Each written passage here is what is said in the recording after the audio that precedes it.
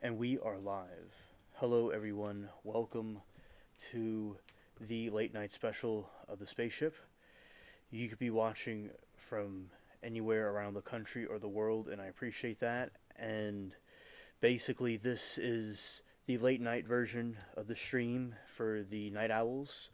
And tomorrow we'll be doing the earlier version for the earlier people that do not like to stay up late and are up much earlier.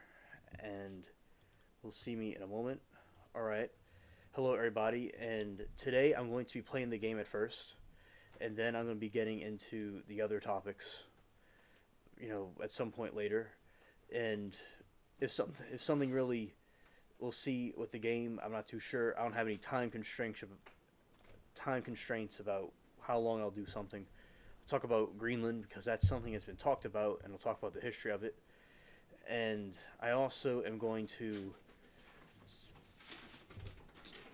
shout out to Bubbles the cat. He's excited for the stream, and and basically I'll be doing the game, and tomorrow around 7 I'll be doing this a similar stream like this, similar topics. It's the same topics and some other things again for the earlier people. All right, let's check out chat. And hello, Dwayne. Hello, Cursed Zero, and we are live. And anybody can be watching it from anywhere around the world or space or the cosmos or Earth, and I appreciate everybody. You got the staff. Congratulations, Zero. Good job.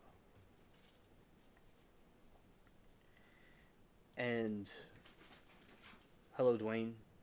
I'm glad that you are with us for right now. And what I'll be doing now is I'm going to be starting on the game. Let's see.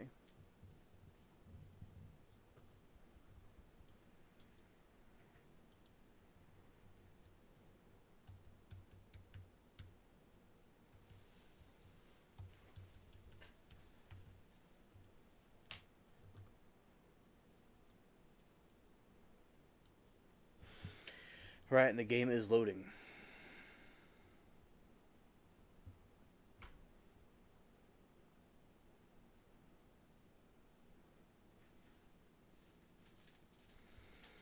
Okay. And yeah, so basically, I hope everybody's been having a great week so far. And, the holiday season is sort of coming to an end. And I hope all is well with all of you. And in tragic news, there has been these horrible wildfires that have been going on out in the in South California, and many homes have been lost, and many people have been in peril over it. Obviously, it's been, it's like going to burn the whole place up. It's absolutely horrible. And there's different theories about what's causing it. Some people believe that it could have been done on purpose. Right, right. I heard about that. And there was some video of somebody allegedly trying to start the fire. Some people think that the terrorists may have done it. And there's certain videos, and the people kind of look like them. And because remember, one of our friends, Marie, she and shout out to in the game, Zero's gonna come visit me, and I'm just over. Oh, he's over here. There he is.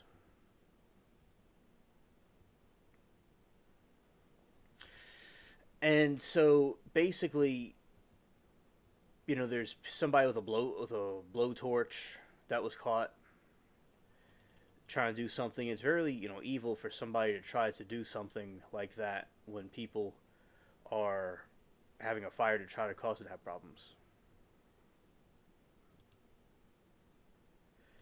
All right, let's see what the mission is.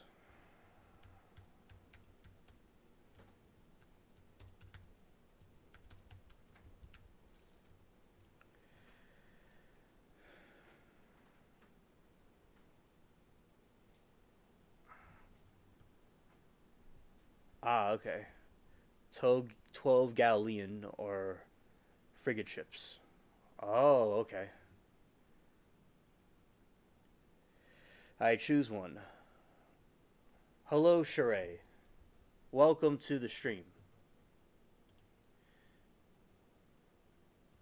Hey, alien, drop by on my way to bed to quickly say hey and night night. Like, share, and subscribe to the alien spaceship.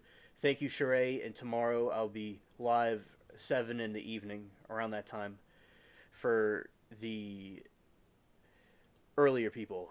So maybe we'll see you tomorrow on that stream. But thank you for coming by and saying hello. Okay. Either that is the mission.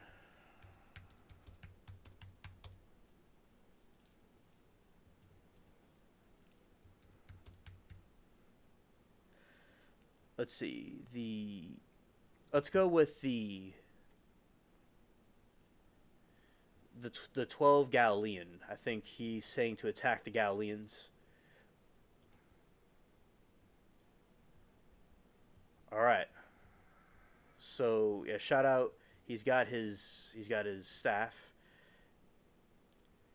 and I am going to get mine at some point. I have to go and work on it. And my ship or his. I want to try my ship. Oh, Sheree. All right. Shout out to you, Sheree. Hopefully we'll see you. All right. We're gonna go on my ship for now, and then we'll do yours in a little bit. Let's see how this goes. Hello, DJ. Olaf Senior DJ, and hello, Eugene. Good to see you. All right. 12 Galileans in the frigate ships. And just show me a zero. Show me which ones you want to see. Oh, he glitched. Okay, he's going to try to fix it. I'll go dock again, and we could try this over. I'm going to stay here for now. It's glitching, I think, on his end. It's just, they're goofy servers.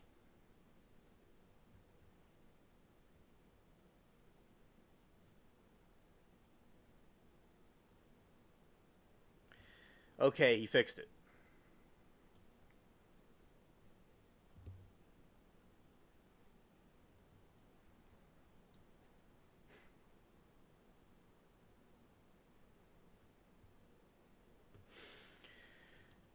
All right, so let's find the Galilean ships, and you could, whatever path in the direction I'll go. I believe they're out over this way.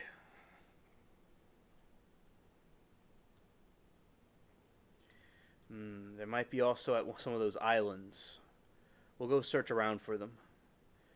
And if your Halo, if it was for a quest, your Halo compass would find them. Alright, we're going to go after those over there. Alright. Yeah, so some people believe that the attacks were done on purpose, and Marie was saying she believes it's global warming, and people are going to have their own opinions. All opinions are accepted. Now, people may have different views on how things really happen, but so basically, but she was even like, it's doesn't this happen all the time? But for it to be this massive, it's very odd. She was just even thinking it's odd.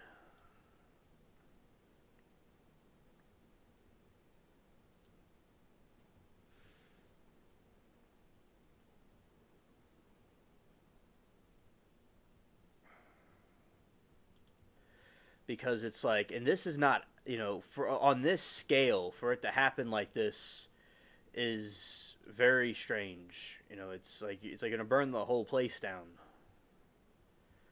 literally. But something that came out of it is that many people have come together and helped each other and donated to each other, donated to different causes and stuff to help those that are affected by it. So the unity is a good thing that came out of this.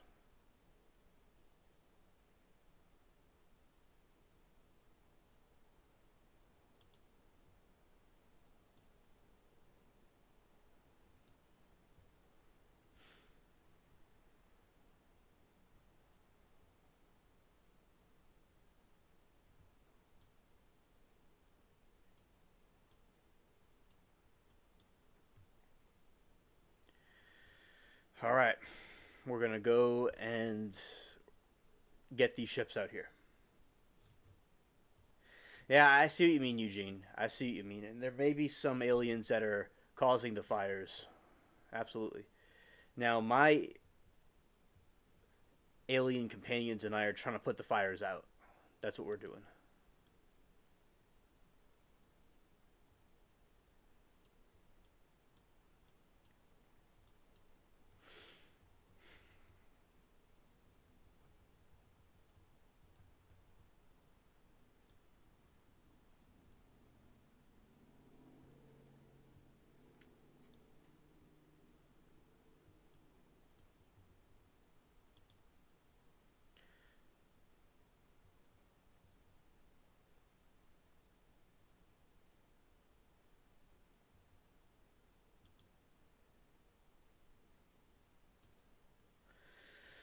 All right. So basically, I think it was very horrible to see all those people that had to flee. And there's elderly people, there is people of all different ages, had to leave, and it's like Hurricane Katrina. That's their version of that. So I understand what it's like to go through something like that, but and some people may not understand it. Like there's a lot of trolls and stuff that act stupid and say dumb things, but basically, what I mean by trolling, people that are saying like people are trying to raise funds for people that had a crisis, and they go and like mock them, or they say they're just doing it for the money. That's not true. People are having conflicts, and they want to try to help each other.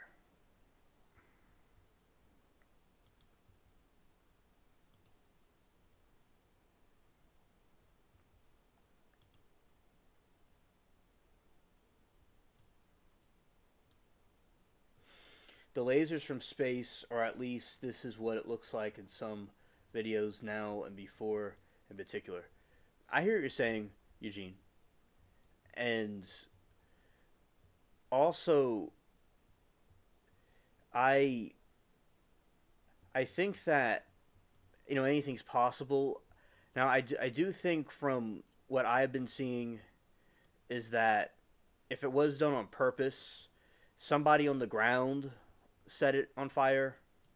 That's what there seems to be. I've seen some more evidence supporting that theory instead, but I've not seen what you saw specifically, and I'll certainly will go. Like to look into that, and maybe it's a combination of things. And another thing that was brought up is that the California has neglected to manicure their forests or whatever they're they have out there, the grasslands and stuff, and they're more focused on other things and not really important stuff, and it caused all this stuff to burn down. And like say Austria has more flammable trees than they do, but they keep it everything manicured. So it's a combination of things, and I think that anybody that wants to do something nefarious for whatever reason took an opportunity to do what they were doing. Like you could throw like a cigarette or a match in there and it'll just go light up. And I have seen some footage of the alleged space lasers. I'm not really, as some of you may be thinking I'm covering for my alien companions, and maybe I am, but I'm not too sure about that one. And but we always talk about conspiracy theories here, so all theories are welcomed. And it's possible that there could be. I think that the the nefarious fallen angels, the aliens, the Greys, whatever you want to call them, they could have something to do with this. We went down. I'm not. I think they hit us with a fireball, which happens to any ship. Arson would cover up anything extraterrestrial. I think it crashed because it says that he went offline. Yeah, I think it crashed. Yeah. I thought we got hit by something, but I don't think that happened. I think we crashed. Because right when this happened, Zero got kicked offline. And I think that it wasn't... Because I didn't see anything hit our ship. It was some sort of glitch that happened. So, yeah. Yeah, and he's offline. I have to go and repair the ship, and we'll be right back out. Alright, let's go over here. Yeah, because I do believe that they possibly could have something to do with it, because they want to rain terror upon us, and they don't like us, as this Bible talks about, so I wouldn't put it past them if they did it. It was a glitch. It was a glitch. Yeah.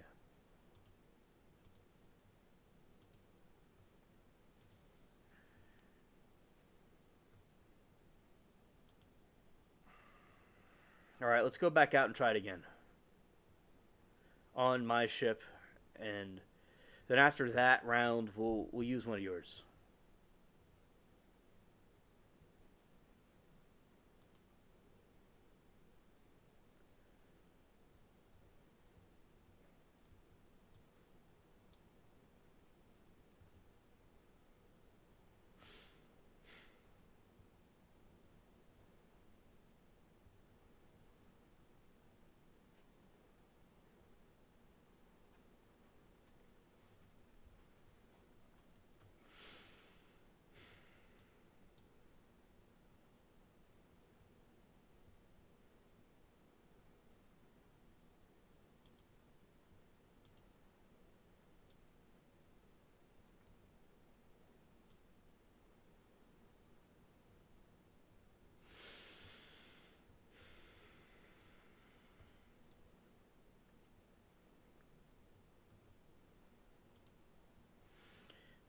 There was a video I think we saw of looked like something. It may have been a spark, or it could have been an orb. It's possible.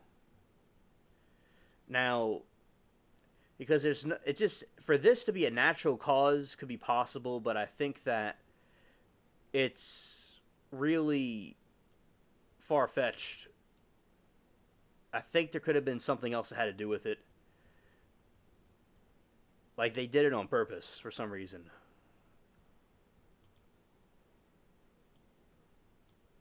My question is, why would anyone put the space laser idea out there?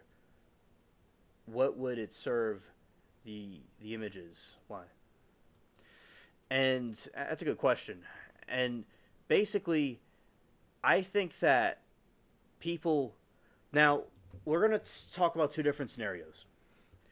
Because, with conspiracy theories, all conspiracy theories are welcome to be discussed here because...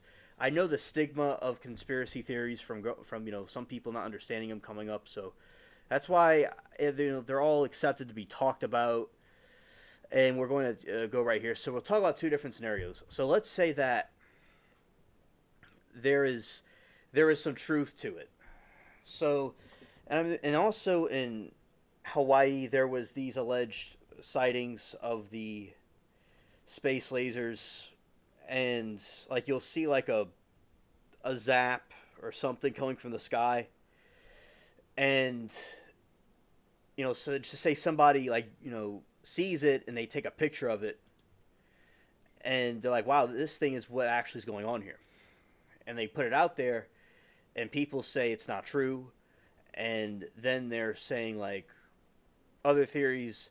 People may have said that it had to do with the Jewish people doing it, which that's not like what you're talking about exactly, but there's people like they're alleging that, or that it was extraterrestrial, which I think that would make more sense, because I think that if a group if like say was going to do it, they could just get a match and just throw it into a bush and would cause a fire. I think that would save costs to throw it, to have somebody go out there and just get a blowtorch and just light it, then spend trillions or millions of dollars to get some sort of thing up in orbit to shoot a laser at something. It seems a bit tedious. Now, as I said, I don't know everything about it. I don't know the reasons they could be doing that. The game. Okay, let's see. Let's do it. Yeah, I don't know, but we'll see if that. Hopefully that works. So basically, if like humans doing it, but maybe they are doing it, and there's some sort of reason that I don't know, or something I'm overlooking.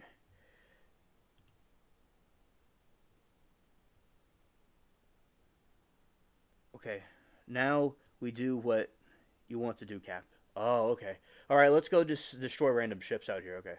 So I will be going. I'm going to answer your question, Eugene, while I play the game. All right. Here we go. So basically, okay, crew chat isn't working. Well, X out. Let's see. Test. Okay. So basically, like humans doing it, there could be a reason they're doing it that I'm overlooking, but I think it would just be easier to get somebody to go out there and into a forest and just set it on fire. Hello, Amanda. So good to see you. I'm glad that you're able to join us, and I hope that you've been having a good week. And I'm talking about the fires over there in the West, in California. It's been very horrible. I've been seeing the images of it, and if you have any commentary on it, I'd be interested to hear.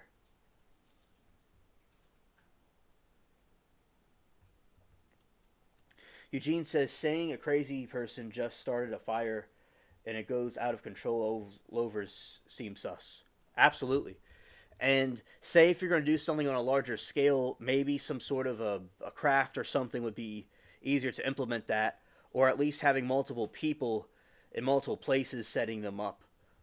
Sort of like what happened during the riots and various riots you have during the Floyd riots and the riots in the 90s where you had multiple people in different places doing it. So you could have people in different places doing it, or maybe they had some sort of craft. And also I'll say if it's the aliens doing it, which I believe is very true, possibly, because the fallen sons of God were told, that they were going to have dominion over the earth and they have dominion over weather. So they can cause bad weather things to happen. That's where the gods and stuff come from, because that's what the people saw them as, because that's what those fallen angels were able to do. They just have their technology and magical abilities from God that they use for something evil. So that would make sense in that way, that it's extraterrestrial. That's something that would make sense. That's pretty much said and done there. But saying if it's human intervention, it's possible you have, as I said, people that are in different locations doing it, allegedly, or you could have a combination of both could be true. But because as I said, there's these. It's I think one of the I know her name. Her name is Green. She was maybe saying it had to do with a certain family that may be Jewish that had to do something with it. I don't know if they're doing that. I don't think it would be them specifically. If there is it could be the government or the NWO. Now, some people may think they're connected with that, obviously, but I don't think it would be like Jewish people doing that, because as you go into that kind of territory of people thinking it has to do with that because of what one of the politicians may have said, if I'm remembering it correctly. So I think that if they had some sort of technology to go do something like that, maybe they were using it, but I think it would be more cost efficient, and I think it would be better for them to just have different people doing an attack in different locations, setting things on fire. I think that would make more sense, but as I said, I don't know everything. There may be things I'm overlooking, and it very well may be true, and there's certainly pictures of these things zapping something from the sky. Now, a lot of people have gone and debunked these things and said why they're not true, but as I said, they may be true. So I'm not completely ruling anything out, but I do think that the arson maybe being committed by a group of doing terror, or maybe the Illuminati type people or something else. And also, it may be extraterrestrial, the fallen angel, aliens, beings, sadistic, and zapping different locations, or a combination of both. Or the other possibility that, say, like with Hurricane Katrina, there's the 100-year hurricane. Maybe this is the 100-year wildfire that happened, and the Earth goes through different changes, and it gets warmer, it gets colder, and that it's something, the climate change may not be something that humans are necessarily causing, but it's something that just happened naturally over, because Earth goes through different cycles. It could just be that, and maybe a combination of different things, in my opinion. So that is my take on it. And as I said, all options are on the table. I'm going with that. There could be extraterrestrial involvement. There could be people doing arson, or somebody did this on purpose. I think we could all agree on that somebody may be doing this on purpose. That it may have not have been nature, but it may be nature. It just might be a freak of nature. So those are my theories and scenarios. But those that may believe in the laser theory, it could be true. I don't know everything. Just like there's people that didn't think that Planet 10 was possibly real, but they're saying now it's likely real now because we have more technology information. I just think that if it's extraterrestrial, yeah, of course it's probably something from the sky. But if it's the humans, I think it might be cheaper for them, more cost efficient to have people go out and just take a match and just put it in a bush somewhere. But then again, I could be wrong about that, and they might be using something else. For instance, in the war in Ukraine, you have these drones that have fire on them, and it looks like a fire-breathing dragon, but it's a drone. And it's so it's really funny to see. Like, there's these like North Korean troops, and they're just drones just zooming by with fire, and it just rains fire on the people there and stuff.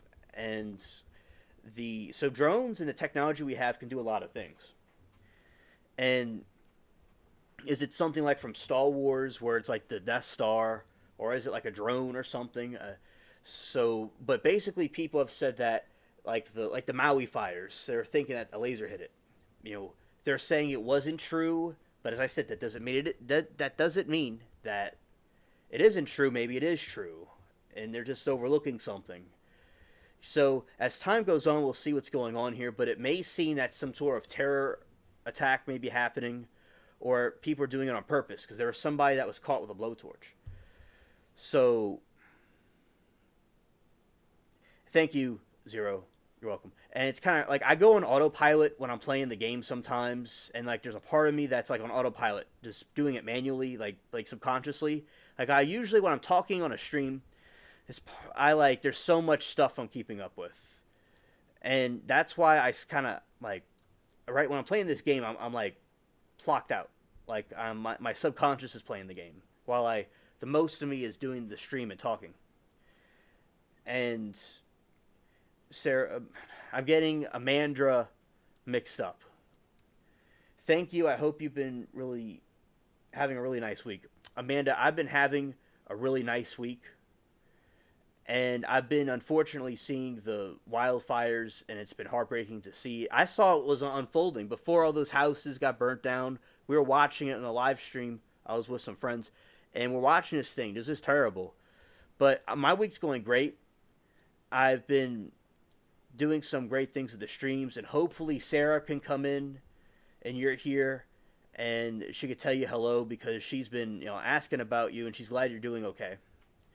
And I'm glad that she's back. She just went through a lot of stuff. A shout out to Zero for tearing down all the sales. California seems like a constant target for some reason. You see, Eugene, California is a beautiful state.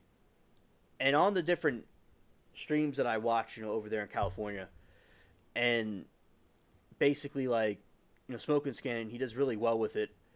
And I've seen all of California, basically from his stream and the different police people and stuff. It's beautiful over there. Venice Beach is very beautiful. It's very nice over there. Like the land, it's all kinds of, there's a comedy shop, there's this cool Japanese restaurant, there's all kinds of places to see there. And a beautiful beach. So they want to destroy something beautiful, and they want to attack it because these people that are anti-American, they want to destroy America, and Hollywood is over there.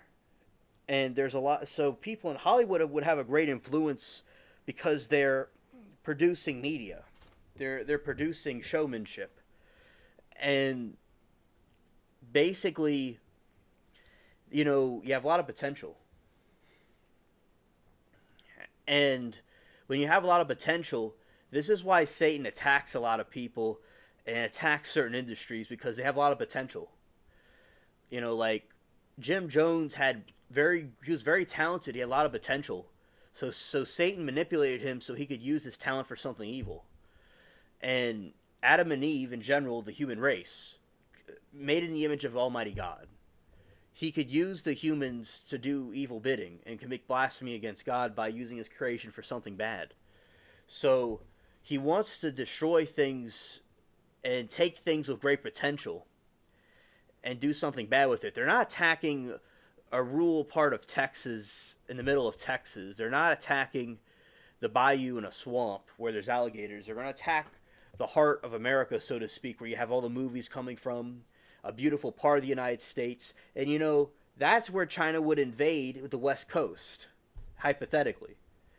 So that's where it's attacked. Back in the 70s with I'm not saying everything from the counterculture hippie movement was all completely bad, because there was maybe things about it that may have not been 100% bad, but overall, you had a lot of things bad that happened and came from it, and they were being attacked. And the Vietnam War in general was a proxy war that happened, and many American lives were lost. All those people that didn't get to have a family or be an entrepreneur or work at a job or something, those people are lost. That bloodline of people are gone. And there's a lot of opium over there. So, but basically, California is, with its influence, its beautiful landscapes, it's being attacked. It's like, you see it there. It's so sad to see. Like, I'll see in these streams, these people that are doing drugs, there's so much homelessness. I'll see it. It's like thousands of tents going on for blocks and blocks and blocks everywhere. People in tents. People building their own constructions. People building their own contraptions. They're causing a chain reaction of poverty and destruction. There's this beautiful bridge over there. And it had so many beautiful lights on it. And we used to see it on the stream as the alien police officer. It's another alien, not me. Alien AXM. He would drive and we'd see these beautiful lights. And you know what?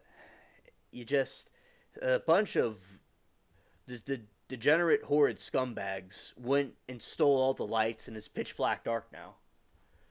And all that money that was spent on it for nothing. And there's so many people that are on drugs. I remember this one time we were seeing this dude in the street, and it was just so cliche. It's like this dark, dim lighted street with nothing on it, with a silhouette of a man, a broken man, bent over in an awkward position with a needle in his arm. And he has a family somewhere. He has, it could have lived a life. Like, look at me, what I'm doing with YouTube. There's someone my age, older than me, and some the age of y'all, also and older, that have a needle in their arm just in the middle of nowhere on the corner of a street somewhere. So it's very sad. And I had some cousins that their lives were ruined by drugs. And so basically, it's horrible to see what's happening with California. But there's so many people that are still there, hanging in there, because it's such a beautiful, amazing place. In spite of the horrid trash, they cannot take away the part of California, its beauty and what it is and who California is. That's a part of California they can never take away from it. It still always will be California. That's something that they can never take away. Even like Darth Vader from Star Wars, no matter what the Sith did, he was always Anakin. He was still there. We're going to be, we're going to make it. We're going to make it 0. We have to wait for this thing. Okay, so we're going to go this way. We're going to go that way. All right, this is going to be good. And then we're going to go catapult forward. We're going to get a little bit ahead of this ship. Okay. We're going to go right out, and we're going to take it down. All right. And so basically that is what they can't take away. And so shout out to the people that are still over there. But people that had to leave California, that's okay too, because it's understandably a messed up place.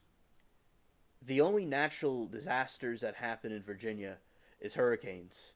A bad snowstorm, all rare. Well, yeah.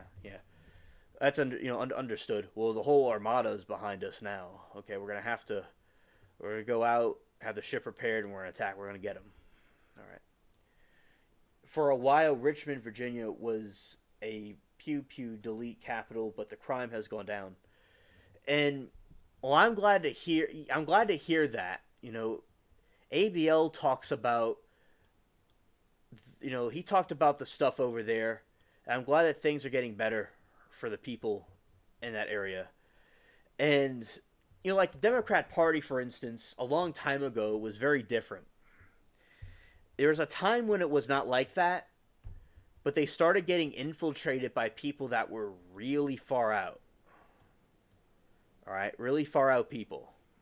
And it just went downhill. And you got to remember something my friend I used to talk about aliens with, he would tell me, is that the path to hell is paved with good intentions. And this is the explanation for most evil you see, even the terrorists. Through good intentions, they do so much evil things. Like they thought they were helping out people, or they want to get rid of bad police. Things that were righteous, maybe in a sense. If people say if they thought black people are being unjustly persecuted for no reason for being black. And there was a time period where people that were black were mistreated. And we have this time period now where people are taking things too far. You can't just be, when you take away all these different things, you're actually going to cause people more harm. Thank you, Zero. Thank you. I see the ship is all repaired now, and we're going to go and take them. All right, let's do this. Thank you, Zero. And so, and with the new governor down here in Louisiana, the crime has gone down in NOLA. And people got to understand, it's like these policies, we want to have crime go down, and this group of people wants to stop the crime. I like the idea of stopping the crime.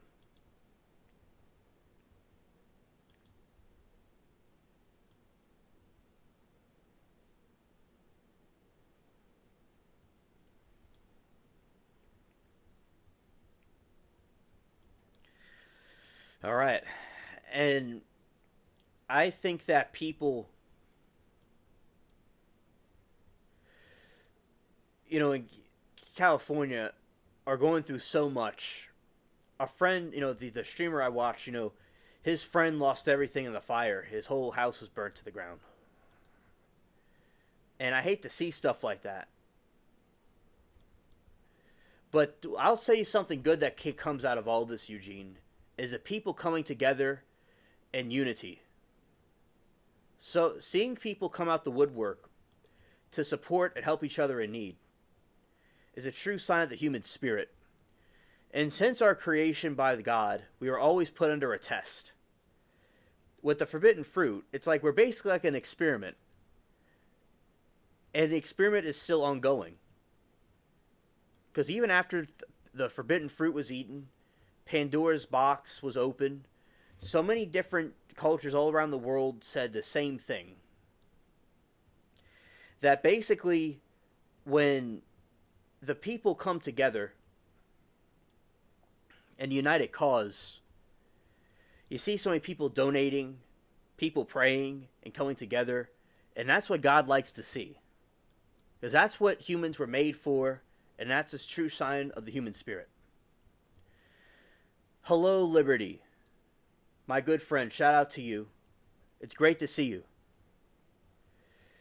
I'm talking about the wildfires that we were seeing over at Smoke and Scan, and just talking about my experience with seeing what was going on. And I like to see all those people come together and pray, and that's something great that comes out this dark situation. That's even out of some of the darkest times, some of the greatest things can come out of it. And that not even a single light will be extinguished. Because all the darkness in the world would not be extinguished by a single candle. All the darkness in the world cannot extinguish it. And so that is something good, that's positive, that came out of it.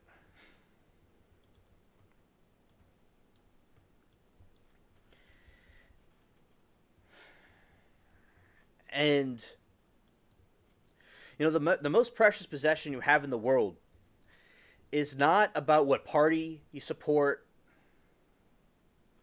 It's not, you know, what you have or don't have. It's your own people. And it's the human race in general. Because a lot of people will go and they'll put people in different boxes and categories. But the human race and the survival of people of Earth is the most important thing. So as an alien, I tell you all that you have to be united. Because division is how the enemies win.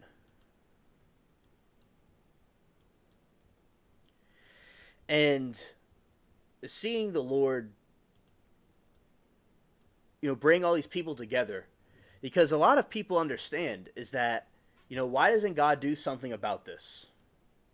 That's what people say. And rightfully so. But what he did was he put you there. Because you could be an answer to somebody's prayer. And that's what I've seen. So a great thing that I saw today was so many people come together, and shout out to Dave who lost everything. That is a great thing to see, is that people come together from all over the place. And if there is, some people say, if it is lasers, if it's extraterrestrials being nefarious, if it's people that are terrorists or the New World Order or the Illuminati causing this to happen, or whoever was responsible for this fire, hypothetically, if it wasn't just Mother Nature or not Mother Nature at all, you know, their plan failed because all they did was bring the American people closer together and people closer to God. And whoever was having that torch to try to start more fires, and all the people that are causing problems, and all those idiots, those degenerate scumbags that were looting, they're going to pay the piper. They're going to reap what they sow. And their plan failed. All it did was bring people closer. Right, they use divide and conquer all the time. Amen. You could be a blessing or a curse. Choose to be a blessing. Because when it all hits the fan, you know, you have to go and rush to help others.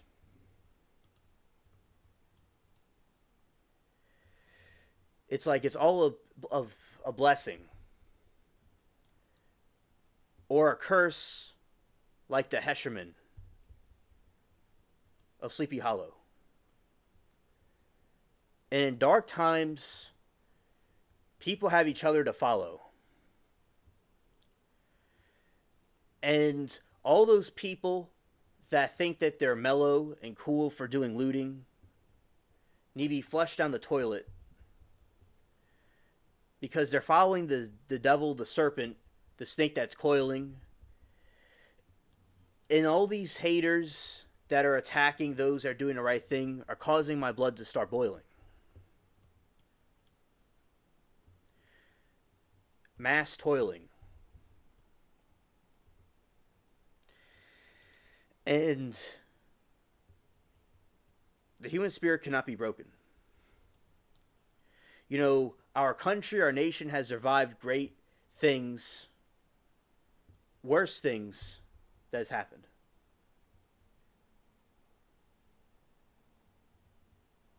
A shout out to Gam, a good friend. And I saw your stream briefly earlier. I didn't comment, but I saw you briefly earlier with your great painting. You're painting that model. I really appreciate that. You know, that was a good Rick and Morty. That's a good show. You know, so shout out to you, Gam. Thank you for coming and dropping by and saying hello. You have Rick and Morty slippers. Yes, I do have them still. Yes, Rick and Morty slippers. I am off to start ranking up in the new season of Marvel Rivals. Have a good stream. Thank you, Gam. Salute to you.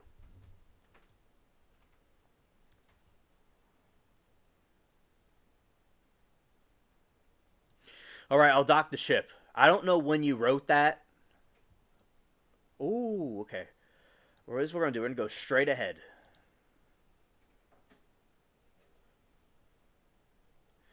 He got the flu or food poisoning, so I was late as Hades. Ah, okay. All right, understood. Well, I'm glad that you're here with us. We're going to take a long route to get to Asa Bay, so to speak, because Asa Bay is something for the Viking lore that they went to. Thank you, Gam. Thank you. Alien earns it. I drop these bars and I burn it.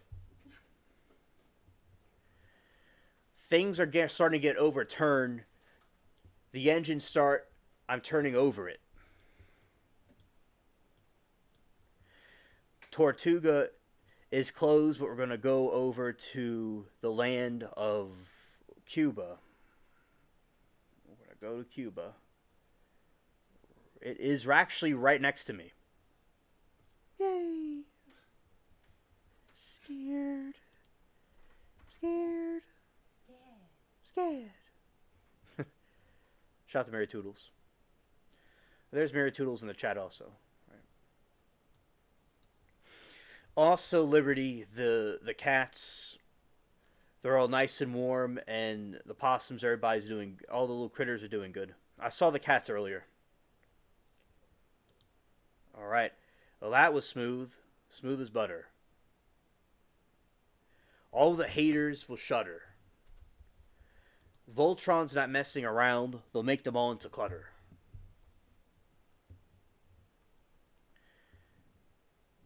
I'm not holding back like Tutter.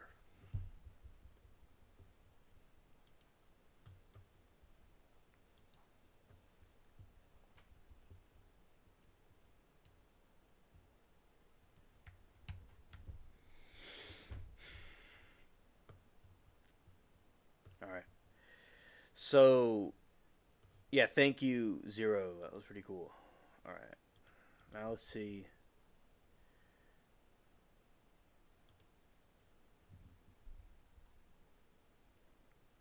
I'm going to visit Raven's Cove.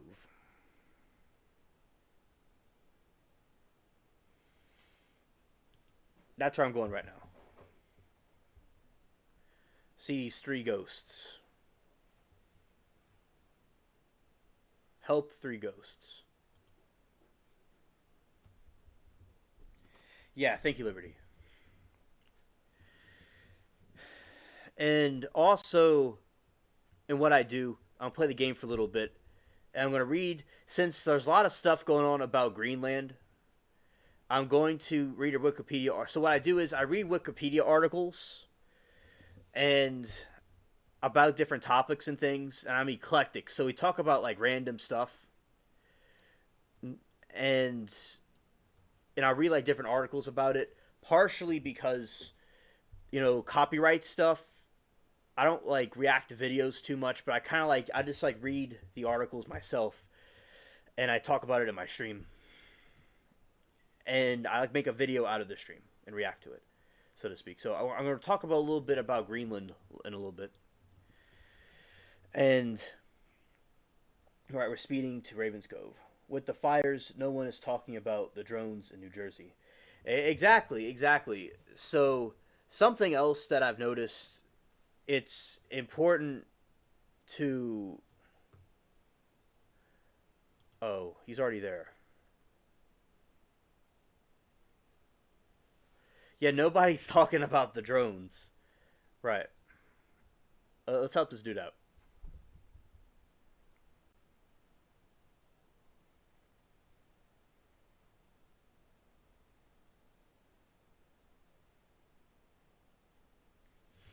You're welcome, Zero.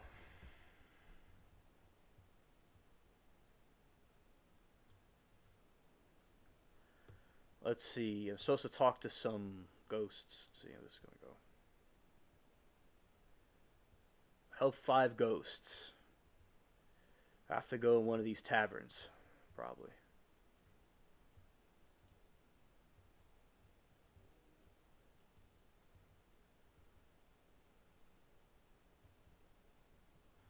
Alrighty. Yeah, so beware of distractions and stuff that could happen. Always focus on different like focus on different news because they might try to distract you with different things. So yeah, but keep on going with every single thing that comes up. All right, so it says, that's odd. I don't feel at peace with this like I thought I would. But I suppose there be more of those boneheads. Boneheads is funny. At the bottom of the sea now, and that's good, I suppose. All right, we're having conversations with ghosts. The graphics are so great in this game, just like for the record. So you see like this right here, her graphics are so good. That's like a new way to flirt. Her graphics are so great looking. That's a new way to flirt around. Yeah, but it just looks so great how they did that. Finally, Sarah's here. Amanda, if you're still here, Sarah's in the chat. All right. So hopefully she could tell Sarah hello. Hello, alien and chat crew. I'm listening outside the chat for a while. Topic's important. Good to see you all, Mary. Hope all is well, Eugene. Amen. God bless you. And Eugene says, hello, Sarah. In Liberty, Sarah is a good friend of mine. Okay, understood, Zero. And she is from America. Yeah, Sarah, Amanda was here. And she might still be here, I don't know. But yeah, Amanda was here just a little. She was here my time last at 12:41. So she was just recently here. And she's probably still. She's probably lurking or doing something. But she was here a moment ago.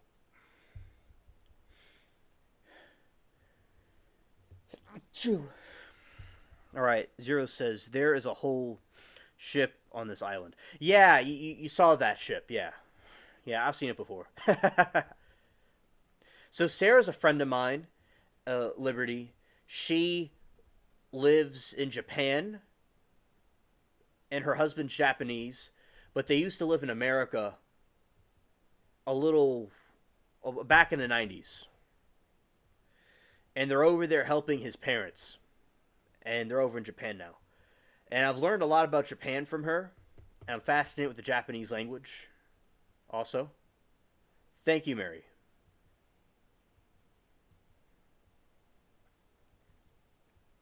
So that is just introduction to Sarah. And we talk a lot about like things with aliens and orbs and stuff.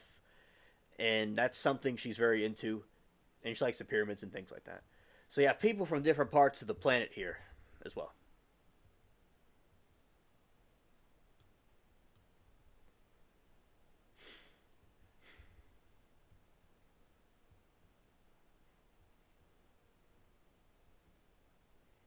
I'm in circles right now. So basically, I'm hunting for ghosts to go see what's going on. There's a whole ship on this island. Scared. Well, I'm gonna go over to where he is, just see what he's looking at. I've seen it before, but I'm gonna go over there.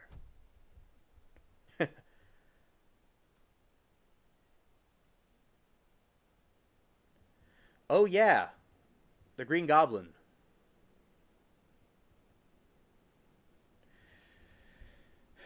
You found the shiny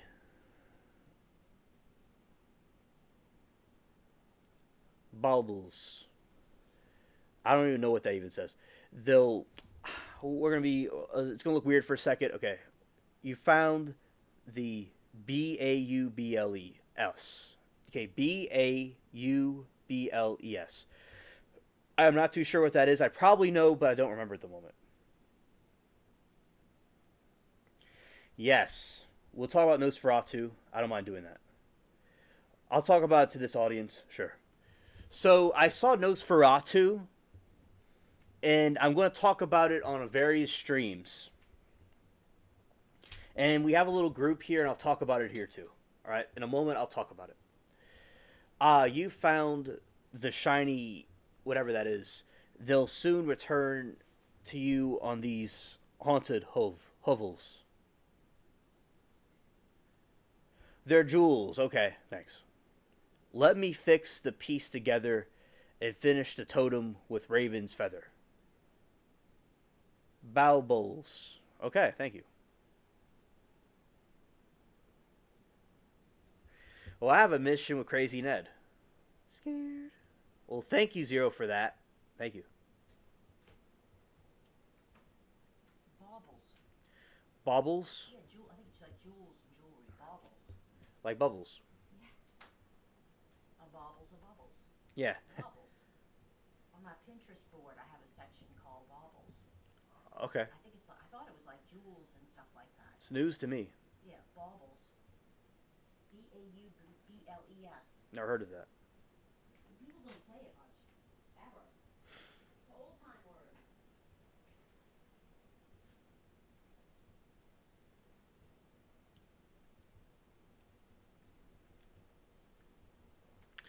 All right, so this group, which I'll do this again.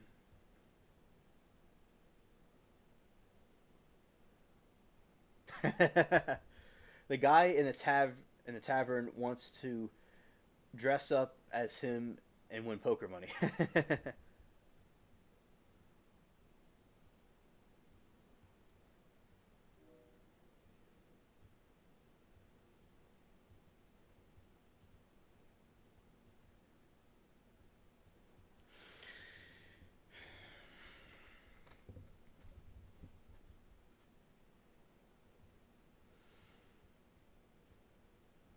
Yeah, so with Nosferatu, I'm not going to give any spoilers, and I'll talk about this again for some of you that may seem that may see a couple of different streams I do. I'll talk about this quite frequently. So basically, there is these. So in Nosferatu, it's about this vampire in Transylvania, and this like real estate guy is given a quest to go over there so he could buy a house in front of his house. And hey, Rebel, good to see you.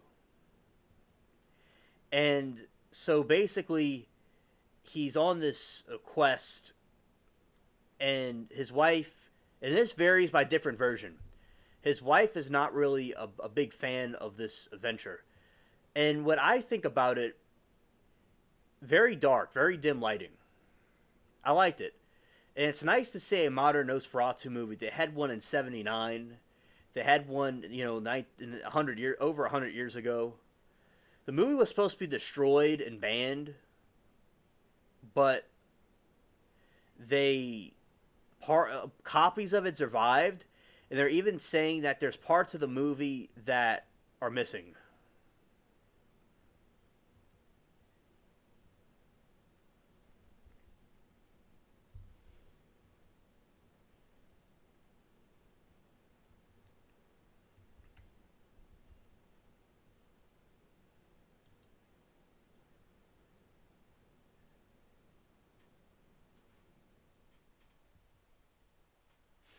And I think that, the gothic, dark type lighting was very good. I like the snow. I like the modern adaptation. I think that the actors did excellent. It was nice seeing Lily Depp in a movie. I saw Pirates of the Caribbean, which is this game, I saw, 21 Jump Street. I saw, most of the Johnny Depp movies. Not every single one, but I saw most of them. And I also saw the movie about the yeah Nightmare on Elm Street.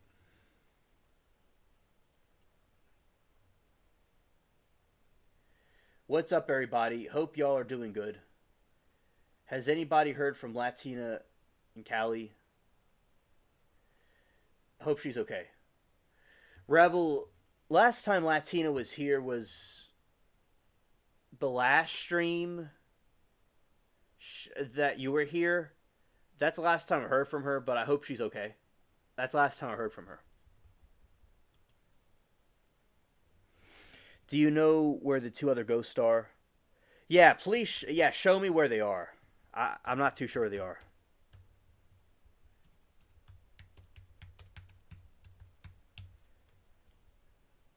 All right. All right, here we go. We're going to see where these ghosts are. I'm not quite sure where they are exactly.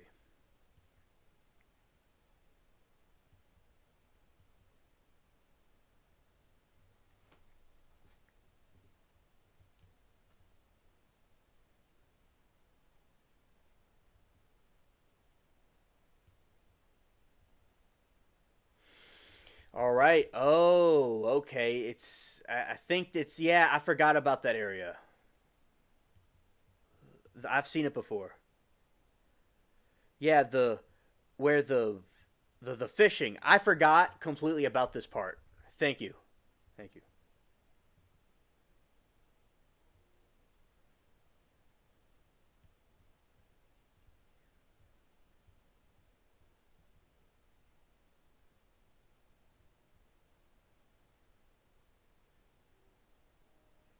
Yeah, the fishing. Now, okay, I got that. And let's see exactly what the quest is. You see, like, look at the graphics on this.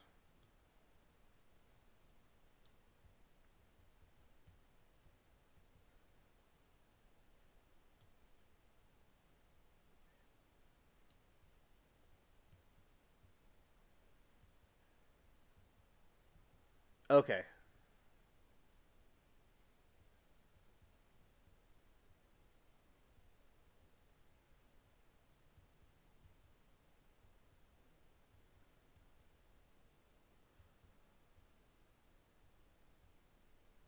All right.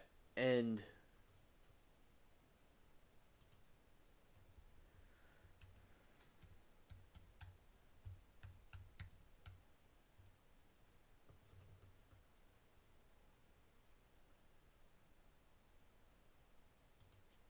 okay. All right. Thank you, Zero.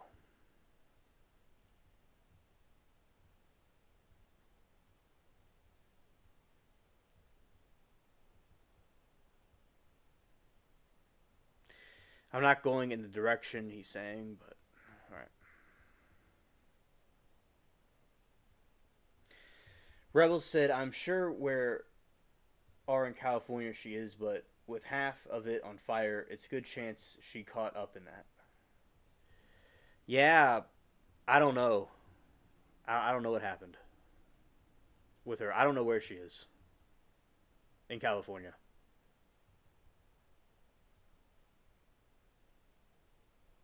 I fell.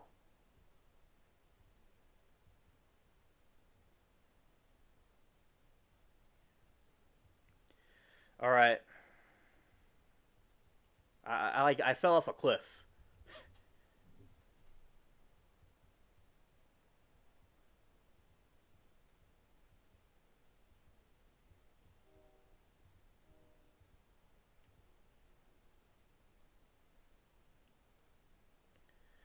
All right, here I am.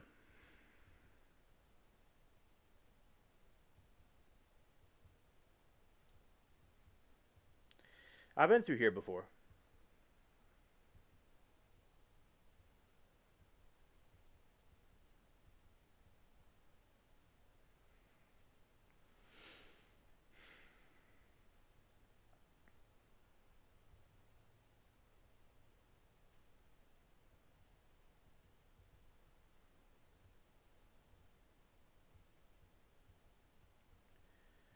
don't know if I've been in here before. I've not been in here before.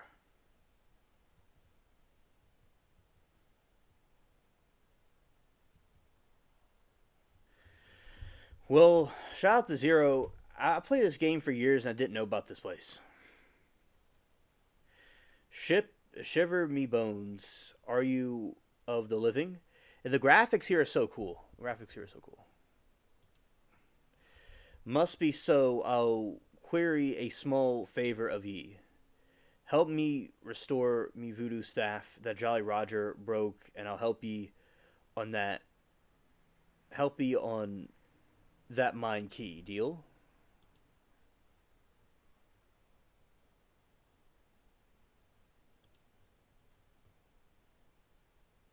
I said, you got a deal, madam. I'm off to the brewing tables right now. The potion brewing tables right now.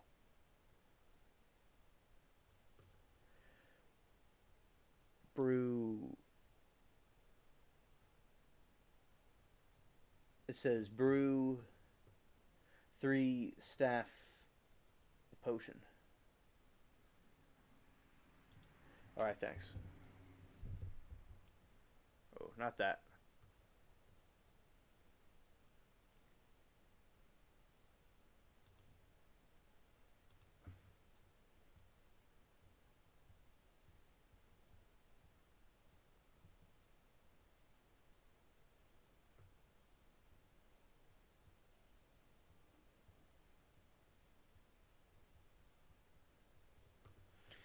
Alright, let's see.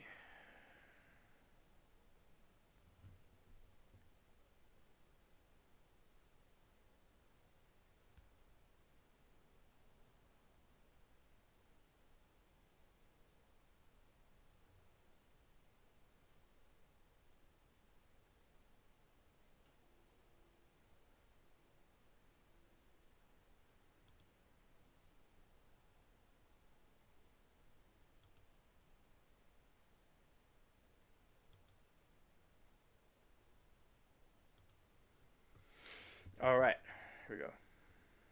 There you are. Okay. I like that moon. That's so spooky.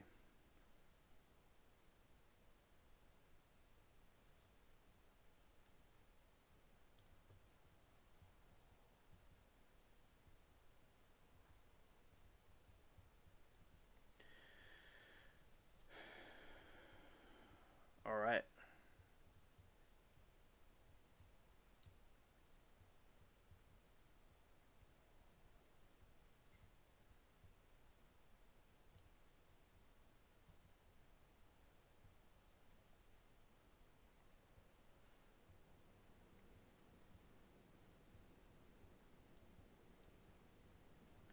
Yeah, so the brewing potions, very cool to make.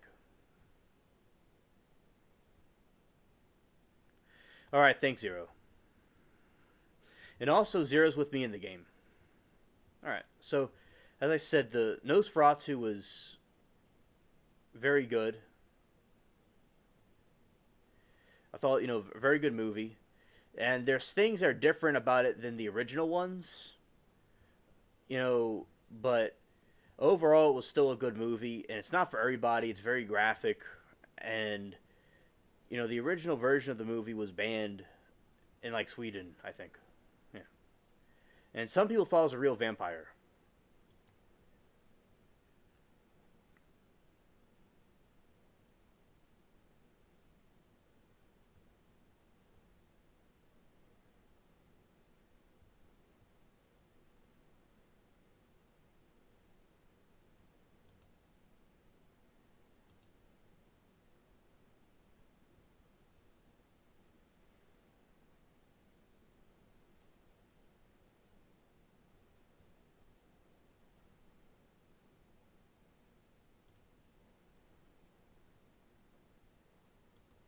All right. All right. Yeah, this is the ghost that you're not supposed to mess with. See? It deleted me.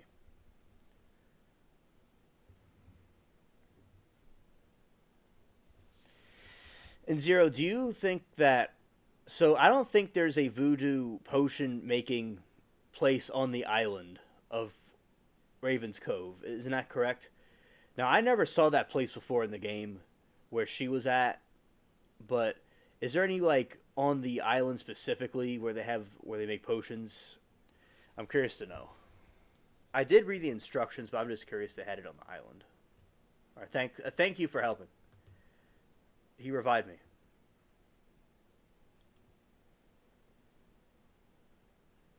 Yeah, I did not think it was on the island.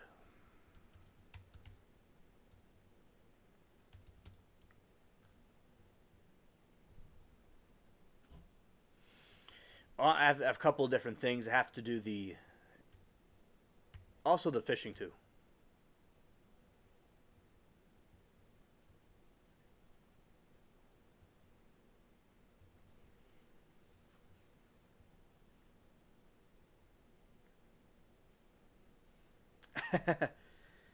The original looked like the alien from Star Trek. Forgot its name, but you know if you saw it. Yeah, I know what you're talking about.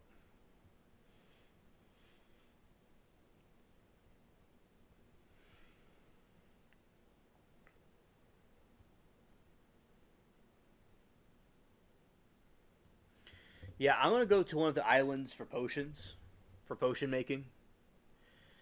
I get Cuba has them.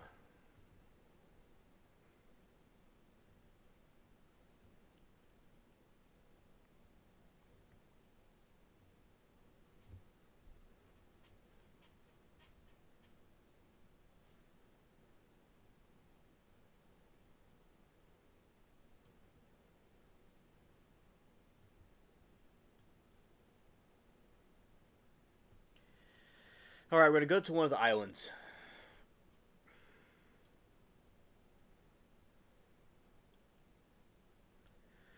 Oh, that's good to know. Well, Cuba it is.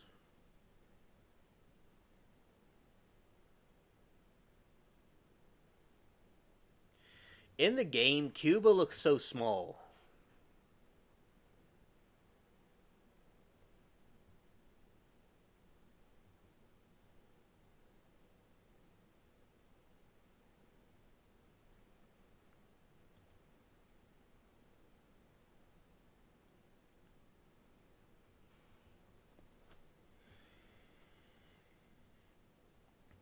Yeah, the original looks like an alien for sure.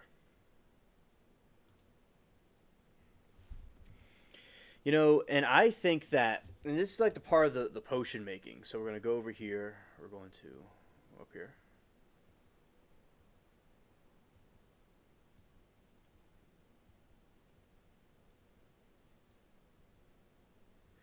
All right. So basically,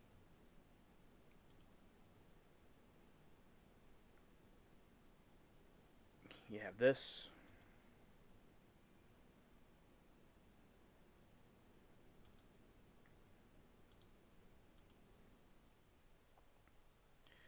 All right.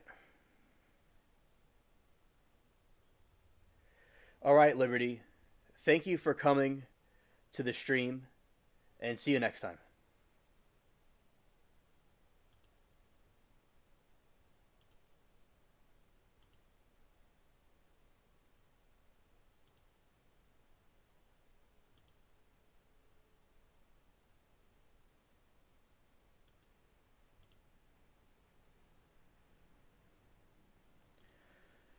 All right, we got one of the ingredients.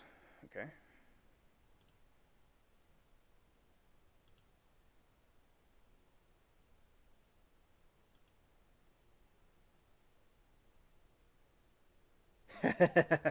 Yeah, yeah. Hilarious.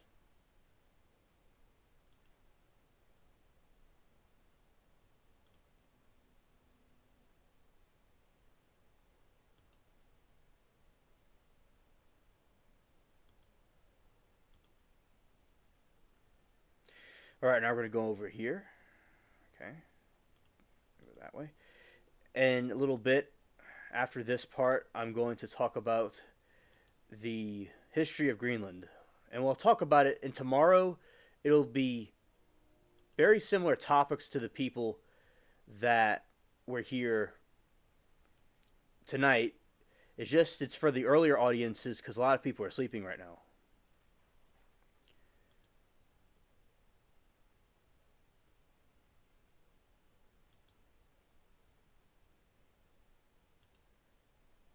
I dropped that in the wrong area. Nice. All right, perfect.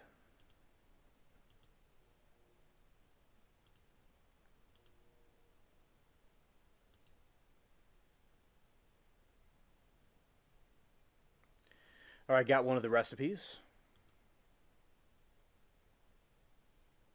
All right.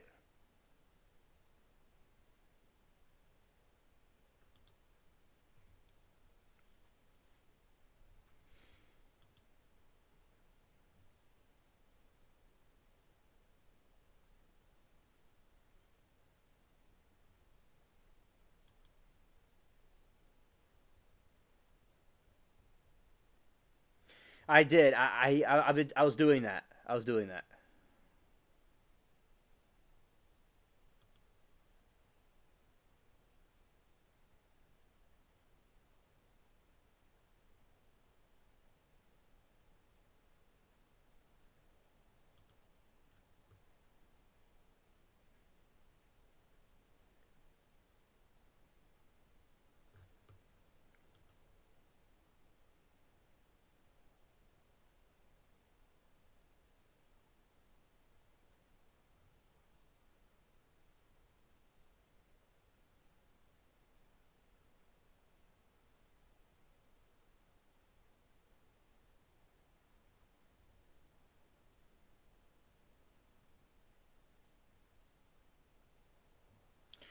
Okay. All right. All right.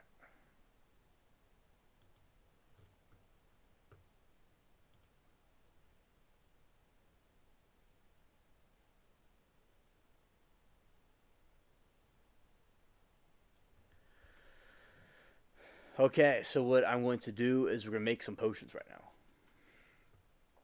And as I said, soon, and then after I make this potion, we'll go into the other one. I'll talk about the Greenland.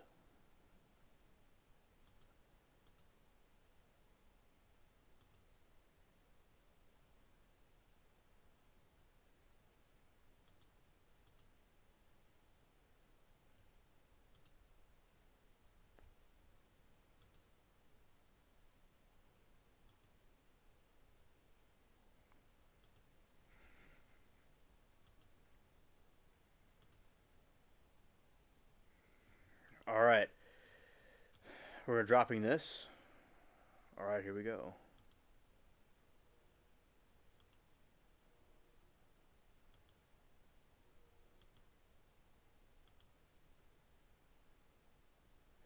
Dropping this bone.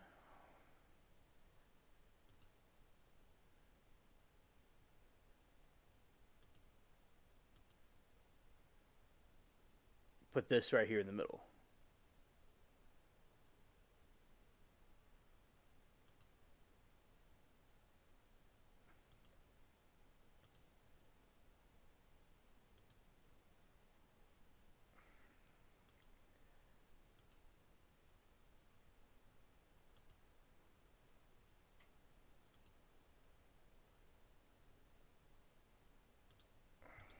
All right, we're gonna put that there. Put that there. That there. Okay.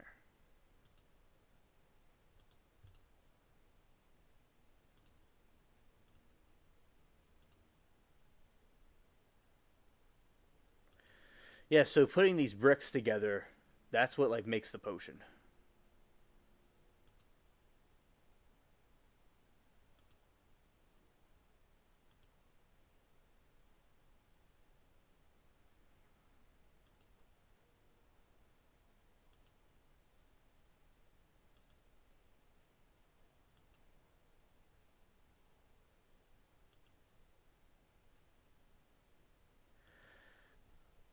Okay, let's see.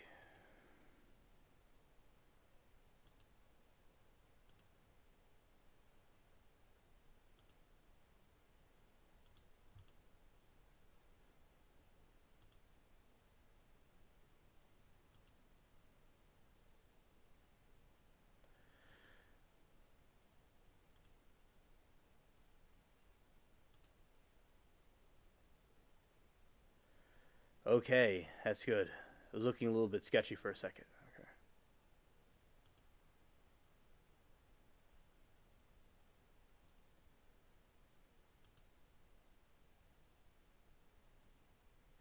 All right, we're on a roll here.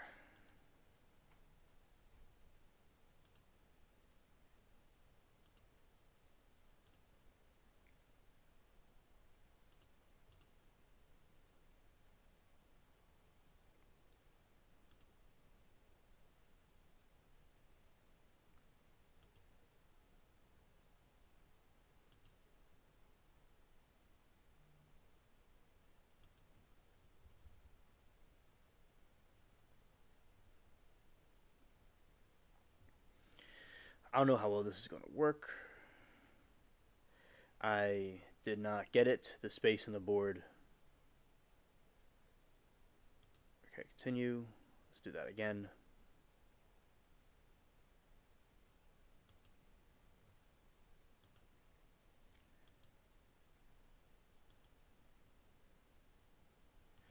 I'm going to space these out a little bit.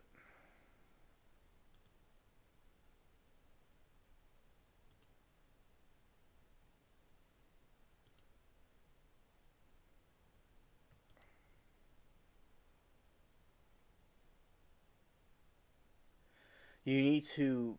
Oh, Eugene, good night to you. Fountain Fizz. That's fine, DJ. Eugene, good night to you. Thank you for coming.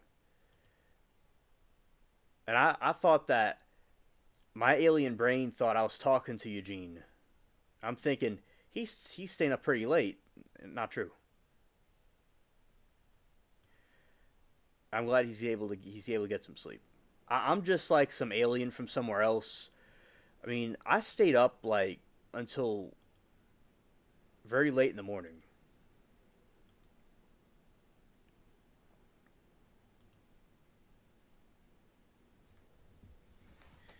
Back from FFFF game mission. Okay.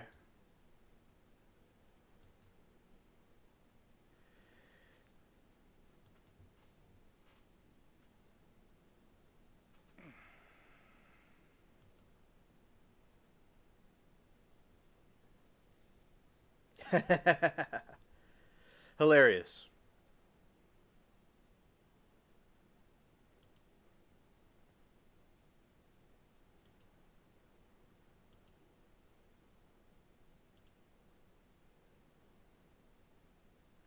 Nighttime is the best. Absolutely. I agree.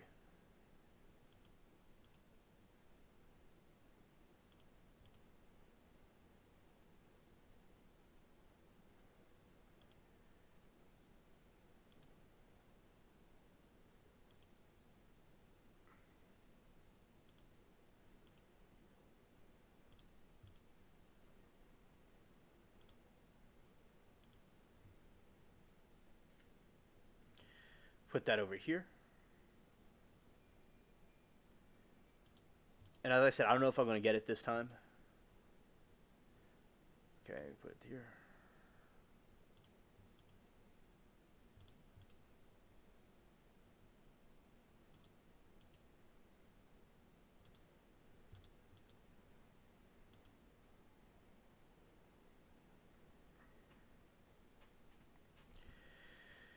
Well, I see the green. It's tooth dust.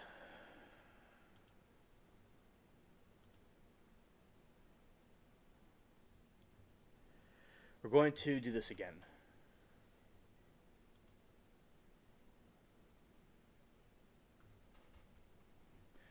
A combustion cocktail.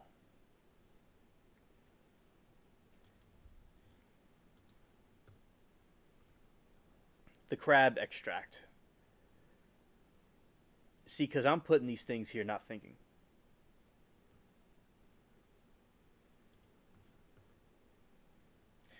Anunnaki. Hello, I'm so delighted to see you. I was thinking about you the other day. I'm glad you're able to catch a live. Right now, I'm playing the game for a little bit, and I'm talking about different stuff. And I'm then I'm going to get into the history of Greenland because that's something that's being talked about. And I thought I'd go talk about the history of Greenland.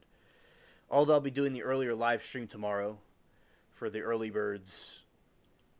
It'll be a little bit earlier than this, but I have been doing good.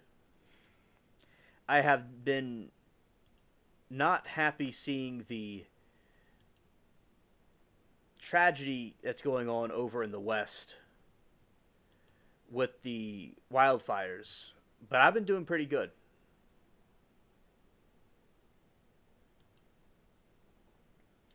And Anunnaki, how have you been? I hope that you've been doing well.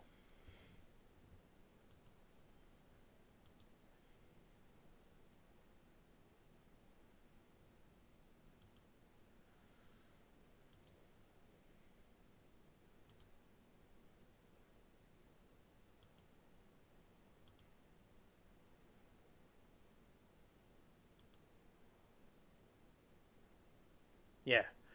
Yeah, last time I did the I've been doing the live streams on Friday. I do like an earlier live stream. And because there's people that see it earlier because when it's nighttime, not everybody's able to see it. So I do times for different people.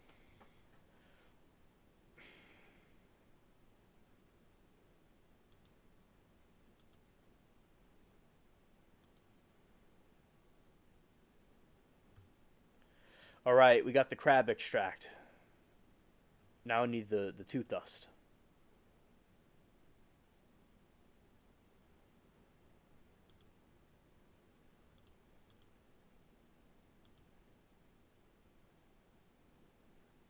All right, I got it this time because I was looking at the instructions. Oh, okay, understood, understood. Anunnaki. Yeah, and I was talking about the Nosferatu movie. I just saw that one, and I think it was pretty good. There's things in it that are kind of different than the original one, but it was still pretty good, especially for people that may not be familiar with that movie. I think that it would be pretty good for some people to see that are into that kind of stuff.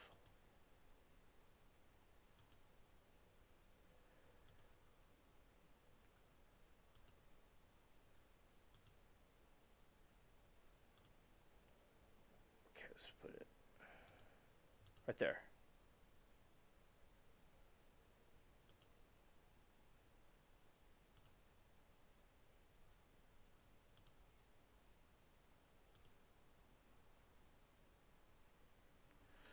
Putting that there. Okay.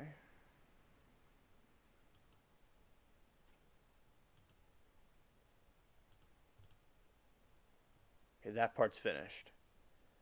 Okay.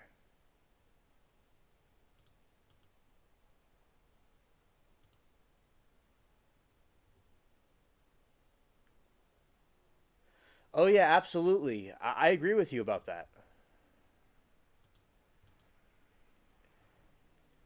And that's certainly what it is over there.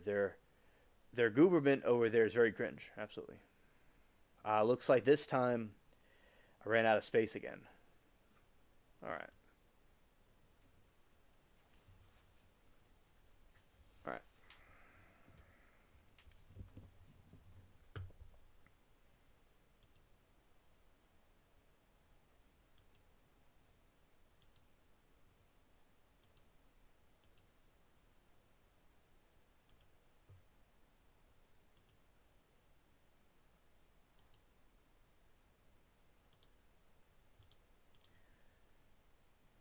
Okay.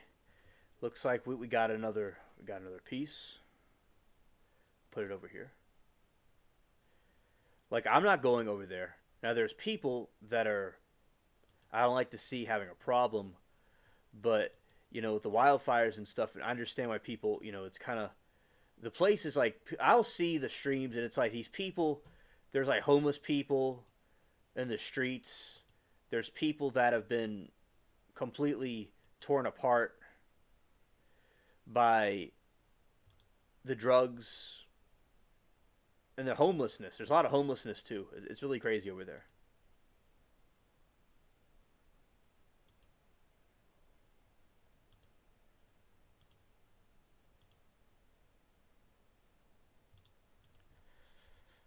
All right, now we're going to get this part right here.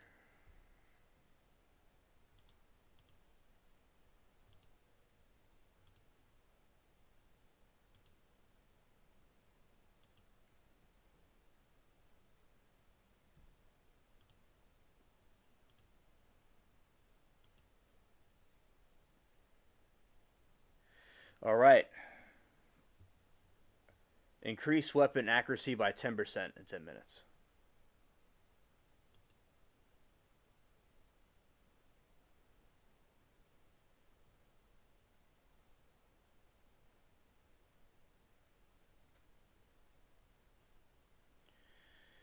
Sarah says, if you still hear hello, let us know if you hear from Latina. Yeah. Thank you, Rebel, for keeping in touch with her. Hopefully she's okay.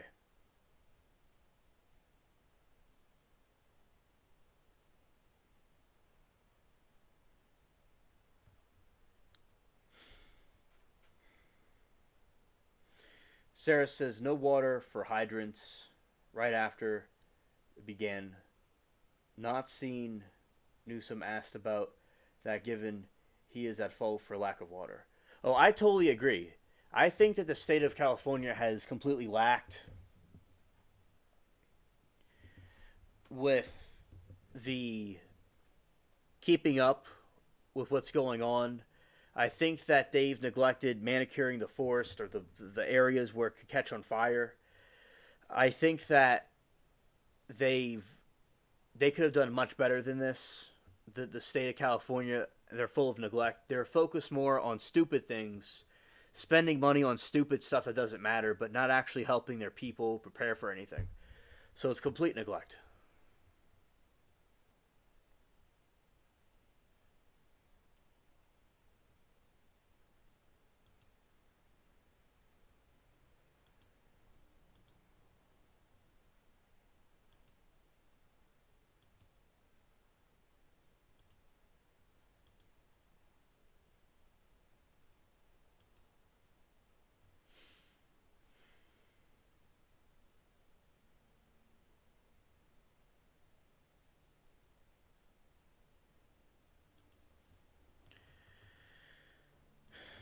Well, thank you, Raul, for letting us know about that.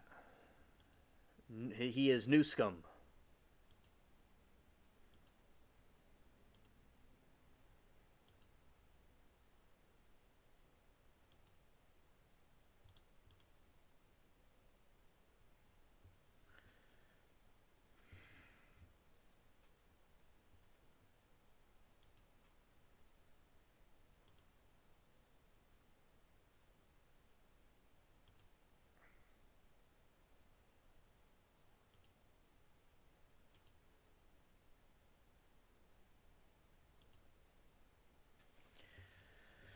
Okay, let's put this here.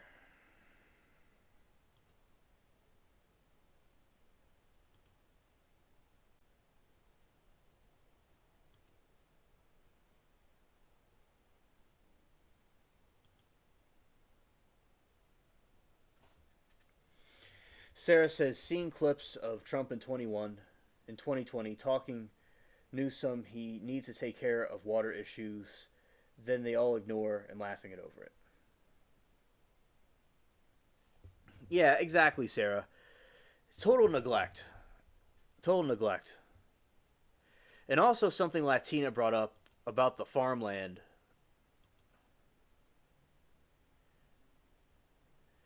It was so that they're trying to, take water from different parts with the farmland. I think that is not correct. They need to not do that. And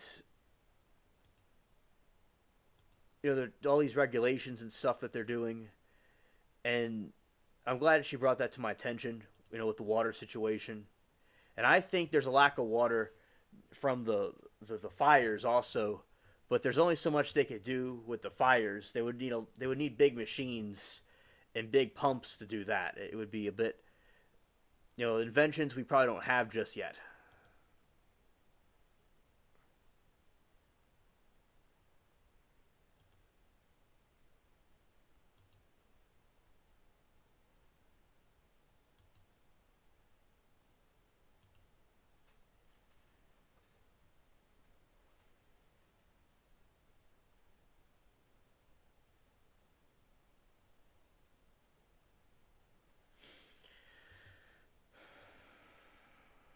Okay.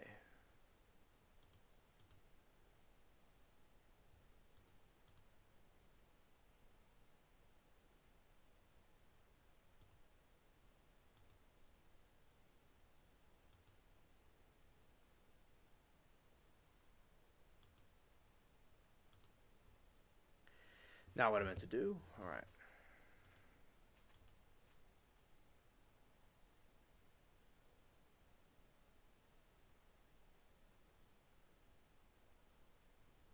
They don't allow the clearance of brush near homes. Not sure how to word that. Need more info also. All right, so we'll look into it, Sarah. We'll look into it. So basically, what you're saying is they don't allow them to clear that all that foliage and stuff and those shrubs and things and near homes. Is that what you mean? I think that's what you're trying to say.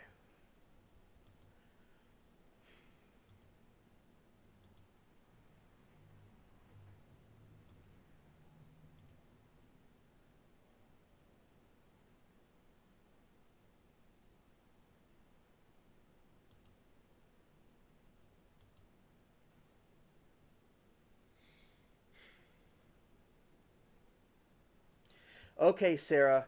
Understood. Thank you. That's noted on the record. All right.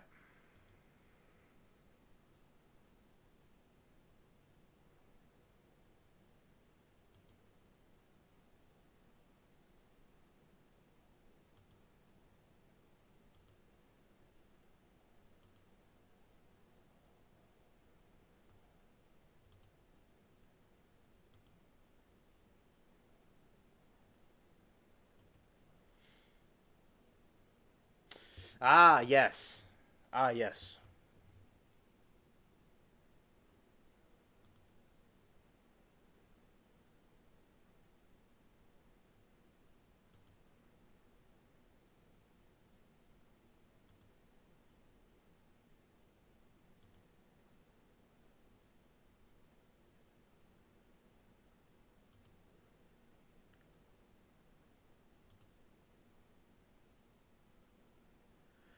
All right, we got one of the ingredients.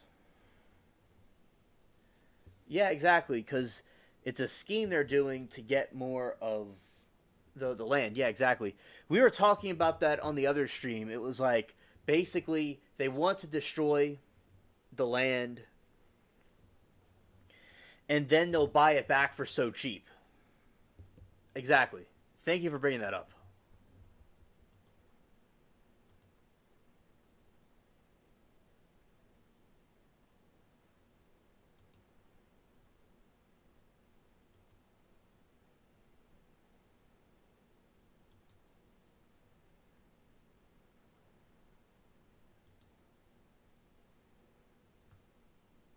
I was very close. Very close.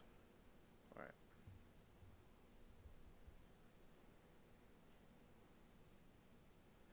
Okay, I'll do that. I'll do that in a moment.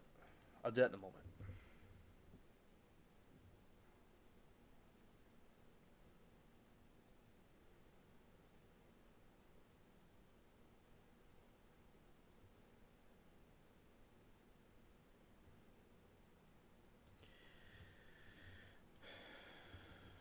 All right. So we're about to be looking into this that Sarah is mentioning. Look that up in a moment.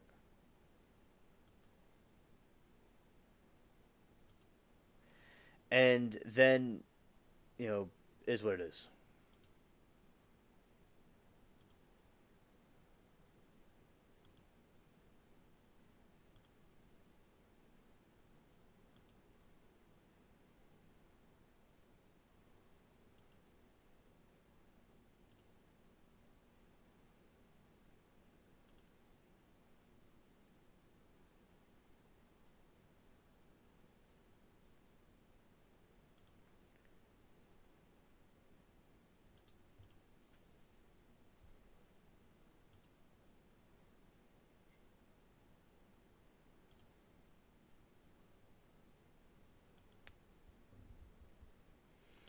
We're going to drop this here.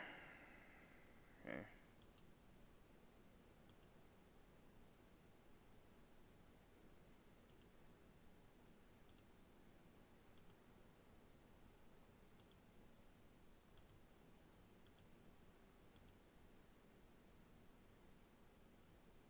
Okay.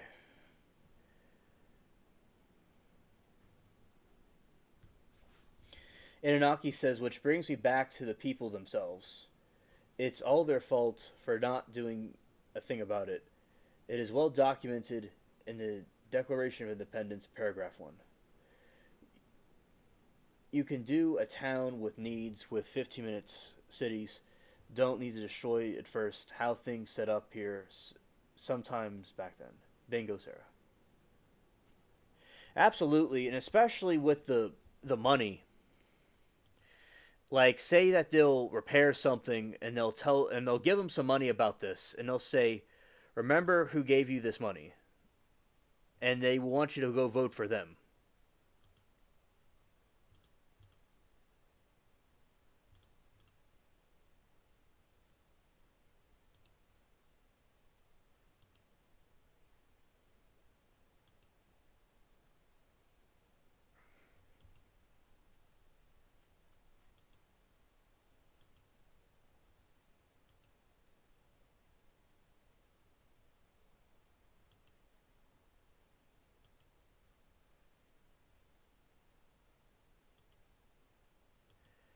Okay.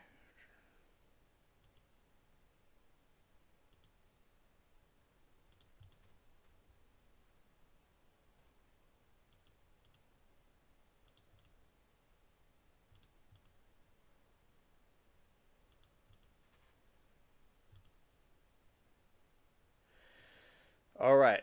So, yeah, I think it's, important to expose this stuff.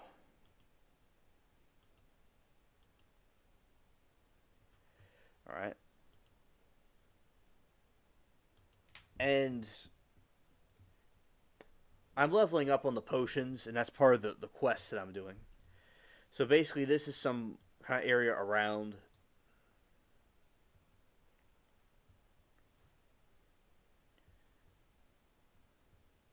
I want to show you all my ship real quick before we go. And then I'm about to look up the information.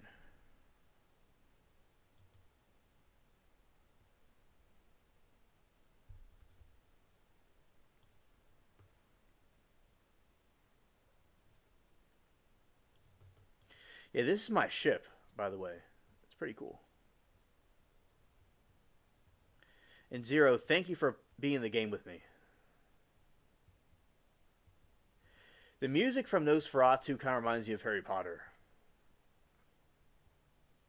type music. Oh, you crashed. Okay. Those are my sails. Zero and I have similar sails because it's the alien flag. Yeah, that's my ship.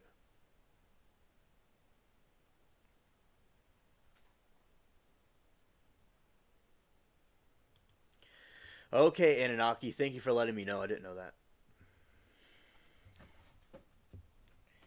All right, we're going to go to this other thing now.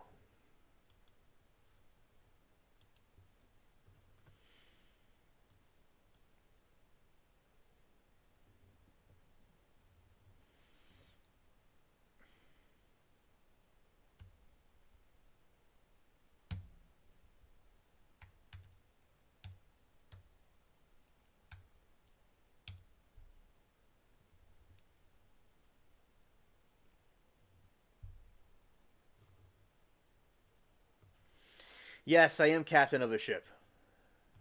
Of a pirate ship. Not just the spaceship.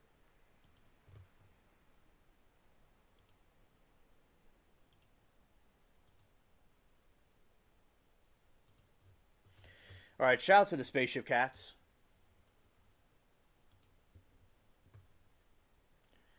All right, here we go. All right, Sarah's going to be right back.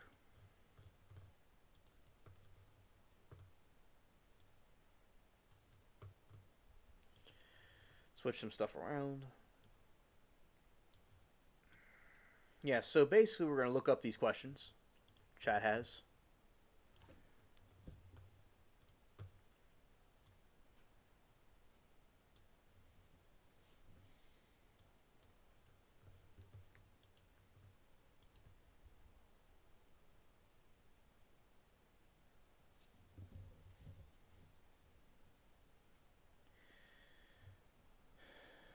Okay.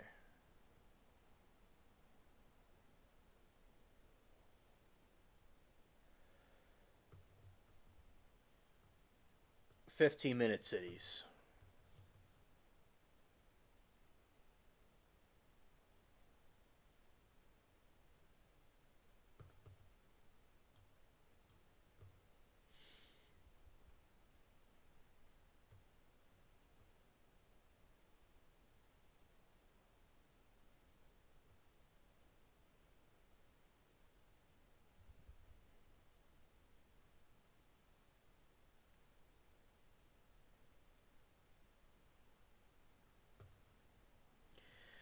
All right, let's see a 15-minute series. Cities. Well, first, let's see the wildfire area.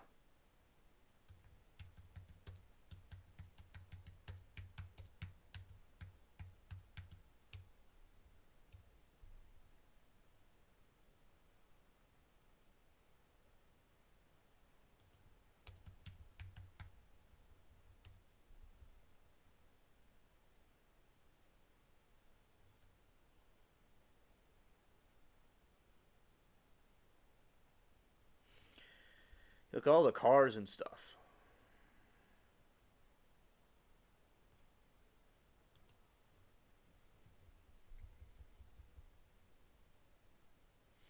That's the range of where you have these fires at.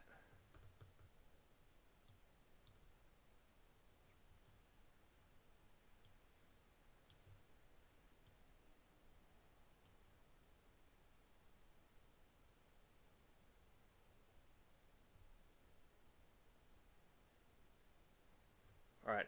So that's the range. So anybody that lives in like the central part or up north of California would be okay. But that's the area in the south part of it. Look at all that.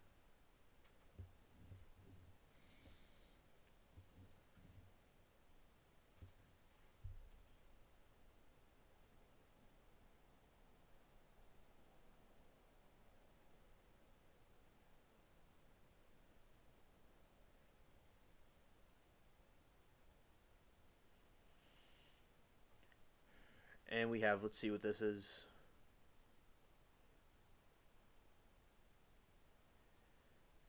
That's not the same thing. This is the range. All that's under a warning, but this area is the part that is directly affected by the fires. All of Los Angeles. It's these are some of the pictures of it. Scared.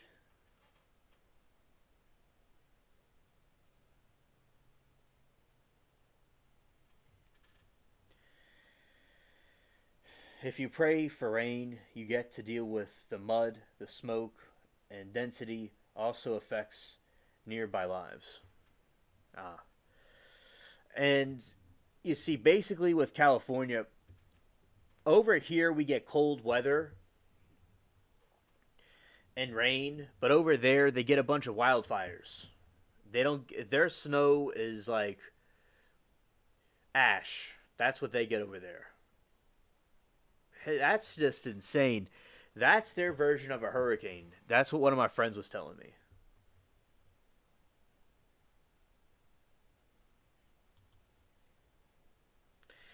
Yeah, it looks like hell on earth. Looks absolutely insane.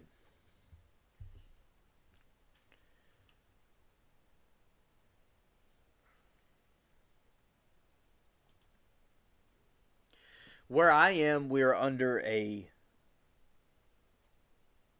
yeah, the mudslides. Yeah, the mudslides are cringe. Yeah, you see, it looks like a nuclear bomb went off. That's what it looks like. Looks like something out of the Terminator movie. That looks like a mushroom cloud.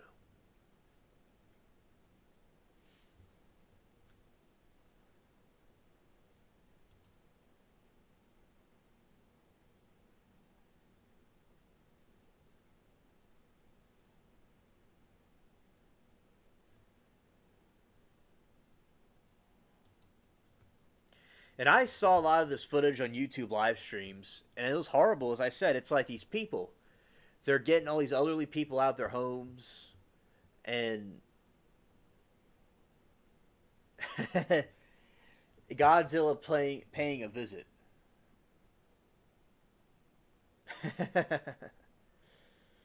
Absolutely. That's absolutely what it is. And basically, what they have is all these people that were evacuating in all their cars. Then what you had to do is they had to get a bulldozer to clear up all the cars because they're all in the way. And somebody's house is like burning down, but they can't get to it because of all the cars in the way.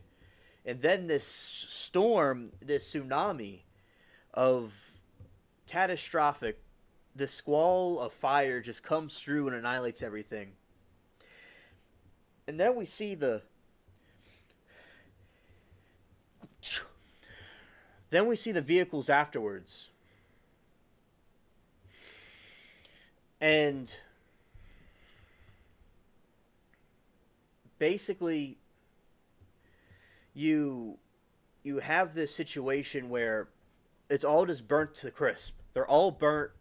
Everything's just messed up for miles around. All the cars are just charred up. They look like scary Halloween decorations. I just posted a shirt with the woman confronting Gavin Newscomb. Thank you, Rebel, for the information. Thank you.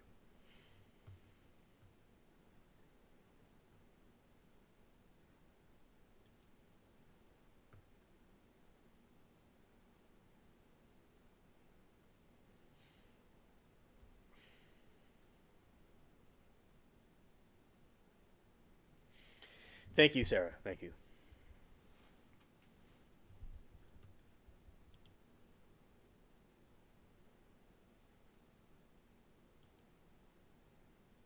That's an action shot from a movie, but it's real life.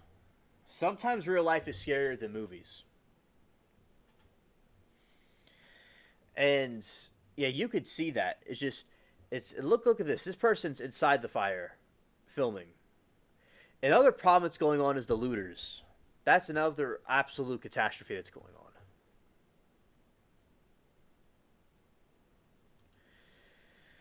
Scared. Shout out to the brave firefighters that are fighting this fire.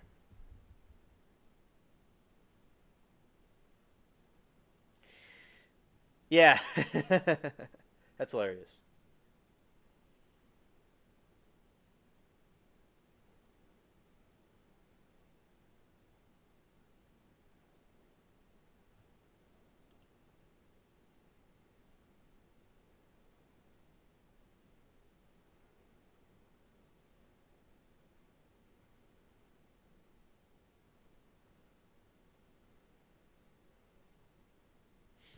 Correct, Rebel. We're talking about that earlier. Basically, there's a lot of looting going on, like with Katrina, and there's and also there's people. There's someone with a blowtorch that was caught,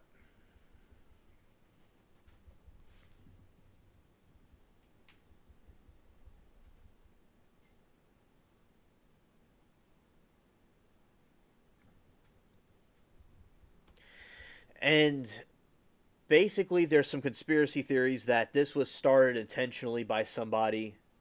Some people think some terrorists may have done it.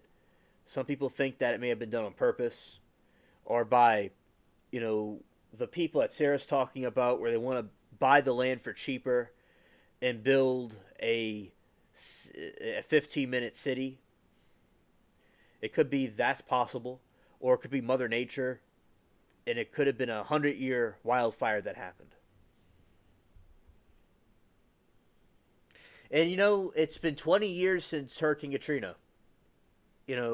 This August it'll be 20 years. 2025 is looking a lot like 2005. All those homes destroyed. It's just horrible.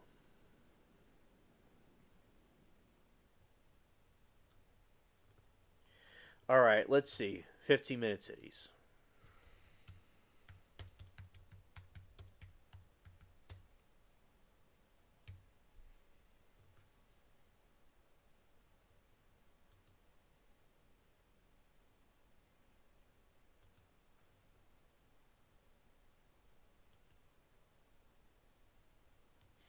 They did the same thing in Australia. Oh yeah, yeah.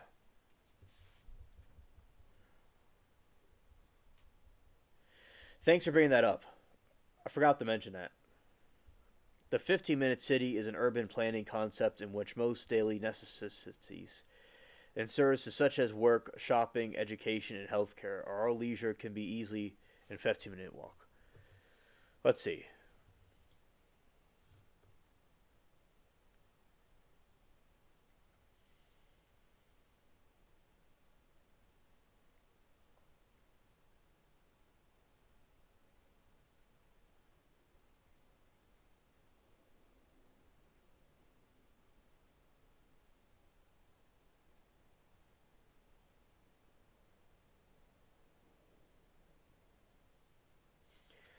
Oh yeah, and Sarah says is the home insurance unique to the state?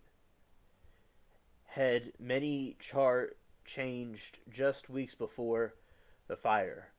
Oh, and seen human cause, but no specifics.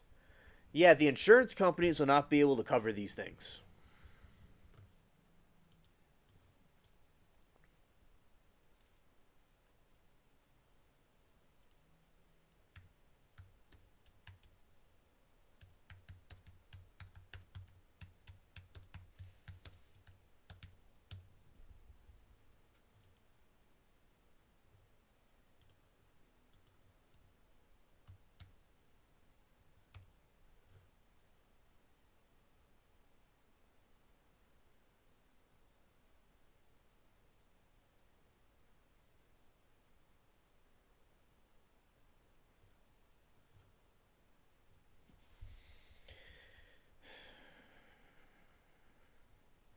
Sarah says, I remember Katrina being on TV news here nonstop. Was heartbreaking.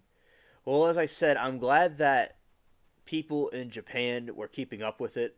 It's really wild to think about. It's not all about me right now, but it's wild to think about that I was sitting there in the living room and this hurricane was coming, but it would be known all over the world about what happened. And I'm glad that they were covering it.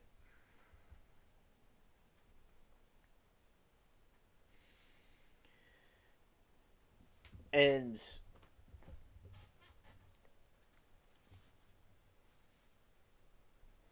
yeah, yeah. And so the insurance can't cover that.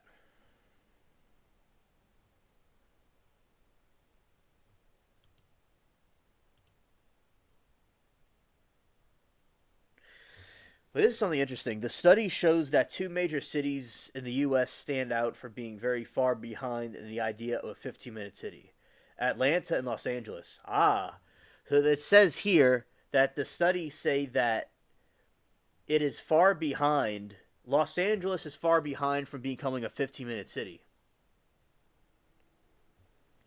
So interestingly, it's not a 15-minute city. It's far behind what's a 15-minute city.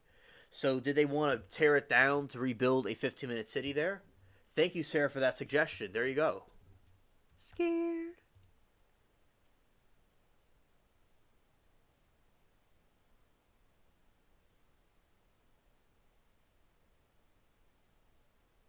Ah, thank you, Anunnaki.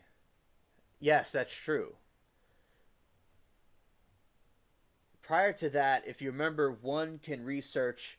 They remember the marshes. They removed marshes from the coastline, which caused it to be weaker.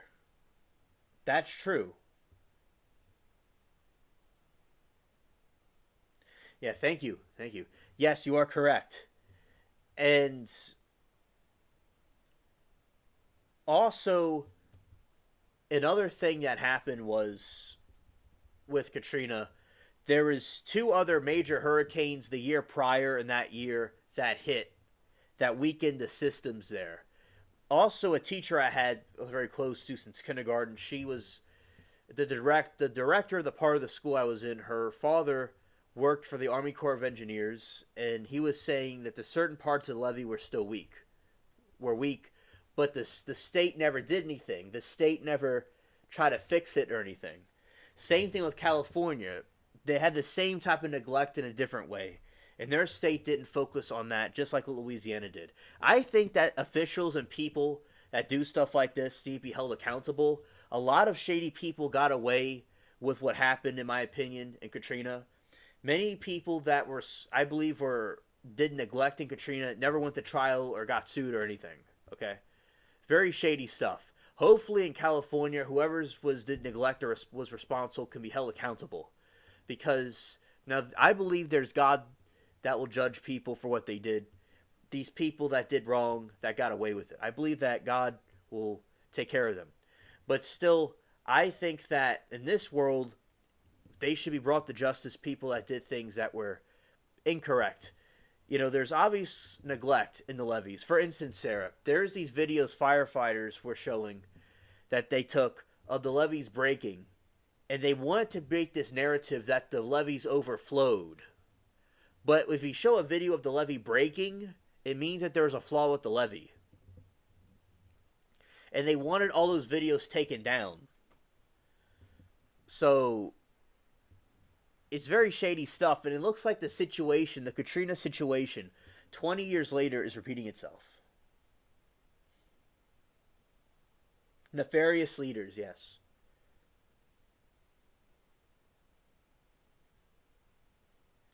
Thank you, Anunnaki. Very, very well said. Yeah, the levies were due to reinnovation, and the budget magically disappeared. Oh, yeah, because with the levy system, same thing with California. They neglected financial support for important things. California, they have these stupid city councils. They have all these dumb things going on. They spend $400 they spend tons of money every day for stupid things. But they don't go and spend money on essentials for their people. And they don't go, for instance, you have this problem over here with the levies, and the budget disappears. Yeah, I wonder where all that money went. It's like, even if a hurricane naturally caused a problem because of Mother Nature, still, they did everything they could to make sure that problem would be enhanced to boiling point.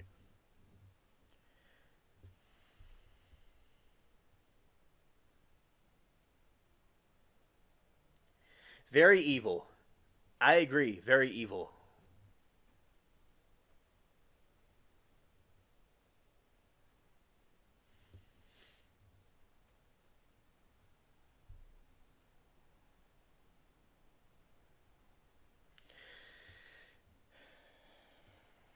Cali, LA, the LX airport affected.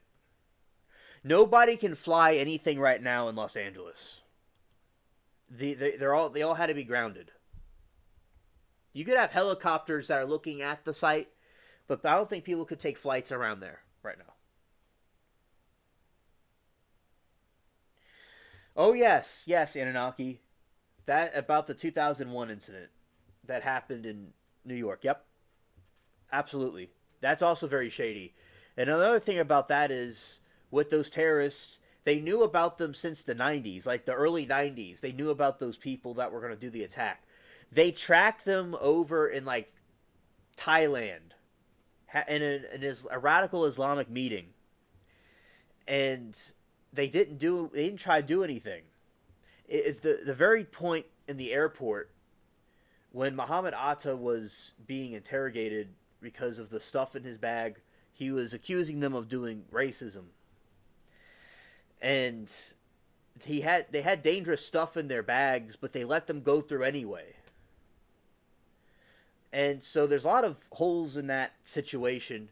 So Anunnaki, the 2001 incident, you're correct. On YouTube, I know a woman that was in one of the towers, and she almost lost her life, but thankfully she was able to survive. So that situation is very, very, I feel very strongly about it.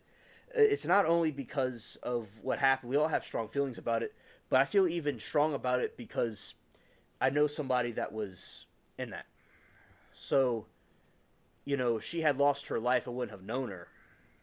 So basically, I think that there's an evil satanic power that has control over the West and the world in general, and we're seeing it all play out in broad daylight. We're just seeing it play out. And us, we the people collectively exchanging and talking about this information is extremely important and essential to expose these things and bouncing off different ideas. I think that is all very important.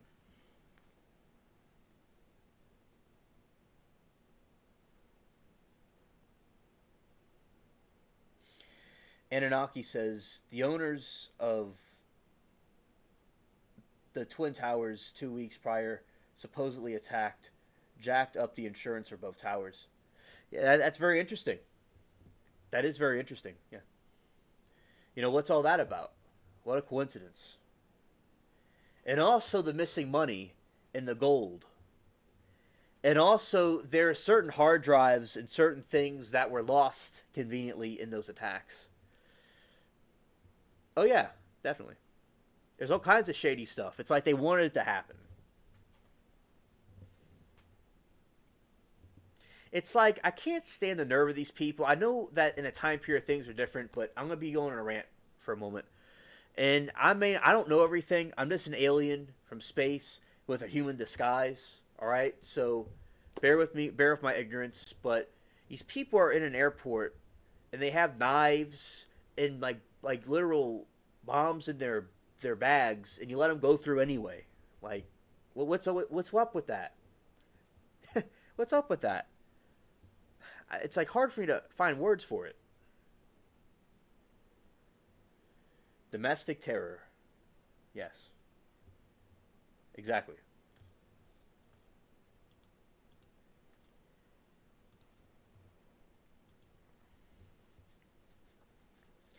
I mean, so back in the '90s, you could have like a AK-47, and they'll be like, "All right, you go through." I mean, what's up with this stuff? It's like there's a point where you have to go, "All right, what's going on here?"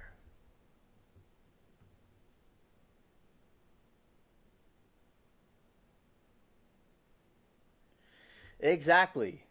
As my fellow alien, the Anunnaki, which again, as an alien himself, read it in a document called the U.S. Constitution. Exactly. Our country has these values that I think these foreign outsiders are trying to take over and trying to destroy it because it's essential that we have our rights.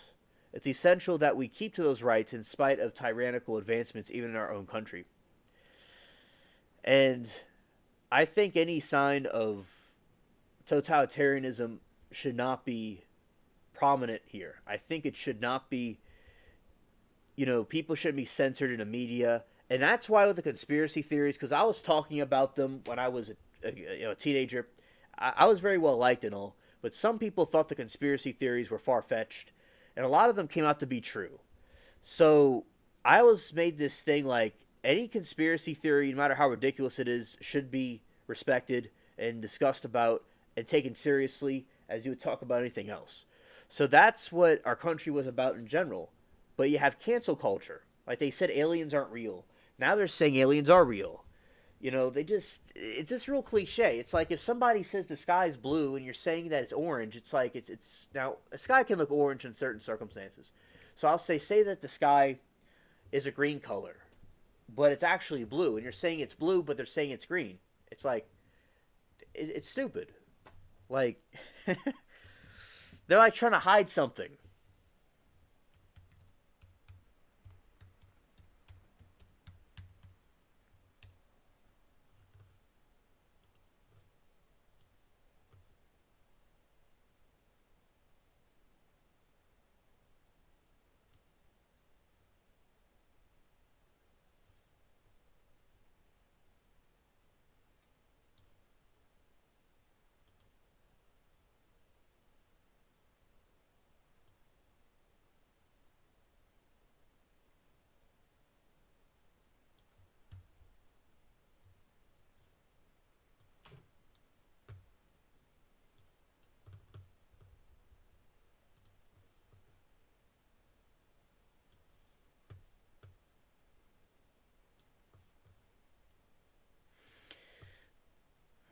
And Sarah says, "Thankful be an alien in this world, in it, not of it."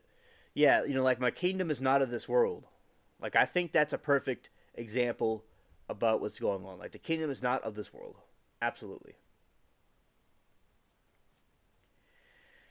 So the different theories about the wildfires is that it was a terror attack. Somebody did it on purpose. Some are saying about the lasers. Something it could be extraterrestrial. And also that basically the mainstream narrative is that basically it's a wildfire that happened because of neglect, and that could have been preventable, and it could have been like a 100-year wildfire that would happen every 100 years. And it was just something really, really bad that happened, and the cause of human error caused it to occur. Exactly, Anunnaki, understood.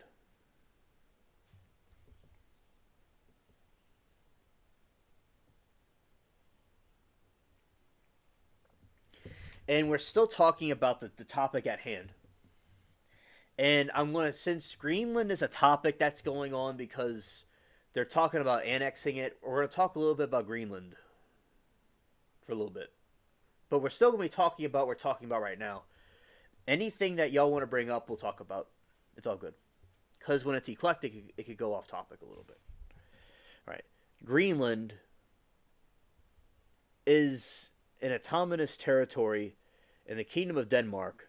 It is the larger of the two autonomous territories within the Kingdom of Other Being, the Faroe Islands. The citizens of both territories are full citizens of Denmark, as Greenland is one of the overseas countries and territories of the European Union. Citizens of Greenland are of European Union citizens. The capital and the largest city of Greenland is Nuuk. What a coincidence. Greenland lies between the Arctic and the Atlantic Oceans, east of the Canadian Arctic archipelago. Coat of arms. I like that slang. Right on.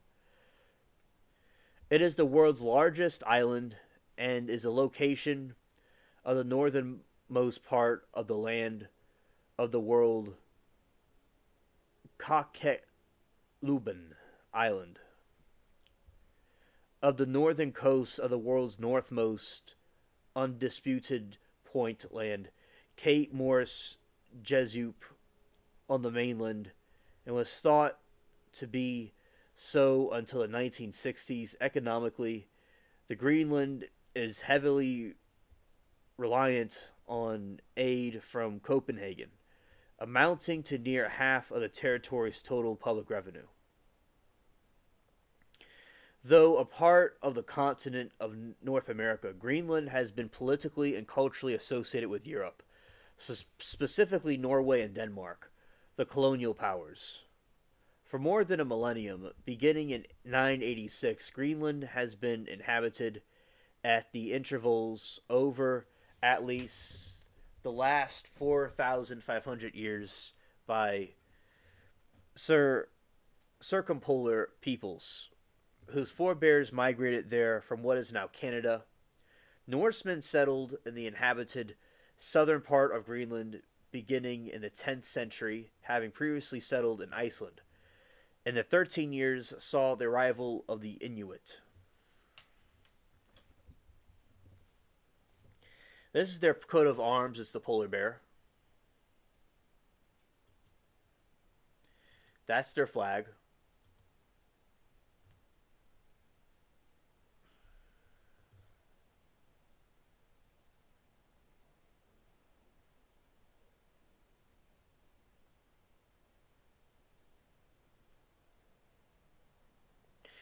And basically, you'll see this map right here. And basically, you could see how close it is up in the Arctic, the northern Arctic. Not the same Arctic that you have over in the South Pole, but it's like, say, the Arctic, the North Pole, like where Santa Claus, the stories of that come from. And as Anunnaki said very wisely that it is a great strategic route for shipping and territorial control. Also, if Russia were to have an attack on us or something like that, or China, because they're all over there, we would have a better strategic position with having Greenland as part of our territory. And I think that Greenland is should be part of the hemisphere of the United States. Yeah, red white. Yeah. And seeing how close it is to us and all, it should be in our hemisphere. And I think it would be very good strategically. And our country is not a dictatorship. It is not something like Russia. It's not a monarchy like Denmark. No, we are a republic. So Greenland would be part of a free country like we are. And our founding fathers fought against tyranny and imperialist powers trying to keep us as a colony. And Denmark is keeping them as a colony. So I think that there could be many benefits from them joining us because we're not the Soviet Union or North Korea. We're a republic. I think, we're definitely, better than Denmark, in my opinion. And, as I said, what if, we're talking about this in the other show, like, what if Russia or China try to get that? And they're right in our backyard. And NATO and the European countries want our protection from the Russian Federation. So this is our way, a way we can help them strategically also. And so that's just a map of where it is. And also Canada might be annexed as well.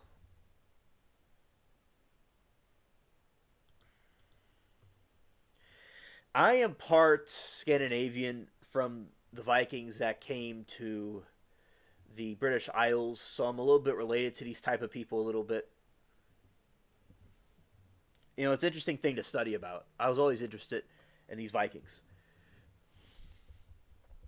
In the early 17th century, Dano-Norwegian explorers reached Greenland again when Denmark and Norway separated in 1814. Greenland was transferred to the Danish crown and was fully integrated to the Danish state in 1953.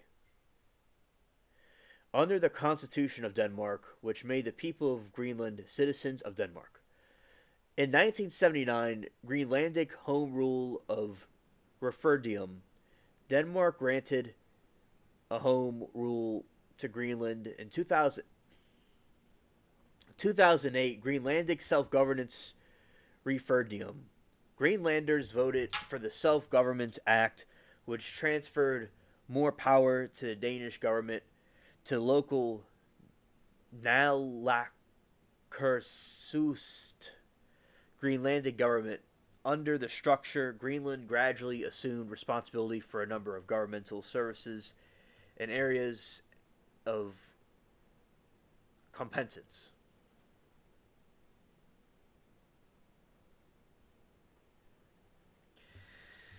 And also, Anunnaki says another good point, is that we can also do trade with Russia. Good Russian iron is the best. And I would agree that Russian iron is quite well done. They seem like they're good at producing iron, from what I studied about it. And thank you, Anunnaki, for making that clear about the Russian iron. And I think that it would be good if America and Russia could become allies or become friends and not have war with each other if possible. And if we could have good ways to trade with Russia in a diplomatic sense, I think that would be good too. So it could also be used for trade. It could be used for defense, offense, or trade. It seems like a benefit. And Denmark is just a little peewee. It's a little Pee-wee Herman right there. It's a little speck. That's where the Anglo-Saxons originated from. I'm related to them also. And they came from that island, from that little tiny little speck, and they went to England, and they mixed with the Celtic people, and then they all went to America, and we got gigantic. But You got this little speck right here that's trying to exist, but it can't. And they think that they're Greenland, but they're not Greenland. They're Pee Wee. They're Pee Wee Land. They're Tiny Land.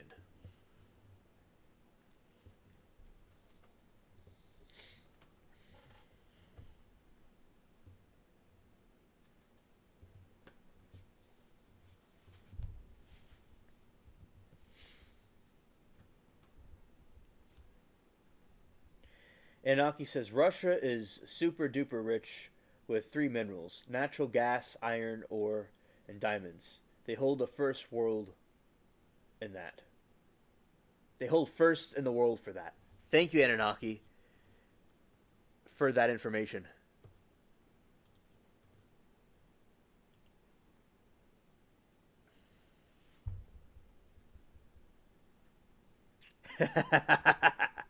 Yeah, you like that, Rebel.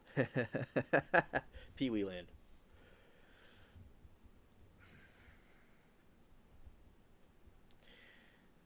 The Danish government retains control of censorship, monetary policy, and foreign affairs, including defense. Most residents of Greenland are Inuit, with the melting of the ice due to global warming, allegedly, is abundance of mineral wealth and a strategic position between Europe.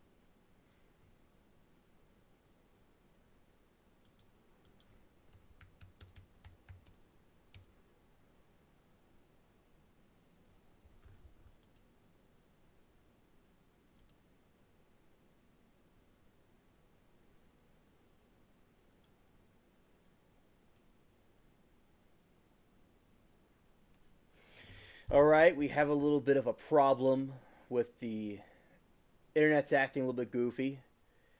We'll see if it comes back. The weather is pretty, windy outside. I wonder if that has something to do with it, but it looks like it's trying to get back.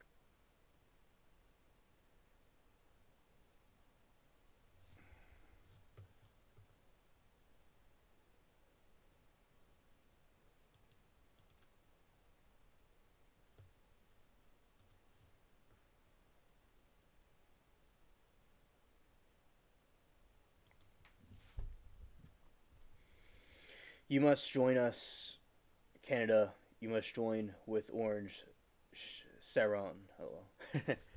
All right, so basically, I'm not too sure what happened, but we're gonna try to keep on going with this, and it's coming back up, but it went out for a moment, and it looks like it's trying to go back down, and it went back down.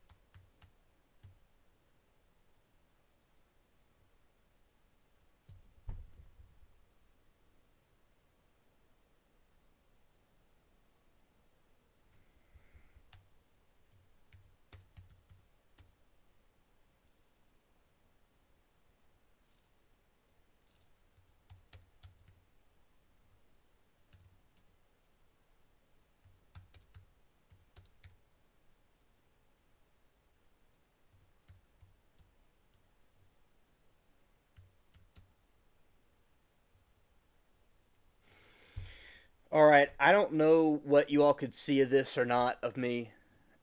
If anything misses out or messes up, let's down. Just let me know if there's a problem, and there's a problem. It went out again.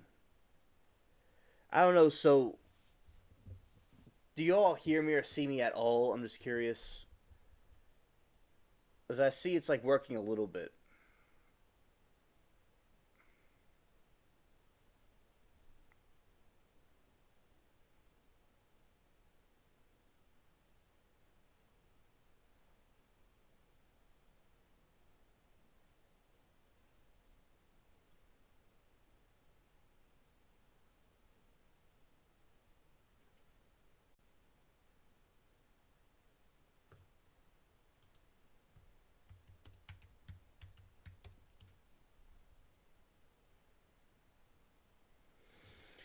Yeah, as I said, I'm not too sure. I'll try to do this, and if it just doesn't work, we'll end it and do it again tomorrow. Let's see. Huh. Let's see.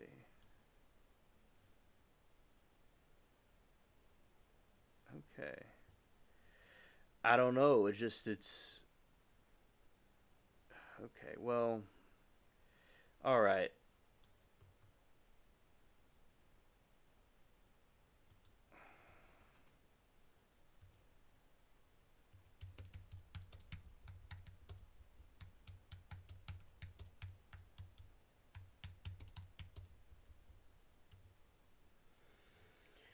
I'm gonna type something out for y'all.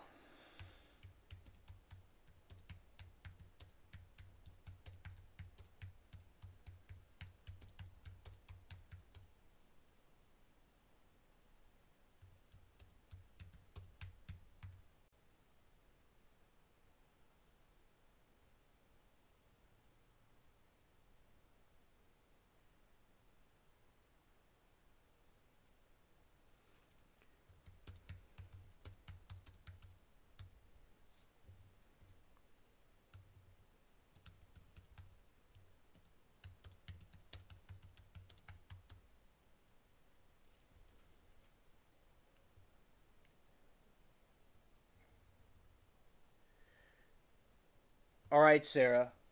See you tomorrow, Sarah, or whenever we see each other again. The alien husband is asking for dinner. Hate to leave when you're trying to mend the stream. Hope you see this. Well, you could go. That's fine. I don't care.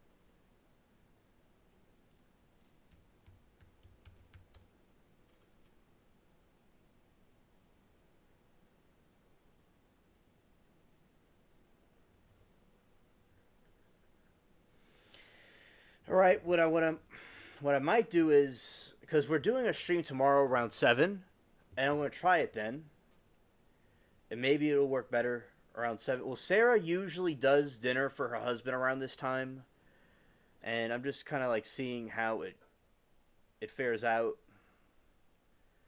And because I was thinking, because we could always just continue it tomorrow if it doesn't work. And I'm just kind of seeing what it's doing, and just yeah, and it's going downhill again. It's kind of going down a little bit. All right, but it's still kind of hanging in there a little bit, and now it's going completely down. No, it's still hanging in there. Yeah, but this hasn't happened. This has not happened in a while, and the weather is stormy and it's windy and rainy.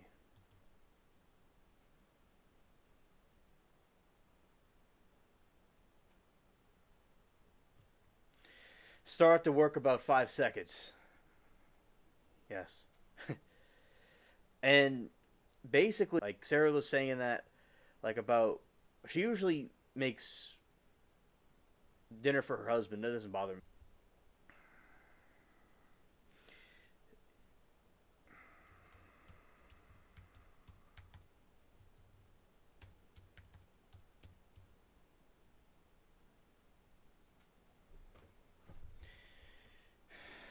Yeah, thanks, Zero. Thanks for the help with this because it's like, yeah, it deleted itself again. Yeah, I'm just, let's see. Yeah, it's just what it's doing is it's going up and it's going down. It's going up and down like a piston. It's trying to work back up. Yeah, fight the power. Yeah, fight the power.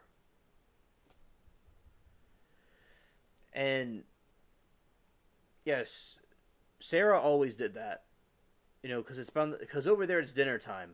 She doesn't bother me. And like I thought that was okay. And she could go do what she has to do. And but basically, I mean, there wasn't really much of a stream to listen to. I'm glad she was able to come through and hang out with us for a little while. Shout to her. Manifolds.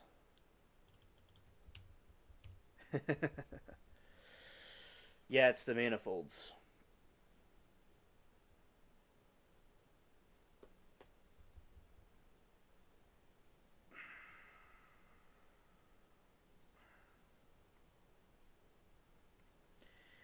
Yeah, we got to get. This happens with a spaceship. There's this green slime, and these other things that are going on with the the paperclip that's attaching the ship's core to the hull. It was also that too. So, yeah, this happens with these kind of ships sometimes. Zero, it happens. And let's see if I get a sentence out. The Danish government retains control of the citizenship, monetary policy, and foreign affairs.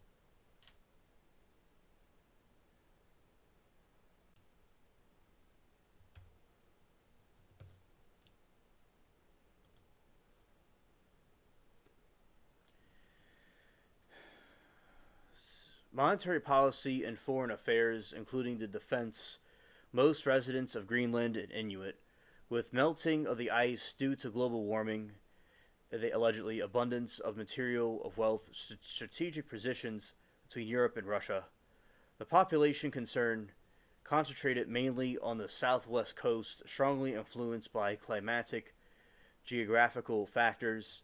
The rest of the island is sparsely populated. Three-quarters of Greenland is covered by only permanent ice sheets outside of the Antarctic, with a population of 56,583. Greenland is the least densely populated region.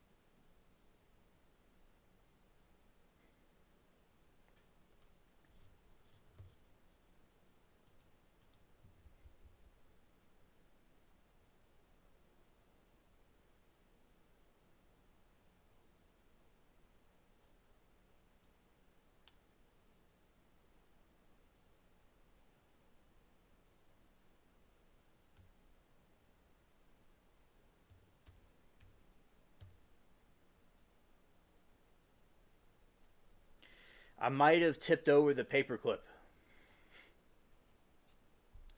mostly from hydropower.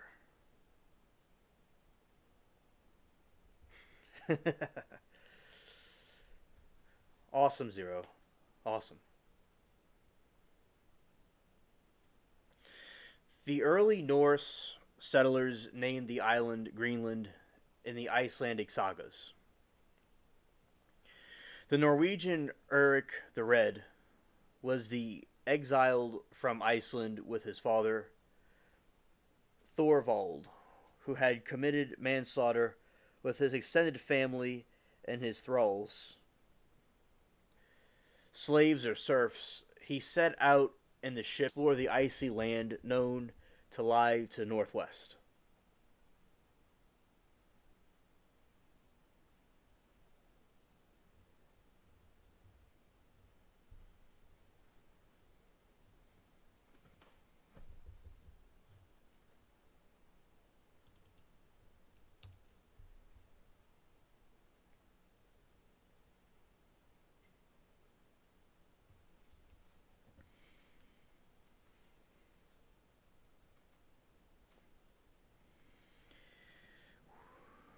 He set out to the ships explore in the icy land known to lie in the northwest. After finding habitable area and settling there, he named Greenland, translated to Greenland, supposedly in the hope that the pleasant name attracts settlers. The saga of Eric the Red states in the summer Eric left settle in the country he had found, which he called Greenland, as he said people would be attracted to it there if he had a favorable name.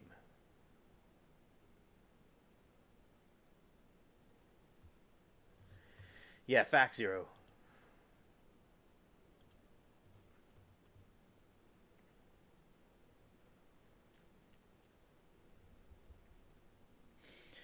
The name of the territory in Greenlandic language is Kalit Nont, land of Kalit. The Kalits are Greenlandic Inuit who inhabited the territories of the western region. In prehistoric times, Greenland was home to several successive Paleo Inuit cultures known primarily through archaeological finds. The earliest entry of the Paleo Inuit into Greenland is through the occurrence about 250,000 BC. From about 25,000 BC and 800 BC, of remains from the period have been around.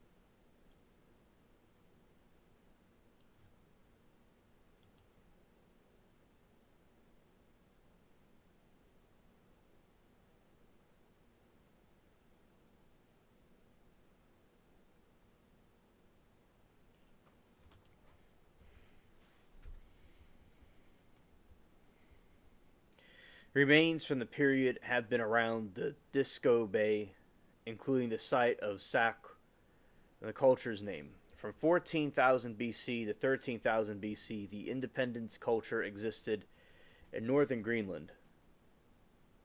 It was part of the Arctic small tool tradition. Towns including Delta Trazern appeared about 800 BC. The Saquak culture disappeared and the early Doris culture emerged in the western Greenland independence II culture. In northern Greenland, the Doris culture was the first culture to extend throughout the Greenlandic coast area. In the west and east, it lasted until the total onset of the Thule culture in AD 1500. The people of the Doris culture lived mainly by the hunting whales and reindeer.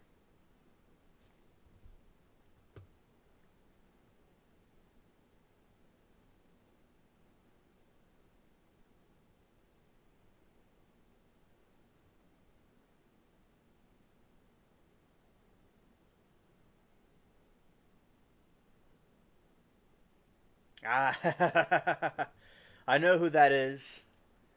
Yeah, shout out to you and her. Yeah, I know about that.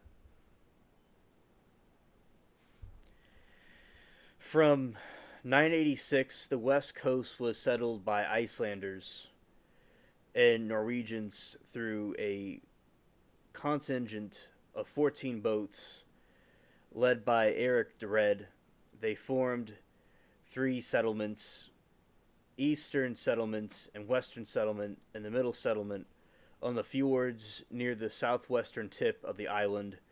They shared the island with late Doris culture inhabitants who occupied the northern and the western parts of, and latter with those of the Thule culture who entered from the north. Norse Greenlanders submitted to Norwegian rule in 1261 under the Kingdom of Norway. The Kingdom of Norway entered the personal union with Denmark in 1380. From 1397 was part of the Kalmar Union. The Norse settlements such as Brattahlid thrived from the centuries before disappearing in the 15th century, perhaps the onset of the Little Ice Age. Except for some runic inscriptions, the only contemporary record of the historical works mention Greenland's economy for the bishops of Gardar. In the collection of the ties of the chapter of the Konungens Skogasha, the King's Mirror, North Greenland's exports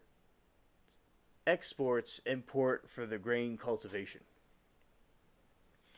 Icelandic saga accounts of life in Greenland were composed of 13th century and later, and are not primarily source of the history of the early Norse Greenland. Those accounts are closer to primary for the most contemporaneous accounts of late Norse Greenland. Modern understanding, therefore, mostly depends on the physical data from archaeological sites. Interpretation of ice core and clamshell data suggests between AD 800 and 1300 in the regions around the fjords of southern Greenland had relatively mild climate, several degrees of Celsius warmer than usual. In the North Atlantic, with trees, herbaceous plants growing, livestock being framed, barley was grown as a crop up to the 70th parallel. The ice cores show the Greenland has had dramatic temperature shifts many times in the past 100,000 years.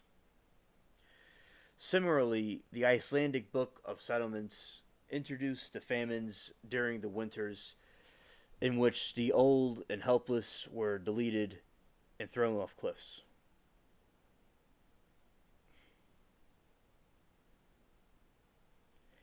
Thank you, Zero, for helping me out with that, with the slime. Facts.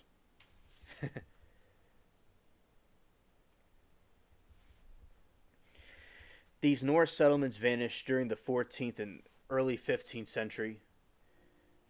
The demise of the Western settlement coincides with the decrease in summer and winter temperatures. A study, North Atlantic seasonal temperature variability during the Little Ice Age, showed a significant decrease in the minimum summer temperatures beginning about the turn of the 14th century as much as the 6th to 8th century. The lower than modern summer temperatures, the study also found that the lowest winter temperatures of the last 2,000 years occurred in the late 14th century and early 15th century. Eastern settlement was probably abandoned in the early 15th century during this cold period. Theories drawn from archaeological excavations at Herjolfsnes,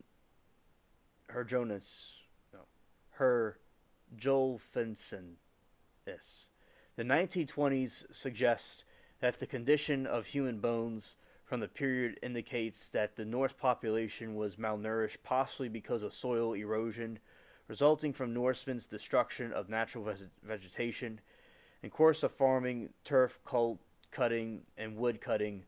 Malnutrition may have resulted from widespread deaths from pandemic plague.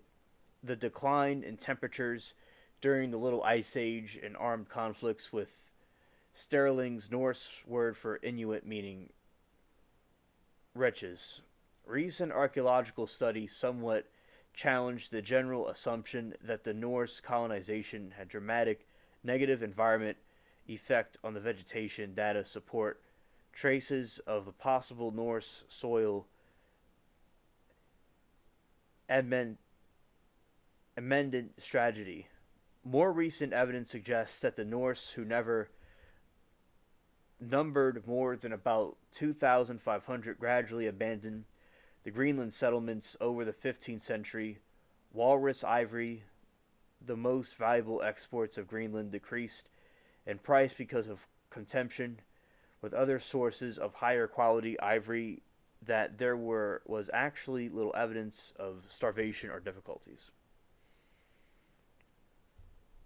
Other explanations of the disappearance of Norse settlements have been proposed. Lack of support from the homeland, shipborne, the Basque of English and German pirates, rather than starlings, could have plundered and displaced the Greenlanders. They were victims of the hidebound thinking that of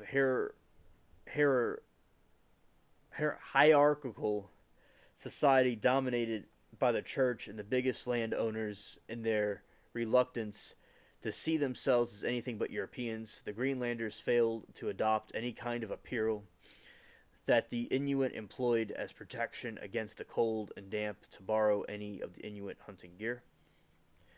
A portion of the Greenlander population willing to adapt into the Inuit was, it means, intermarried with the assimilated into the Inuit community. Much of the Greenland population is mixed with Inuit and European ancestry. It was impossible in the 1938 when Sanfinson wrote his book distinguished between intermarriage before the European loss of contact and the contact after the was restored. Norse society structure created a conflict between the short-term and interest in those in power and the long-term interest of the society as a whole. Let me know if you want me to tweak the engine. I'm quite sure I can get a lot more of it out. Maybe light day under 8 minutes, but that's just an idea. I had to check it out first. Alright, understood. I'll let you know. 0. Excellent to have you on board. Norse society structure created a conflict between the short-term interests of those in power and long-term interests of the society as a whole.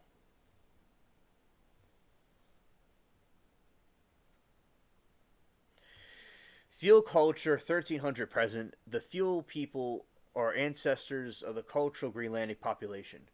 No genes from the Paleo-Inuit have been found in the present population of Greenland.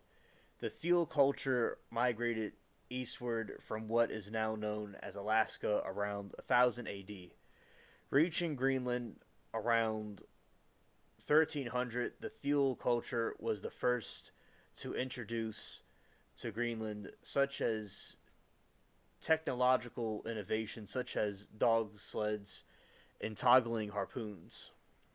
There is an ancient account of contact and conflict with the Norse population as told by the Inuit.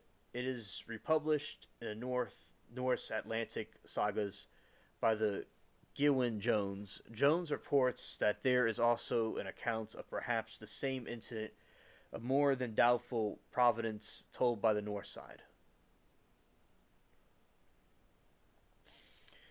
1500 to 1814. 1500, King Manuel I of Portugal sent Gaspar Court Real to Greenland to search for a northwest passage to Asia, which according to the Treaty of Tordesillas was part of Portugal's sphere of influence in the 1501. Court Riel returned with his brother Miguel Court Riel. Finding the sea frozen, they headed south and arrived in Labrador, Newfoundland. Upon the brothers' return to Portugal, the catastrophic information supplied by Court Riel was incorporated into a new map of the world, which was presented at Ecole de I de Duke of Ferrara by Albert Cantino, 1502. Cantino planisphere made in Lisbon accurately depicts the southern coastline of Greenland. RAP 9 only works for the solar system travel. If you really want to get out there, Smirks, you require a Planck engine. Going to. Okay, thank you for the information. And I understand. Thanks for the info. Hans Enged, Lutheran missionary, credited with reinvising the Denmark's relationship with Greenland. In 1605 to 1607, King Christian IV of Denmark and Norway sent a series of expeditions to Greenland and the Arctic waterways to locate the lost Eastern Norse settlements and assert Danish-Norwegian sovereignty over the Greenland, and expeditions were mostly unsuccessful, partially due to leaders who lacked expertise with the difficult Arctic ice and weather conditions, and partially because the expedition leaders were given instructions to search for the eastern settlement on the east coast of Greenland, just north of Cape Farewell, which almost inaccessible due to the southward drifting ice. The pilot on the 3 trips to English explorer James Hall.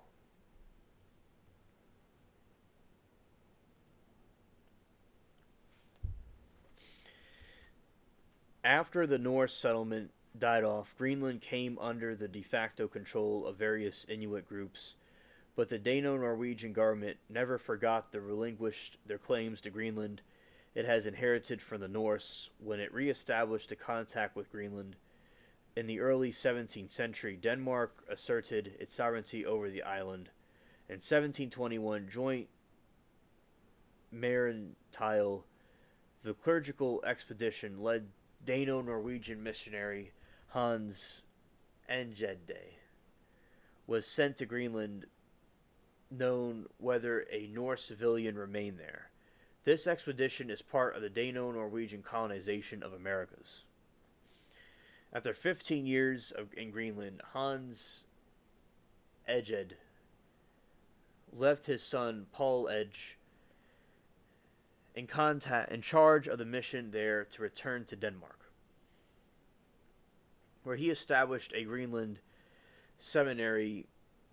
This new colony was centered at God Tahab, Good Hope, on the southwestern coast. Gradually, Greenland was opened up to Danish merchants, but closed to those from other countries.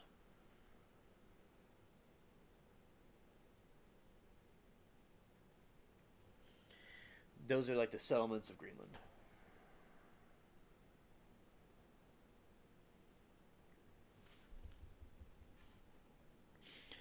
The Treaty of Kiel Tawaro to 1814 to 1845. When the union between the crowns of Denmark and Norway was dissolved in 1814, the Treaty of Kiel served Norway's former colonies and left them under the control of Danish monarch. Norway occupied then uninhabited eastern Greenland as Eric the Red's land in July 1931, claiming that it continued the terra nullius Norway and Denmark agreed to submit the matter in 1933 to Parliament Court of the International Justice, which decided against Norway.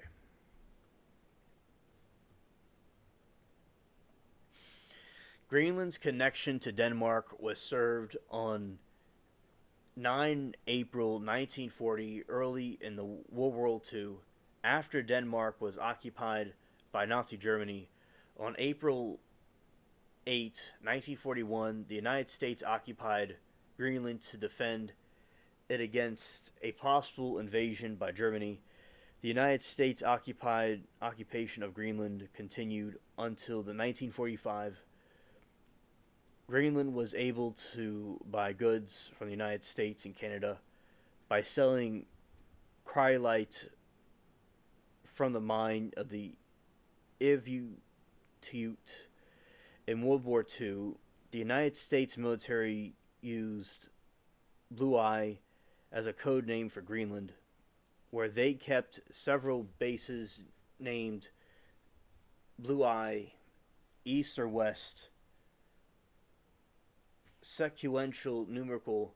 The majority air base were Blue Eye West 1, Narasaku, and Blue Eye West 8. Let's see. Air Force bases. At Sol, Dere, Stromotfjord, Kangerlus, Ayok, both which are still used in Greenland's major international airports.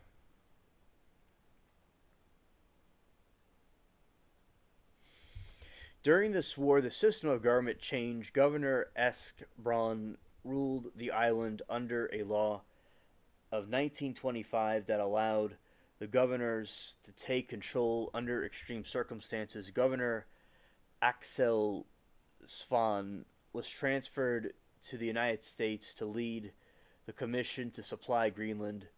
The Danish Sirius Patrol guarded the northeastern shores of Greenland. In 1942, using the dog sleds, they detected several German weather stations and altered American tropes who destroyed the facilities. After the collapse of the Third Reich, Albert Speer briefly considered escaping in a small aeroplane to hide out in Greenland, but changed his mind, decided to surrender to the United States Armed Forces.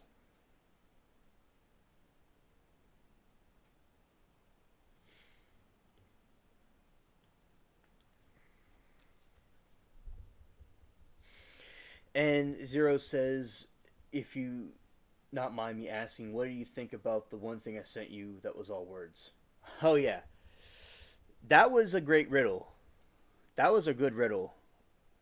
And I thought it was very cleverly put together. And I never thought the word read and read and comprehensive could all be used in a synchronicity type of way where you could just have it could have 1,000 meanings in one sentence. It was just a whole bunch of words. That was really interesting.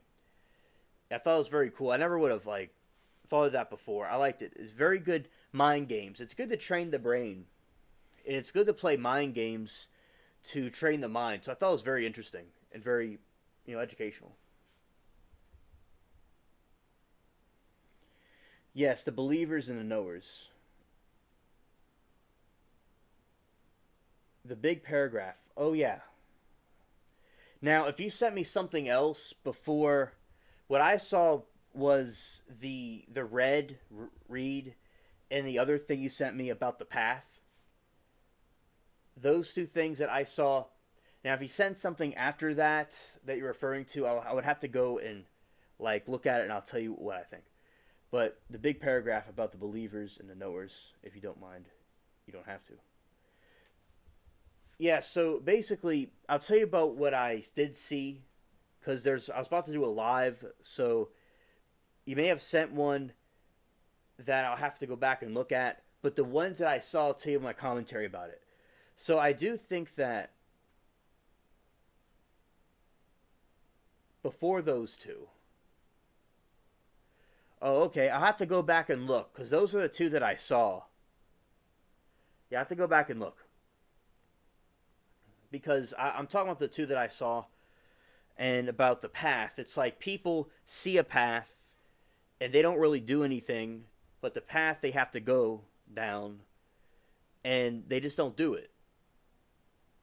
And people look at it, they talk about it, but they don't go down the path. And life's so short, and people are just so comfortable in where they are. They're not thinking about going forward or doing anything. So I think the stuff you send me, very good moral lessons, and it causes you to think with the mind.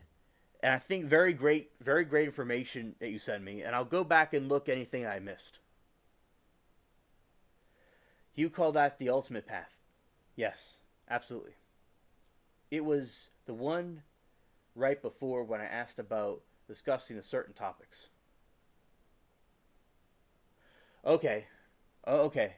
He sent another email about discussing some things with me. Yes, I would like to know about the different things that you want to talk about. Yes, I'm interested. Yes.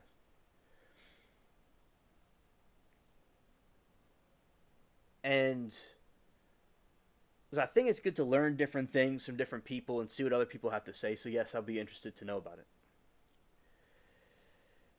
A back and forth talking about things. The enclosed parchment. All right, thank you, Zero. And I'm going to go back and look at what you send me to the enclosed parchment. Okay. Okay. And yeah, because I would like to talk about those things you like to talk about. I mean, I would be interested to know more. And you've already sent me things already that I'm very interested in. Good life lessons. And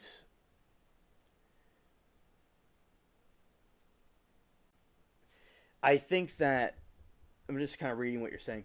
Yeah, so basically, I would like to know more about those things, as I said a couple of times a moment ago. And anything that I missed, I'll go back and look. And the certain topics I'll be interested to discuss. And if I missed something before that, I'll go back and look. All right.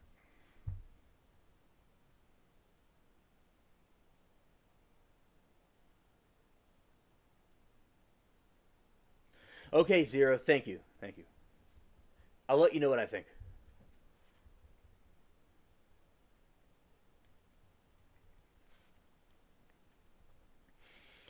Greenland had been protected and very isolated society until 1940. The Danish government had maintained a strict monopoly of the Greenlandic trade, allowing no more than a small scale barter trading with the British whalers. In wartime, Greenland developed a sense of self reliance through self government and independent communication with the outside world. Despite this change, in 1946, a commission including the highest Greenlandic council at Land Saradine recommended to patients a no radical reform of the system. 2 years later, the first step towards a challenge of government was initiated when the Grand Commission was established. A final report, G50, was presented in 1950, which recommended the introduction of modern welfare system, with Denmark developed as a sponsor in the model of 1953. Greenland was made an equal part of the Danish kingdom. Home rule was granted in 1979.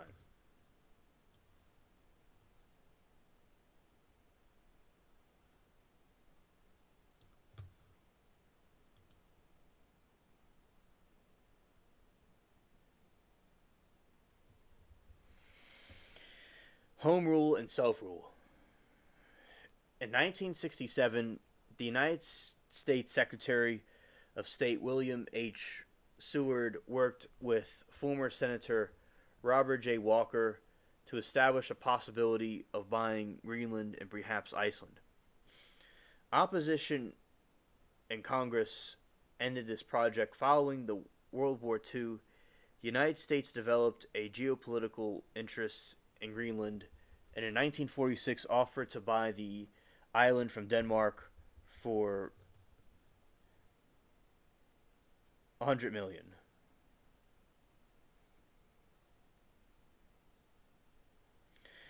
The Danish rejected the offer.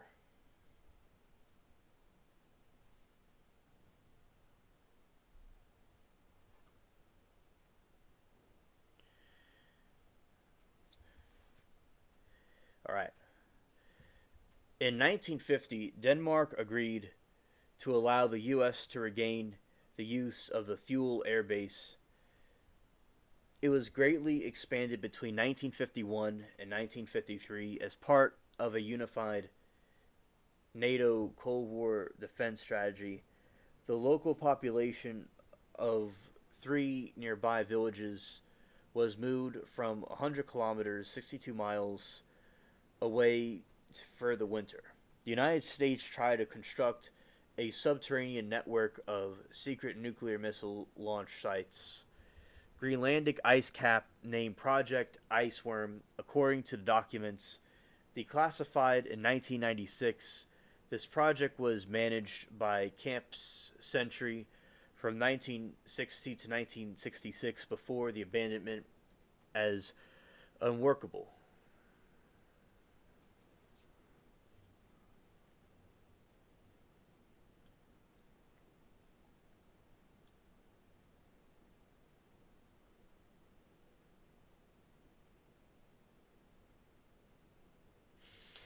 And Zero says, if I haven't dropped this here, now I can't count the amount of anxiety I lost as well as the freedom I've gained from accepting free will as an illusion. Interesting. And also, I think that with many things can be illusions, and many things can appear as an illusion, and like smoke and mirrors as a mirage, and basically, it's good to let go and not have the anxiety, and it's good to have freedom, and accepting the freedom itself is a free choice.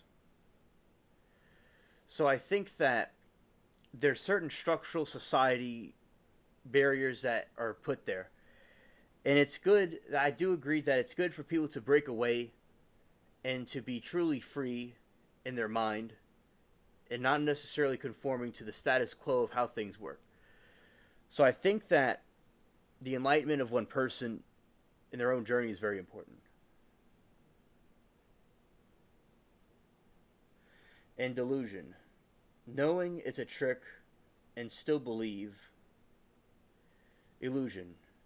Not knowing it's a trick. Thank you, Zero. If I haven't dropped this here, now I can't occur the amount of anxieties I've lost, as well as the freedom I've gained from accepting free will as an illusion. Delusion, knowing it's a trick and still believing it. Illusion, not knowing it's a trick. And it's also important to know when something's a trick is why is it a trick? What was the purpose of the tricks? That's also something to contemplate as well. Thank you, Zero. I thought this was a very interesting quote. Thank you.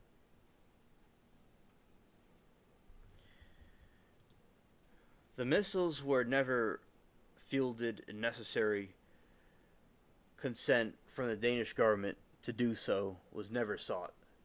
The Danish government did not become aware of the program's mission until 1997 when they discovered, while looking in the declassified document for records related to the crash of the nuclear-equipped B-52 bomber, near the Thule Air Base in 1968.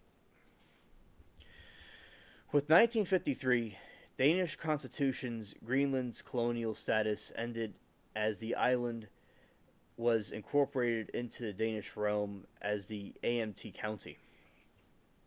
Danish citizenship was extended to the Greenland's Danish policies toward the Greenland consisted of a strategy of the cultural assimilation or de-Greenlandification. During this period, Danish government promoted the exclusive use of the Danish language in the official matters and required Greenlanders to go to Denmark for their post-secondary education.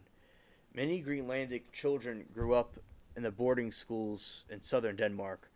Number lost their cultural ties to Greenland, while the policies succeeded in the sense of shifting Greenlanders from being primarily subsistence hunters into being urbanized wage earners. The Greenlandic elite began reassert of the Greenlandic culture identity. A movement developed in favor of independence, reaching its peak in the 1970s as consequence of the political complications and relation of Denmark's entry into the European Common Market in 1972. Denmark began to seek a different status of the Greenland, resulting in the Home Rule Act of 1979. Referendum was held on January 17, 1979.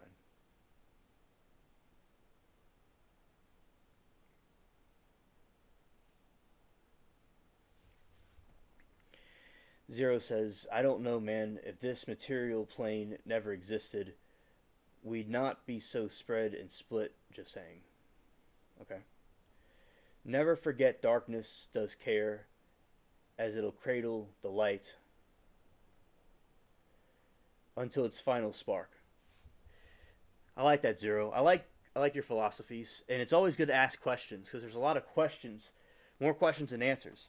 Hello, Marie. It's very good to see you. Good morning. Shout out to you. Today, there is some wind causing some problems with the weather, with the stream, but we're here now. And also, if this material plane never existed, we'd not be as spread and split. And there's a lot of ways to interpret that, because we have a lot of split in society and a lot of spread out. And sometimes with existence in general, sometimes with my alien brain, I wondered if we exist or not, or what is this exactly. And as through my faith in God and my understanding of the different prophets and things, that I understand that this world, in my opinion, is a fallen world, and at one time it wasn't split and it was kept together, but it fell. And it was spread out in a million pieces. And Zero further says, and if you look at the card ASSV scale, the Abrahamic God is simply a type 7 civilization science. That's interesting. And Zero, in a lot of different cultures, they talk about a great flood, similar to what happened in the biblical account of it, like in Gilgamesh, in different parts of the world, even in South America. We talk about aliens here a lot. And there was the civilization of giants. And they kept on building those pyramids down in South America on top of each other. And they had a bunch of gods, and they were very angry at one particular god that they had, because this one god that they had was flooding the entire earth to get rid of the giants. And they're trying to go up to heaven to fight him, but they couldn't reach him. And it goes in conjunction with what the Bible says about the Great Flood. It's the same thing. Like, these different civilizations talk about the similar thing. And if you want to prove something's real, I do agree you need evidence and proof. I do believe in faith. But also there is proof and evidence, in my opinion, for these things. These different correlations as well, in conjunction with that. The younger Dairas. Right, and also the chakras that what the East Asians have and the West Asians have, you know, about the different chakras. It's very similar to certain things in the Abrahamic religions. And 7 is God's favorite number. And you can see the 7 in all kinds of different faiths as well. So I think that there is interesting crosses of the different interfaiths having similarities to each other, unrelated coincidences.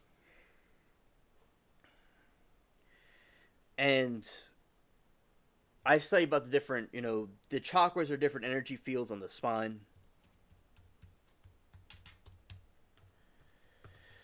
And basically, when humans were spread all over the place,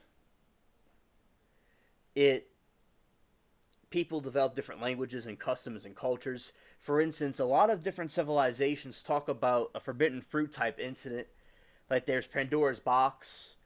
There's these different cultures, even in the indigenous American culture, that they talk about this fall of civilization similar to what the Abrahamic Bible talks about. The Abrahamic religions, rather. Because the Bible's for the Christians, the Muslims have Quran, and you have the Torah for the Jewish people. So it spreads across different faiths. You could see different similarities. If I make up something out of thin air, like the flying spaghetti monster and the ravioli monster, and I just made that up, and there's no correlation to anything, so I made it up. I mean, yeah, but this other thing with the Abrahamic God, in my opinion, it correlates to other things as well. And also in the Nile River, there's these leftover pieces of carriages, similar to like what the biblical account was. So I think that's quite interesting to see these things, all in my opinion, and there could be other explanations for these things as well, but I think those are interesting concepts. Faith of a mustard seed can move a mountain, yet knowledge at the same mustard seed will move a plant. I like that. I got into spirituality to fix my life. I stayed because why the hell will I turn down superpowers? Exactly. I think there's many powers in those things. And you have I love the idea about the mustard seed and the plant and how they're synchronized together. And, iron sharpens iron is another thing I like to see. And we were talking about iron before with Anunnaki was here, about the Russian iron. So I think that, iron sharpens iron, and, you have faith of a mustard seed can move a mountain, yet knowledge of the same mustard seed will move the planet. Exactly. And the mustard seed planted in the ground will grow a whole mustard plant. So I think that, that is very important to have. You have faith, and you have all these different avenues to look towards different things. And also, Marie, before we were talking about Greenland, Greenland I was talking about, before that we're talking about the wildfires again, and that some people think that it may have been done on purpose. And that California was neglecting what they were doing with their environment over there. They're neglecting everything they possibly could do. And they were just spending money on stupid stuff. They weren't focused on helping the environment. They weren't focused on manicuring anything. They were, focused on stupid things. And there might be nefarious motives behind what happened. I actually understand what is occurring on the planet scale. I get what frequencies can heal or obliterate. I understand that I do not control anything, as everything was predetermined during the grand expansion. And this is what I think. I think that God knows the end from the beginning. And But us humans don't necessarily know the future. Now, there's people that may predict the future and stuff, but usually humans do not know what's going to happen. And that's the great thing about the free will, is that you don't know what's going to happen next. It may have been predetermined, but we don't know what's going to happen. And I think that, like with any story or movie, it's best not to know and be spoiled. And it's best to have faith, whatever people believe in, if it's karma, if it's God or universe, whatever it is to have faith in that and go through life and live every day as if it were the last day, because you never know what could happen, because life can be short and life is short. So we just have to go through the flow of the galaxies and the stars and the cosmos, as us aliens do, to whatever happens next happens next. Whatever that the tide brings in the morning, we accept it. Knowing the direction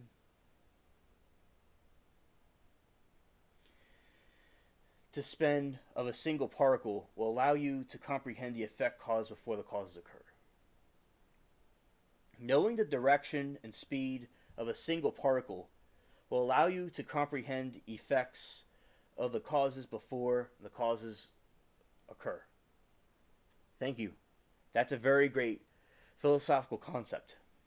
Marie says, okay, interesting. Thanks for the update. I just came home from grocery shopping, so I missed most of your stream. Thanks for that. Okay, Marie. Good to see you. I'm glad that you got your grocery shopping done. And also, earlier today in my time, I was doing stuff with groceries earlier. And I was rearranging the particles of all the groceries in the house and helping my mom with it and everything. So yeah, I did something similar.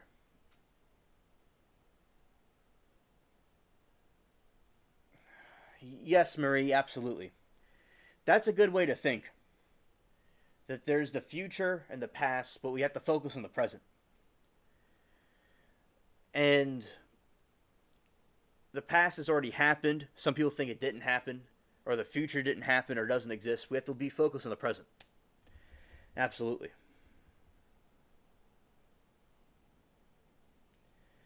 Thank you, Zero, for the science.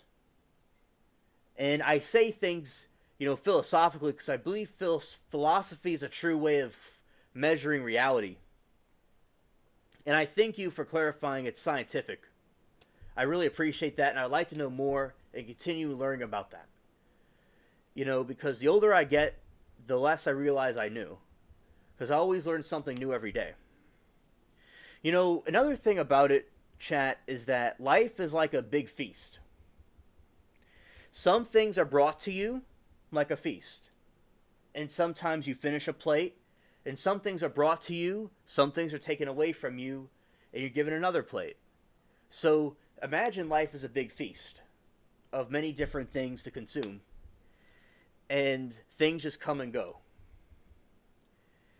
And when there's people around, it's like a festival. So that's another way to view it.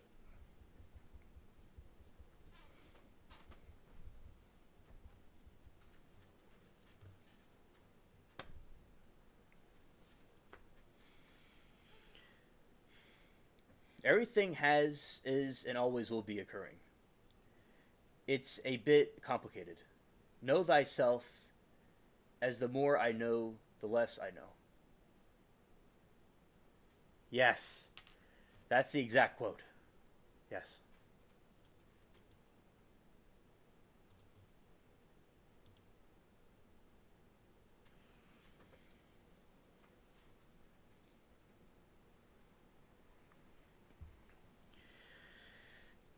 And basically, another interesting thing to see, like I see at night, is watching the entire constellations and the different planets move around.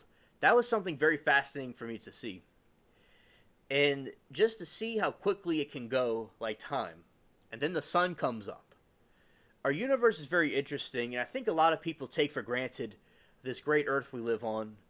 Because people are so focused on divide and conquer. People are so focused on silly things that there's things right in front of us we can enjoy.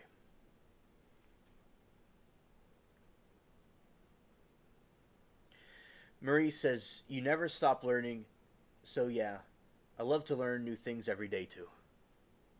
Well, that's great. Great minds think alike. And, you know, you have to accept whatever is woven into your destiny because it was what you needed.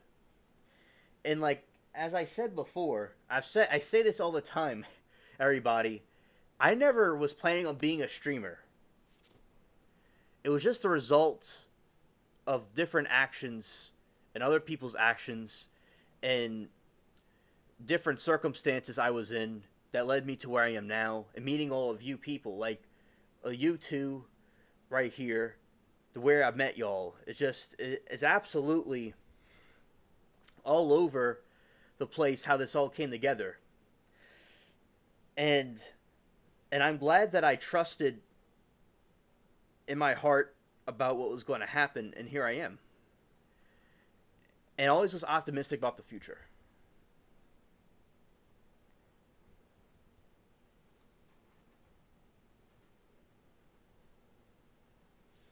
When the entire universe was just the size of Mars, as I was expanding the size of the solar system, there was a wave sound, "Behold the glory of the first cause."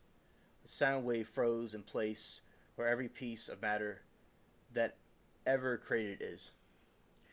And I think that it's the universe and the world is a very interesting concept, no matter how it was actually created, because there's different theories that I believe the creator and his idea to create this universe was amazing.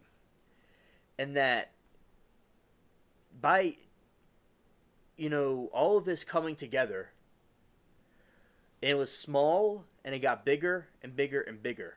And I think that can be applied to everything in life. Because you will go through things where you start off small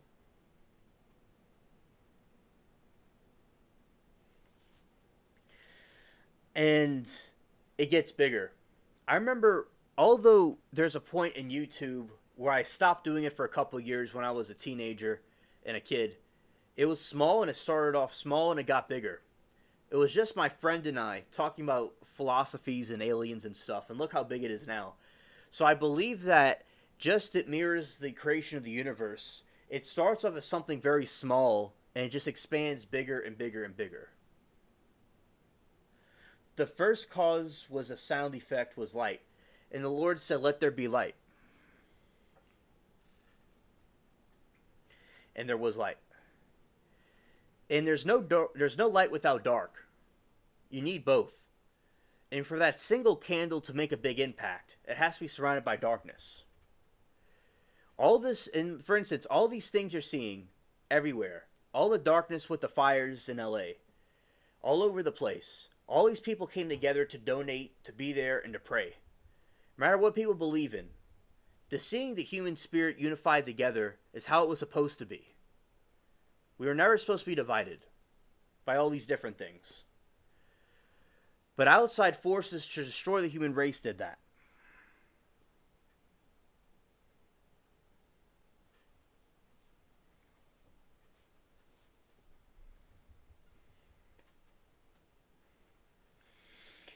Marie says, "I admire your chuz pay." I'm probably saying that wrong.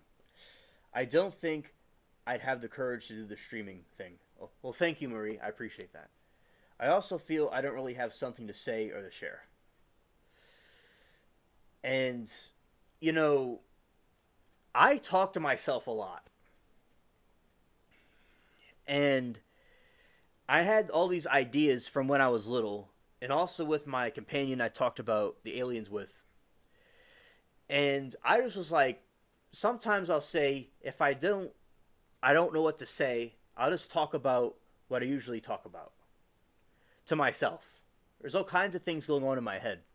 And I think, in my opinion, everybody, in my opinion, has something that they're good at or they're passionate about, whatever it is, that they can make a channel about and talk about. So I think that, or say with movies, Marie, you could make a channel about movie reactions or your thoughts about different movies and your opinions on that. I think that would be a pretty cool channel you could do. That's something that I do here all the time. So I think everybody has something interesting to show the world.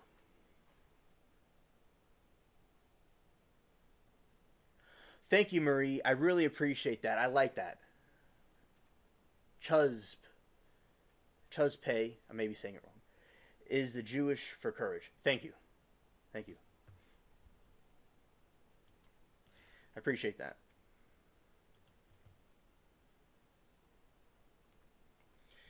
The JWST has proven we're just one universe surrounded by an even larger universe, and the Milky Way is inside of a great void, which does answer a lot of questions and gives a squared amount of more. Like Albert Einstein says E equals mc squared. And everything is all square. Or you hear people say about getting square with somebody. Square is the key.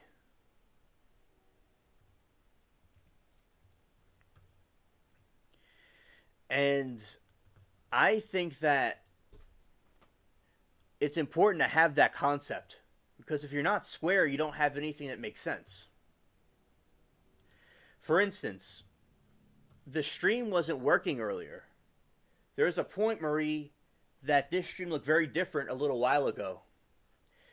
The connection wasn't working, the weather was kind of bad, and some people had to do other things because there was like dinner in their country. Some people may have left because, when the stream doesn't work, it's okay to leave.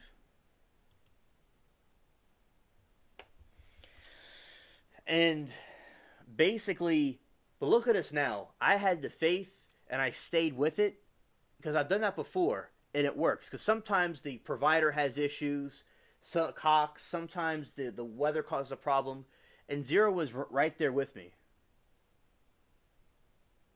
It's okay, Zero. It's all good. I like the derailing. I like the philosophy. That's what this channel's about. And Marie says, "You're welcome. I thought about doing reaction videos." Oh yeah, and I've done reaction videos before on the stream.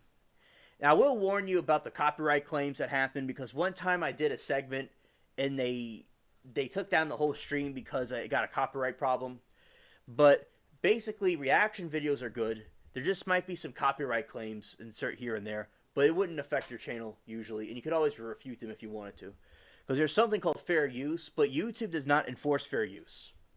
They leave it up to the copyright holder because they don't want to be sued themselves. I think it's outdated. I think there should be a streaming platform where people can react to stuff and the copyright holder can get benefits from it. We're just in they have to evolve and adapt to the current times we're in. If someone's taking a movie and making money off of it illegally, I agree that's wrong. But doing something here when you're just reacting to something, hanging out with your friends, taking the entire experience of YouTube, putting it on a platform, I think that things need to adapt and evolve.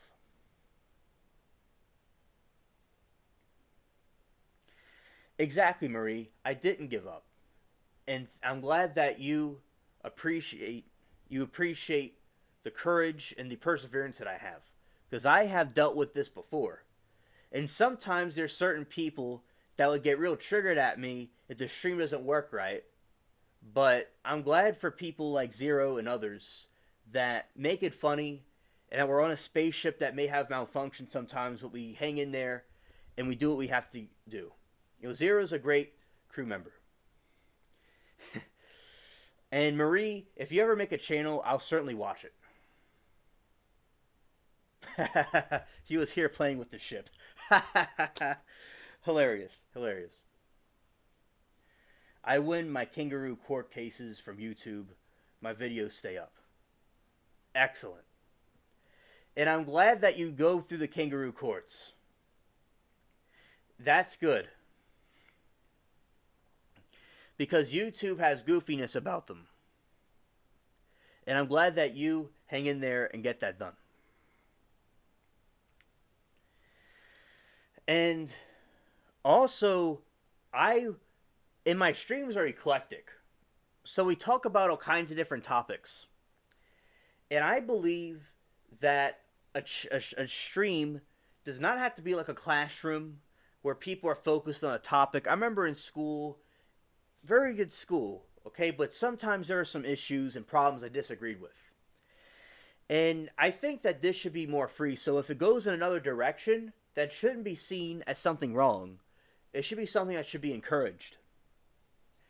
We should all be encouraged to continue the struggle and continue to learn. And if we derail, that's perfectly fine.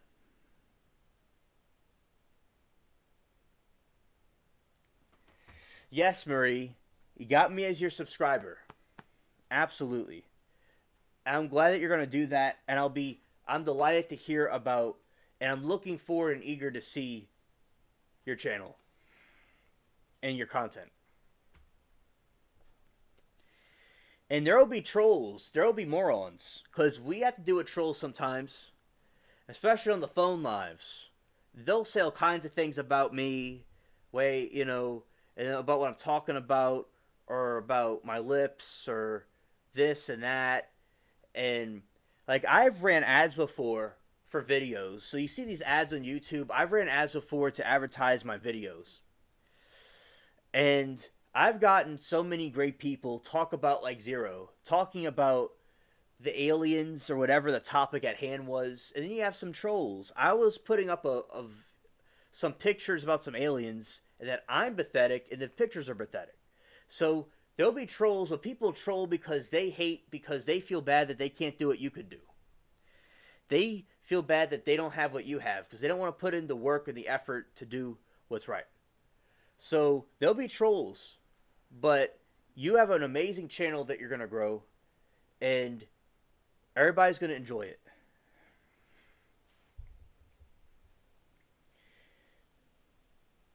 Whoa, who just dropped this sweet energy? Smells the air. Tasteful. Thank you, whoever you were. Facts. Wait, how do I call in? How do I call in? We can set up a live stream where I call in and we have that discussion. Absolutely, Zero.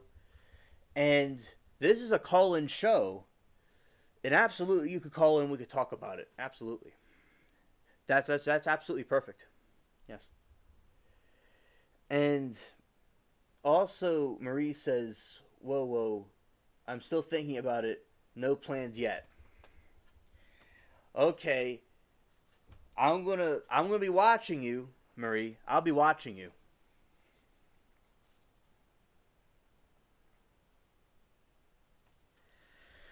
And also, let's see.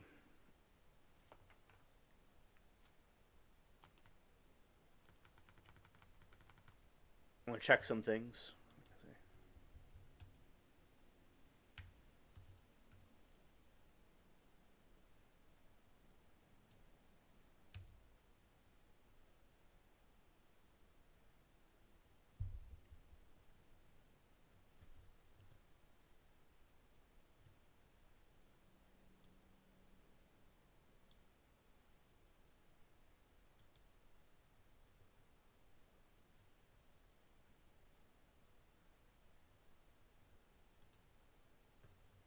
Okay.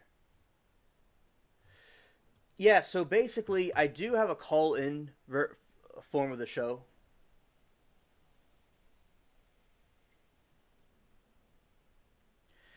Okay, okay.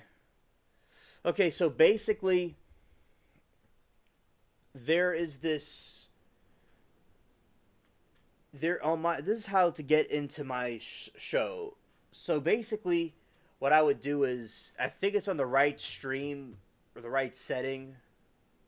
Yeah, it's on the right setting. So basically, what we would do is there's this part where. Okay, Marie, thank you so much. There's a number I use for this show specifically. It's different than my other number that I use regularly. So there's a number I have for this show that you would like call in like through your phone, and we could talk on the show. And we could do that.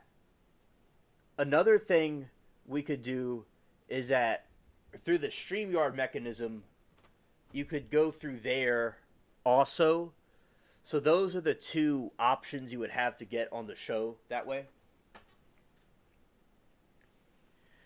And absolutely would like to have you on the show with me, and we could talk about those topics you want to talk about back and forth. I'd really appreciate it.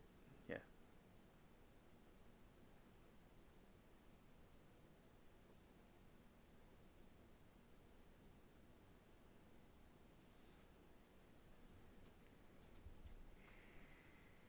All right.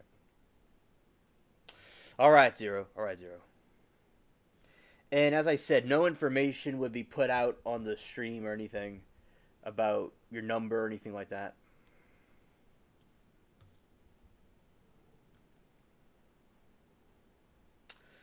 All right. Well, let's do this.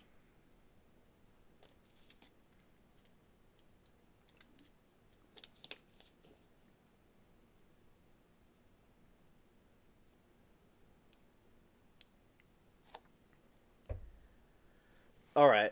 All right. Yeah, you sent me an email. I'll certainly look at it.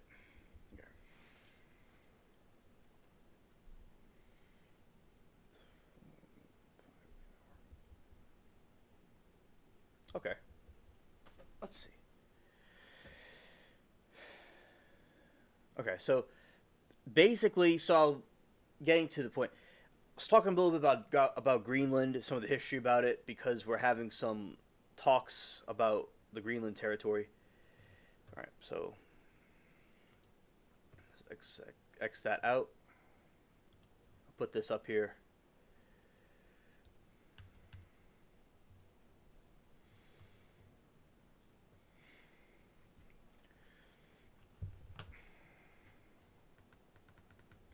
All right, now,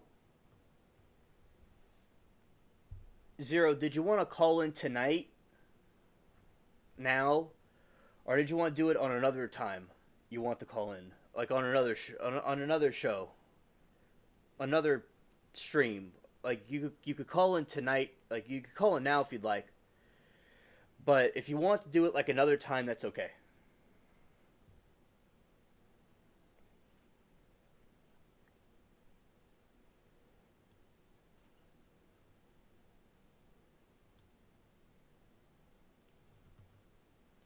Yeah, the ship screen projector is supposed to be working. Ah, that is my choice. Okay. All right.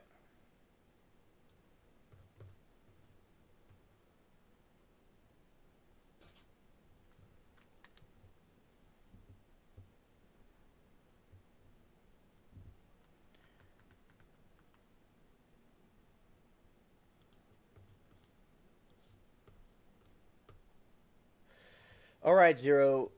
I would like you to call in for. I want you to call in now, and we'll talk for a little while about these topics you want to talk about, and then the show will be over. All right. So this number I'll put in the chat is a number for the show to call in, and it's only for the show. All right. I'll put it on the screen and I'll put it in the chat.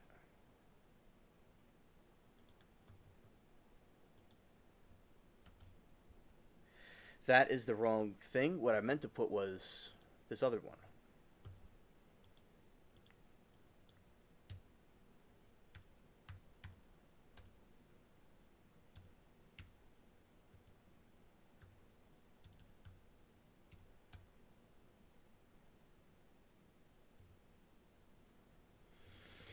So Zero will be calling in if he wishes to do so. I would like him to call in, and we could talk about these different things for a little bit, and then we'll end the show.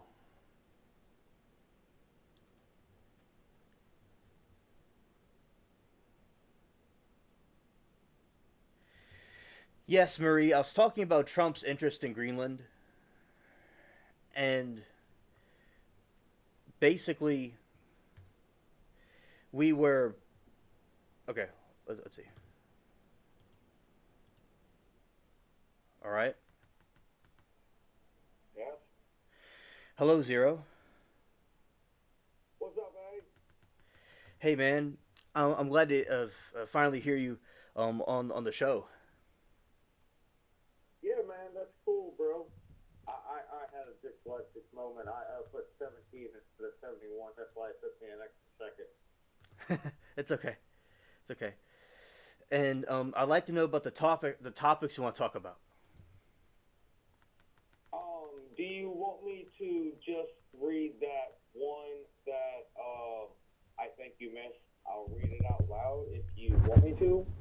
Yeah, sure, sure. Reality is a system. The creators of that system are our enemy. While you're here, look around, you'll see all sorts of beings. The very beings you're here to grant knowledge to. But until we do, these beings are believers, which makes them the army we're against. You have to understand most of these beings are not ready for knowledge, as many of them are so stuck in their delusion of reliance upon another that will fight to protect it. They will fight to protect it. Are you reading or did you allow emotion to control? Think again. Stop and think. If you are not a knower, you are a believer. And being stuck in their delusion of something grander than themselves will fight instead. That means anyone still in the system is a puppet of the creator. Inside the system, they are a conduit of the enemy. We only survive because we are shut, but they are the reason the system remains, which means sooner or later something must change. I won't lie, everyone who has gone up against a mere conduit of the enemy has failed. But what I can tell you is once the believer becomes a knower, they far surpass the shells they once were.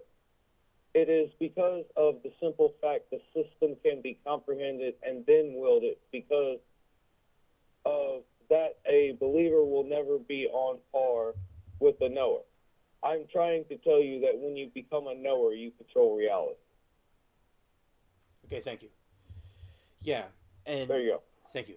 Yeah, I think it's a good quote, and basically that, like what I was saying before too, is that so many people, like they come up and they're confined to a certain type of thinking, and they become like a cog in a machine, and then what people do is that they will try to act on something, but a lot of times people act on their emotion, and the emotion is motivated by certain ideas that were put into them.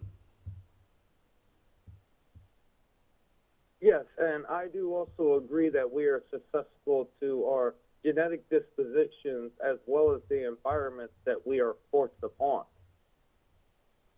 Yes, absolutely. I think a combination of those factors can certainly cause an outcome to occur, and it's up to people, in my opinion, to use the wise thinking and wisdom, because a lot of times from things that I was researching about different warfare and things like that is that sometimes people have to manually like think and do stuff and not just act in their emotion, because the emotion might tell somebody to go in some other direction, but they're might supposed to be stay there in the battle.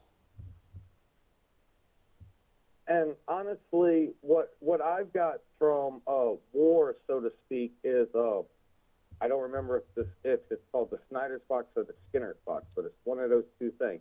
It's basically poor men doing what rich men have told them to do.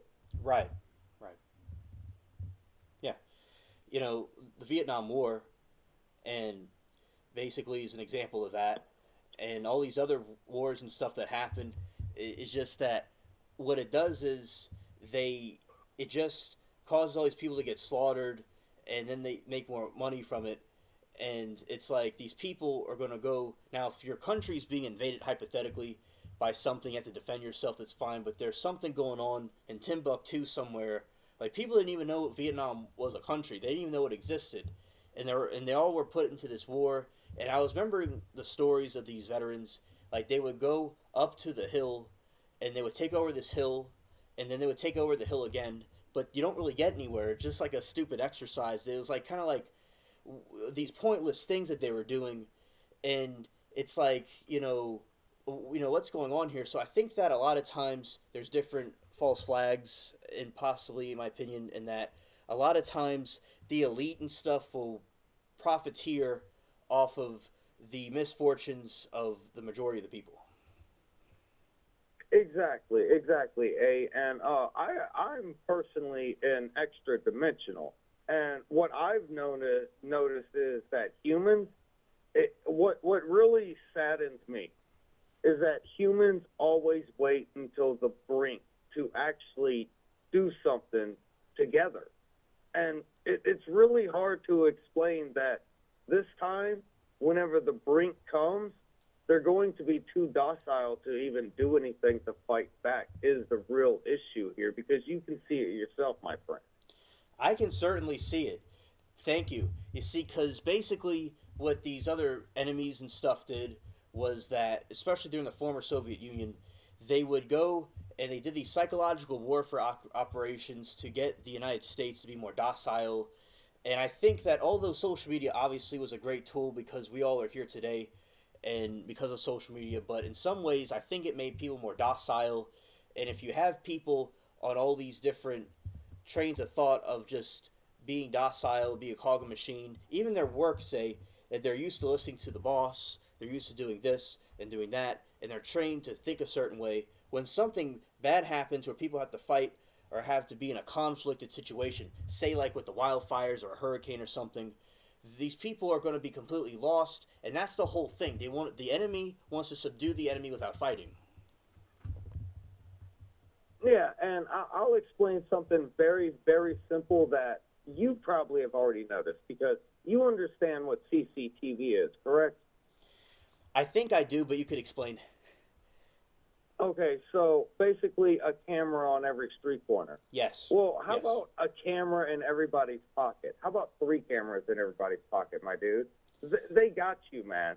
They got us all. That's what the internet is. It was a large surveillance network. Excuse me, but go ahead. Exactly. And yeah, I know it. Yeah, I know what that is. It sounds familiar, but thanks for refreshing my memory. I see them everywhere. But that's basically what I meant by CCTV. Yeah, There's- you're good. I'm You're not good. saying I'm not saying there's a building watching everything we do, and I'm not saying that they're not monitoring us. I'm just stating if certain ABC XYZ things were said about the government or Taiwanese or hypocritical, blah blah blah. You get what I'm saying here. Yeah. We're definitely flagged. We're definitely already on the blacklist. You get my point here? Absolutely, absolutely. And you know, it's the situation where you have the all these people with the different phones, the different cameras, all the cameras everywhere. It's like yeah, it's a mass surveillance. And for instance, say with the AI and what's used for people to you think of a bus or you think of a let's say a bag of chips and you see a bag of chips in an ad, or you look up a bag of chips also and you see it in an ad. You see they're monitoring everything you're doing and they predict what people can do.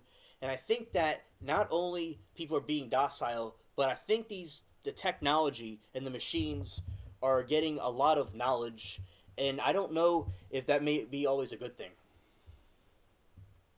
I'm okay. Okay, we can. I can level with you that there might not be a nefarious group of individuals controlling the entire planet, and I adore saying this sentence. But you have to agree that the leaders of these nations are including to keep the planet divided, or ensuring to keep the planet divided. Excuse me. Oh no, I know, and I believe, in my opinion, there is people that are doing that. Absolutely, and you know, You get how I phrase that, though, correct? right, right, right. And you know, I think that it may not be a specific, you know, religion or an ethnic group of people, but I think that there are people from all walks of life, all different types of religions and walks of life that came together in a common cause to profiteer and to make money off of these wars and these conflicts, and they'll say they'll fund both sides and they'll keep the people divided to make profit off of it. So that is my opinion about that. But I do agree that there is something they're doing that. I do agree with that. Yes.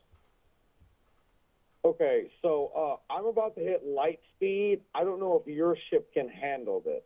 All right. We're about to go scale of size. So Plunk scale is roughly 1.616 times 10 to the negative 35. All right. Well, let's see. Let's go. Millimeter. All right. Tiny, super tiny. Now, we're about to jump up to this material plane, okay? So this is where we exist. Now let's go even beyond the bubble of the universe and just comprehend what the scale of size of that is.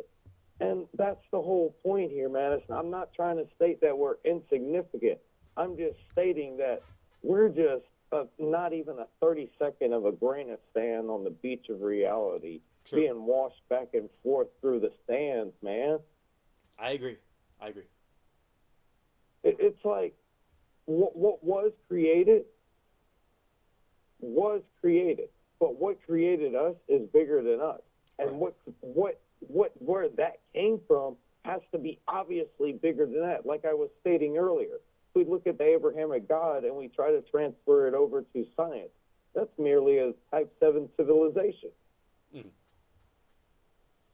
You Yeah. get what I mean by that? Because that's every instance of every creation ever created at all points in time in complete understanding like that.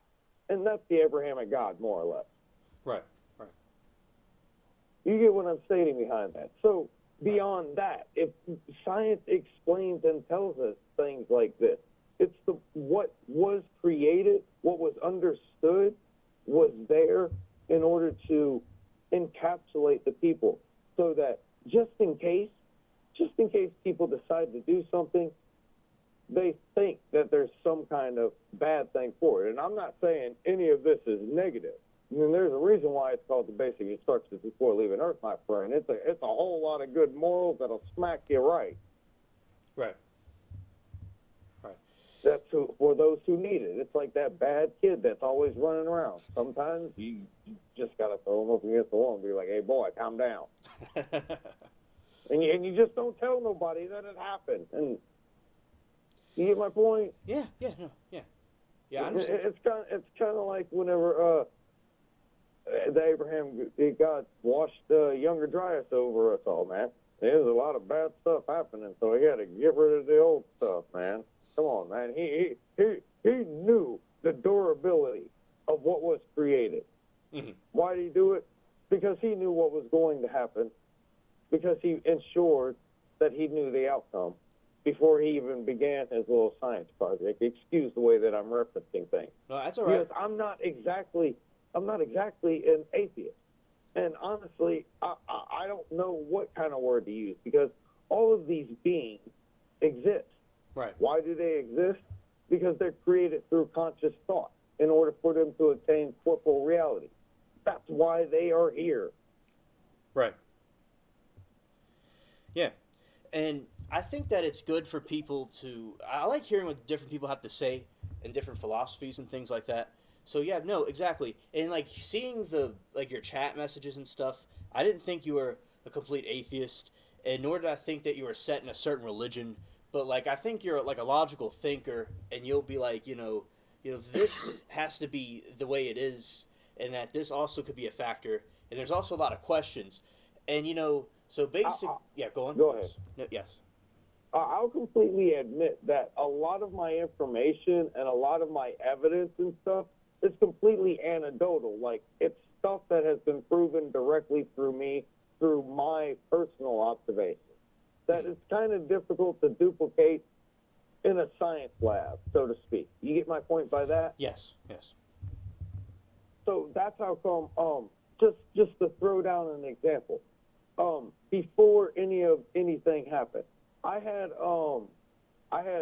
two moles on my body go in complete opposite locations.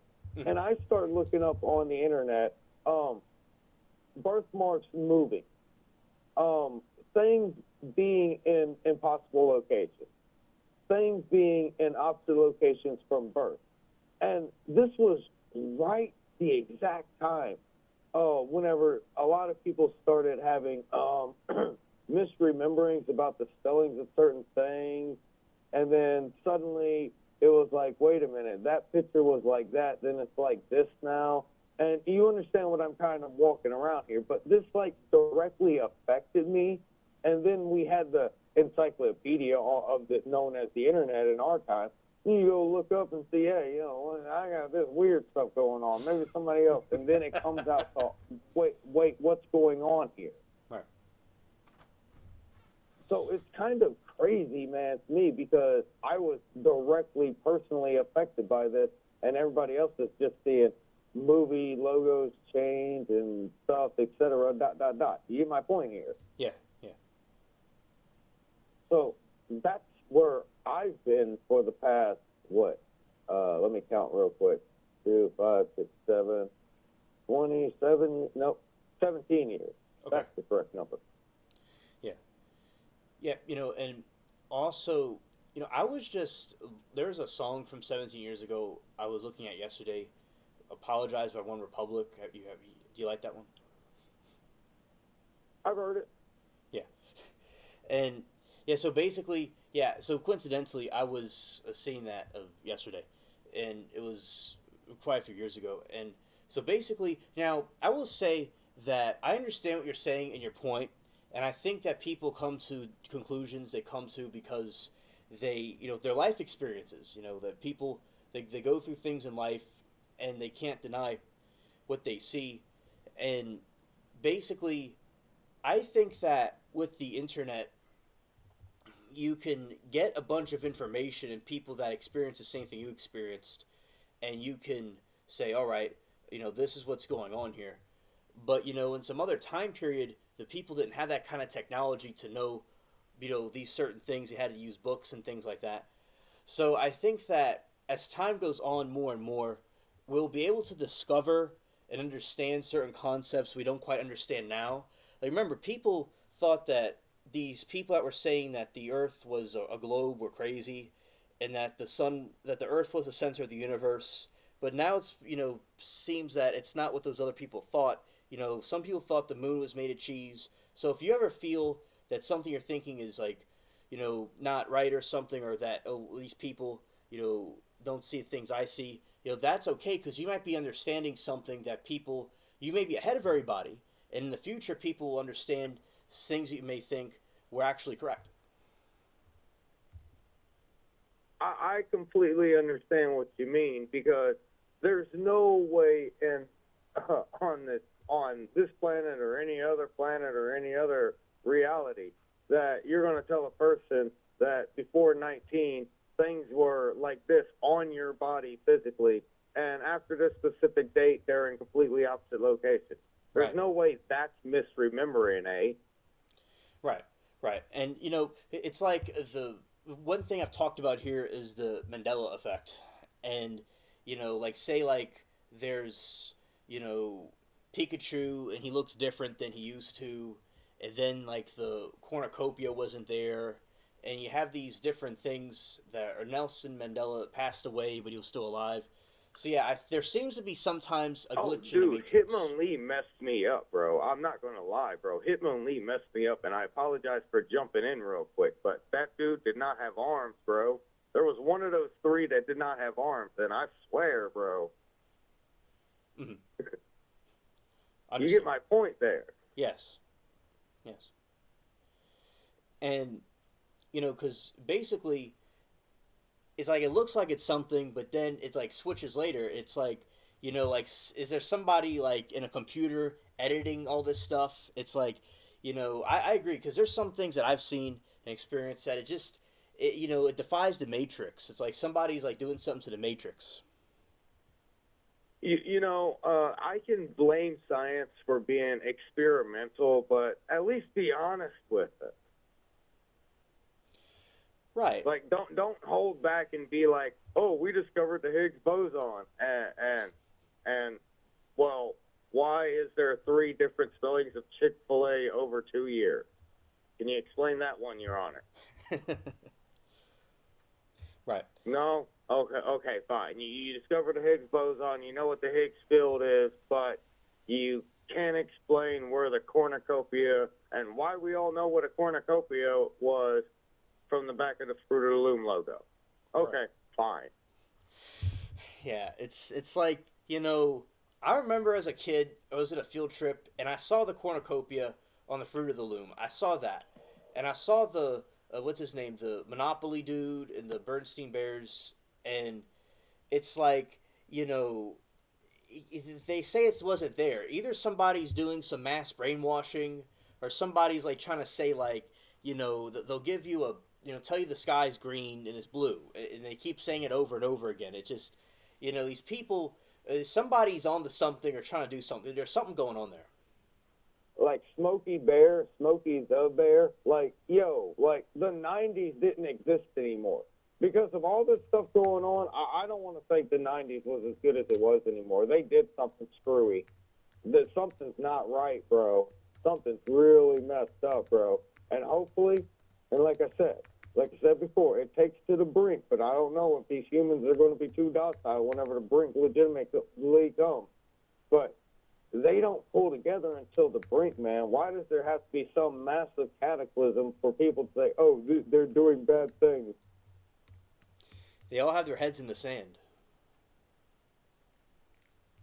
You know, they're focused. They're buried in their iPhone, or they're going to their, concern about, especially these days, people my age, they'll go on all these apps and stuff, and they're focused on only dating, and they're focused on these things. Nothing wrong with dating or anything, but they'll go and or really an extreme. Nothing wrong with dating. These websites, low vibration, root chakra centric thing. Yeah. right? And there's like these people go on there, they look at the OnlyFans, they go these different things, but they're being distracted. You see, those things are distractions from people actually like seeing what's going on. Everything like you see, it could be distractions. And like what Marie was saying is that an alien invasion has to happen to create a feeling of unity. And that she was saying, I agree. It's really sad that you need to have a common enemy in order. Project Bluebeam. Yeah, Project Bluebeam.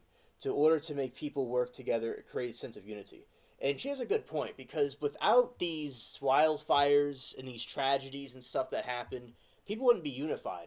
And I think that the powers that be were able to, with puppet strings, manipulate people in society to be against each other, and they don't want peace.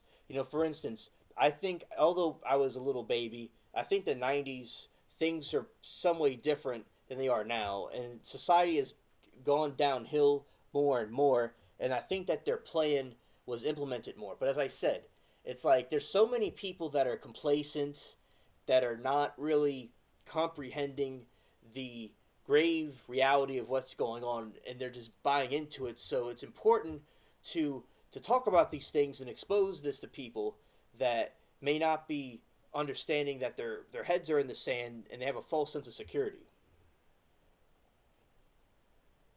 Yeah. And that's what it is. You trade security for freedom, and they didn't even understand what they were doing the entire time. Exactly.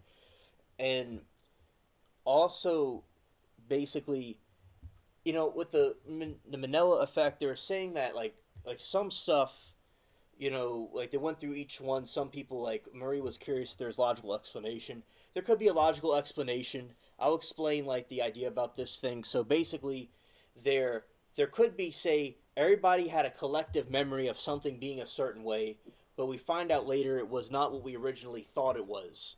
So let's just say, for instance, the Bernstein Bears may have been always a certain way, but say the letters were in a certain manner where people thought that it was another way because it looks like another way. And like say if it's a big T, but people remembered it as a medium T, and maybe the way it was painted, it may look bigger than it was. And so, you have instances like that, and there may have been some of them that may have been seen as not what we thought it was. But the main concept here is, number one, people have a collective memory of remembering something a certain way for whatever reason, and then it wasn't. So it could be the reverse way, that something was getting us to think about something else, that it wasn't the way we thought of it. But really the Mandela effect is this phenomena, which you know what it is, I mean, because you understand it, but I'm just going to reiterate, is that everybody remembers something be a certain way, and then it magically changes, and it wasn't what we thought it was, and the cornucopia disappears, sort of like a Twilight Zone situation. And sometimes there may not always be a logical explanation, because there might be certain things that we may not fully understand how to explain certain stuff at the time because we don't have the technology or the advancements yet to understand these things. So they're seeing a superstition. Like, say things in the past they couldn't explain. They didn't have logical explanations for certain things.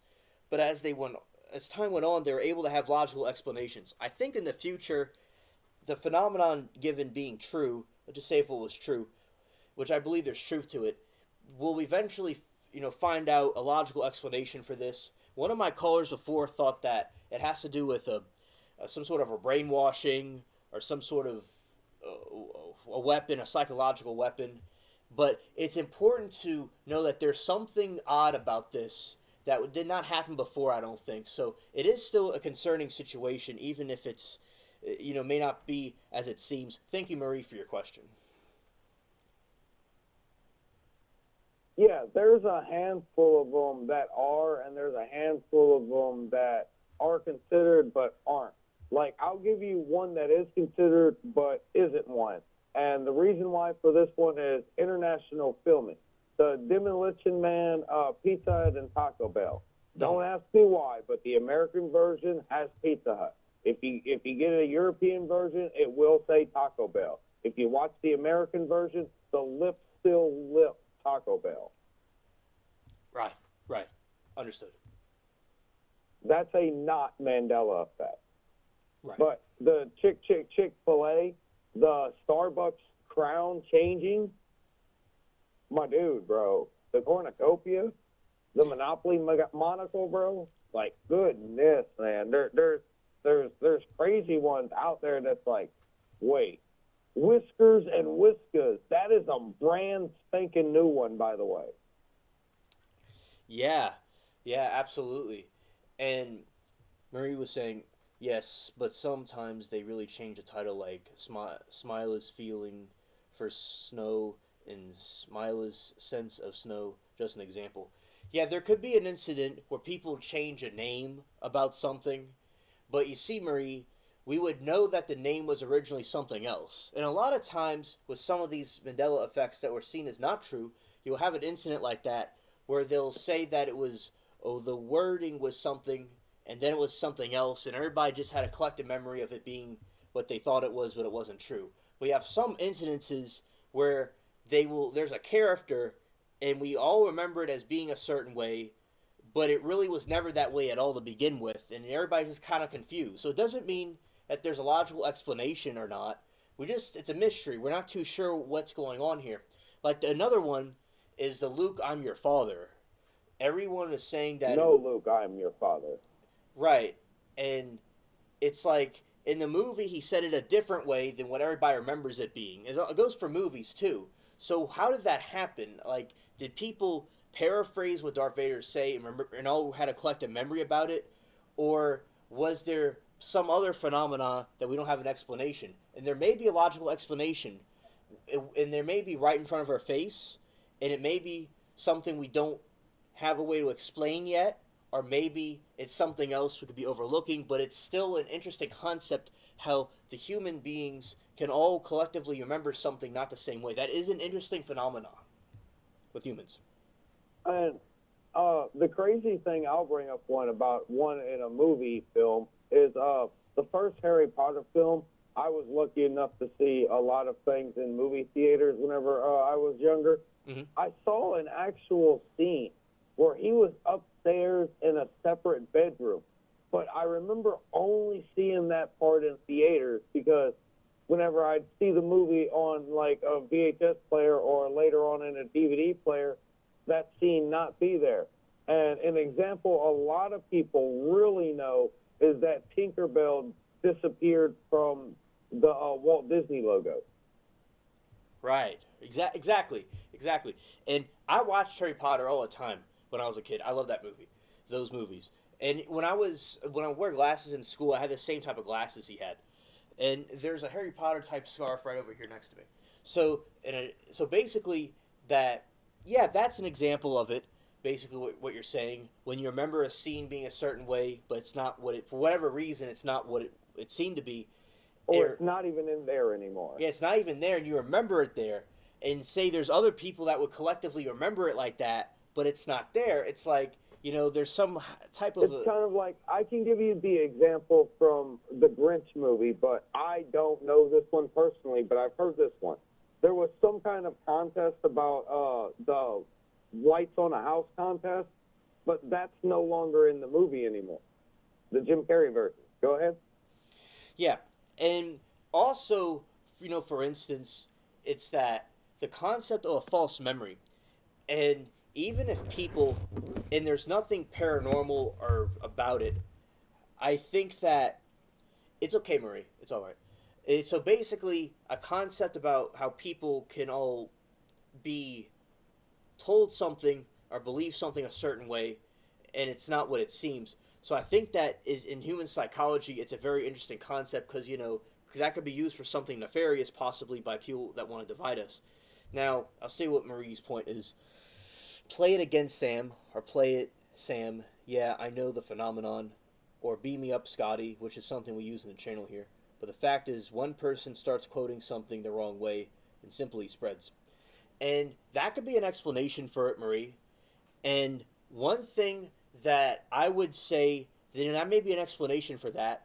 And the two other ones that I think is interesting is that, say, remembering a scene from a movie that didn't happen, or also another thing where you will have people remember a certain event that didn't happen, and it didn't happen the way it did. Or say people saw the Fruit of the Loom of thing, which I know I just said the name of it, but I'm kind of on a roll, so I'm not thinking Cornucopia. cornucopia, but it wasn't really there. Those two other things I would be interested to know an explanation for. And as I said, I'm not denying a logical explanation. I want to know an explanation. I don't want it to be paranormal. That would be really crazy. It's like, is there some gray alien and he's getting kind of like, jittery? And he's like, all right, let's mess with these humans a little bit. It's like, it's kind of spooky to think about. So I do think some of them could be real, or some sort of a phenomena, and other ones could be people remembering something incorrectly and it just spreads. But say someone remembers a scene from a movie that didn't happen, that isn't really the same thing, I would say. Or Nelson Mandela, I don't know how they would mix up his death not happening, but as I said, it could just be the same concept that she's talking about. And I think that, as I said, it's still an interesting thing that people remember something incorrectly, because that could be used as a weapon against humanity in general. Yeah, it's really insane.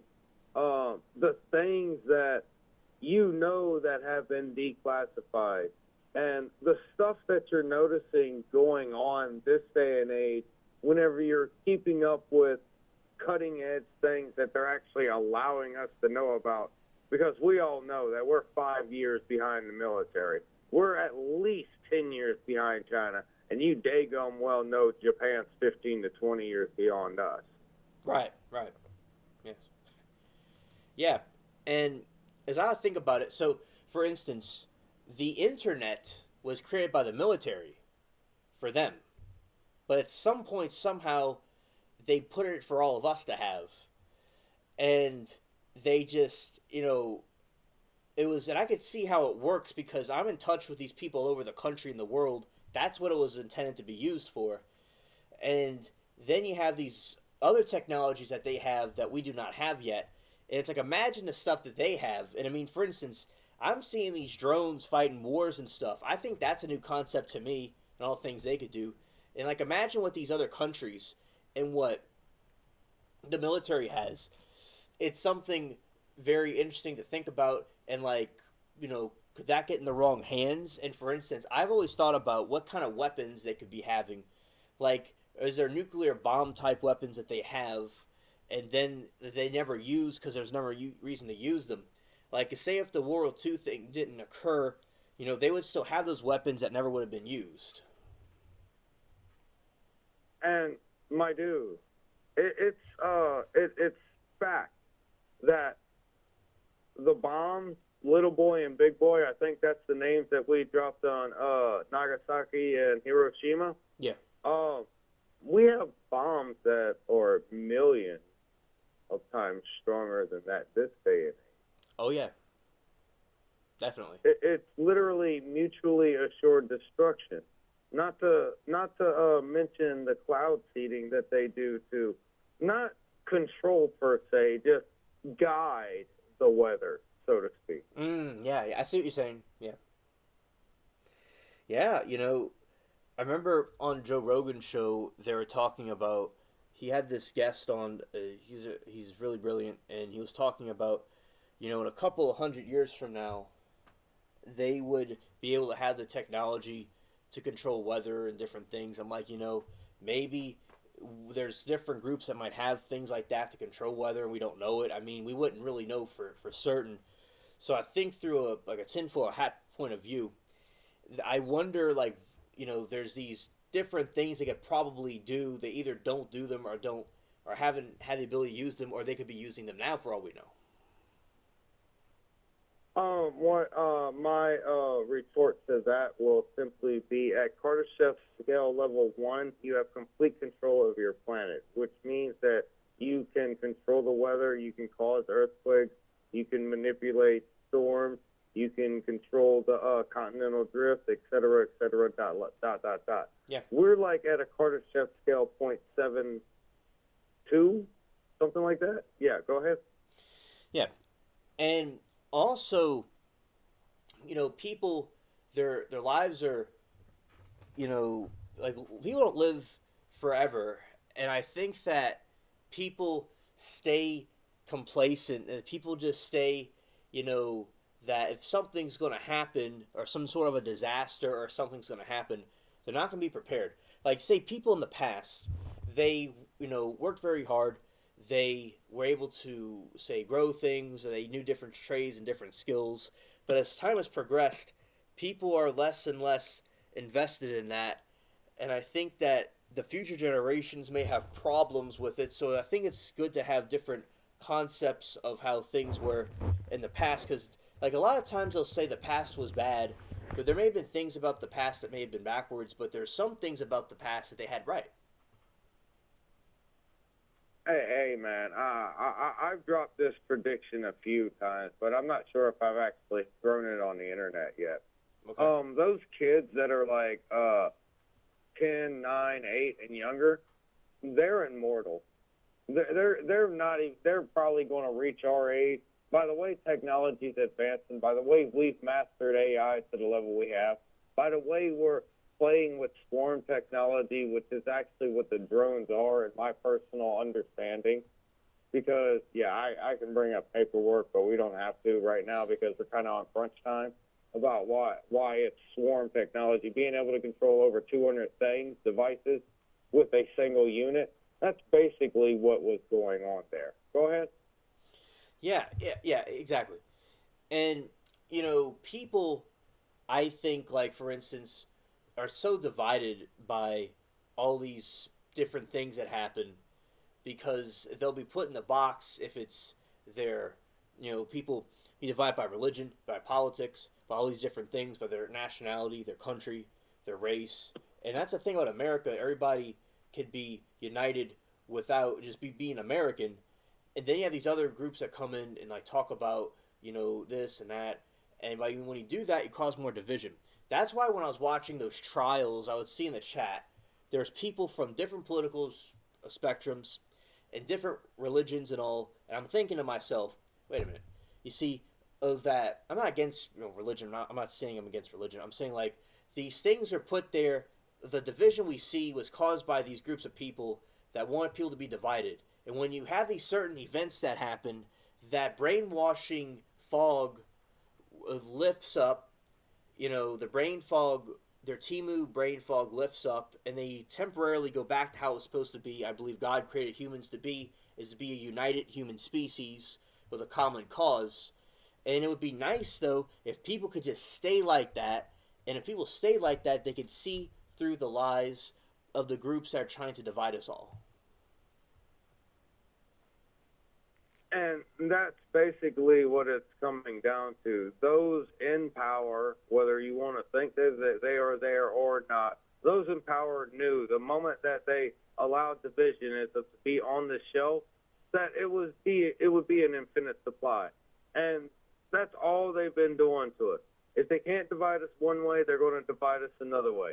If we allow ourselves to continue to do what they want us to do, or if we even complain about it, they'll drop a crumb off of their table just to make all of us shut up. They've done it for the past 200 years, eh? Yeah, yeah. And you've seen it. You've seen it. Yeah. Is all I'm saying. Yeah, and also, because I would be, talking, because I have friends that, in the hood, I have these friends in different places, and then, my family always was great to old people, but sometimes I was around some people that were a little bit, like, they didn't like people in these, like you say, ghetto people, and it's like, sometimes I go and, like, talk to some of them, and actually, there are bad people out there, just to let you know. I was very fortunate, but, like, I would talk to these people that do rap and stuff, and they seemed pretty cool people, and they were not against, anybody else. They're just doing their own thing, and a lot of this stuff had to do with their upbringing, and they would talk about, what happened, and then, like, I wanted to make an alliance with them, and we could all be united together, and then other friends of mine started to see what I was doing, and they also agreed that, that they were wrong about it, and it brings more unity. And then, as I said, this is when, as I grew up, I started to see that they put people on different teams. Like, say you have a red team and a purple team and an orange team, and everybody's fighting each other. At that summer camp I went to, they would have these Olympic games, and we would have all different colors and different groups. We would go and challenge each other in these different games. I'm thinking to myself, we were all united, and then they put us in these different teams, and we're all against each other. So I think it's the same type of concept, just reiterating about what we're saying, that this division is real, and the key thing that they did to win this was the people themselves. The people themselves that were divided were easily susceptible to propaganda because they were so docile and just, going with the flow. Whatever came to their mind, they went along with it. All right. I'll leave you with this final thought, so we're not tying up everything. Okay, and here you go. You might have to translate this for your audience. Individuals that have a darker pigmentation are actually more indigenous to the planet than individuals with a lighter pigmentation to their skin or no pigmentation to their skin. I'll leave you with that thought so you can translate it to the audience. All right, A? All right. Have a good night, bro. All right, good night. All right, so shout out to the caller. Shout out to Zero. And I'm glad we finally had him on the show. All right. And, so basically, I really appreciate that. I appreciate him calling in and what we talked about. And also what what he was saying was about, so basically there's these theories that which in the Bible it talks about these fallen angels, these watchers that came down, and they infused genetics into the human species, and they created these hybrids, the Nephilim, and they created these, this hybrid human race. So there's some theories that speculate that in some ways, some groups might resemble them more than others, and also, but people with a very tall stature of different races, because these things mixed with all these different races, it wasn't just one in particular. They all, these people of tall stature are somehow distantly connected and rooted to them. So, basically that's that, and what he's talking about is there could have been some alien DNA that may have been infused into the human genome at some point, and some people might be more related than others, but as I said, they mix with all different human species. So that was a funny thing to say at the end, and I'm thankful for your call, Zero. And also, Marie, I appreciate your commentary during this, during the call that he did. Yeah, so basically your question before, Marie, was about Greenland. So Marie, because of Greenland, that is one of the reasons why I was interested in talking about it, but I wasn't specifically talking about what Trump was doing directly. I was just simply talking about it because it was brought up, but I wasn't talking about the news about what Trump was doing. I was just giving people a history oversight about that place. I was talking the historical situation about Greenland.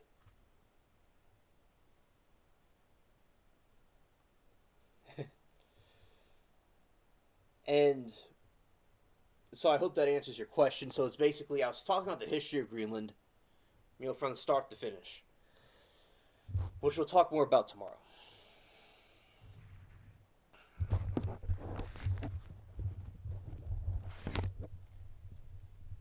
right, putting this microphone up. That is the first time Zero called in. All right. All right, Marie.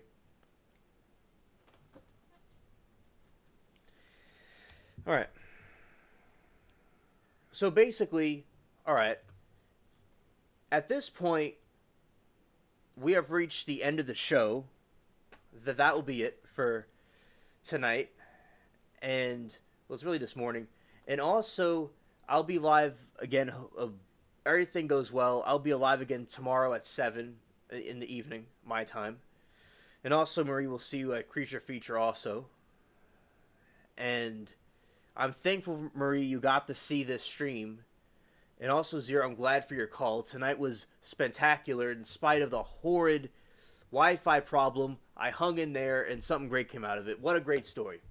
I'm thankful for all of you watching and watching the rerun and watching everybody, everybody together. We'll talk about some great points. Zero's an excellent caller. I really appreciate him. I'm glad and thankful for Latina for bringing him to the channel so much. She always brings really cool people. Your face is white. Welcome to my world.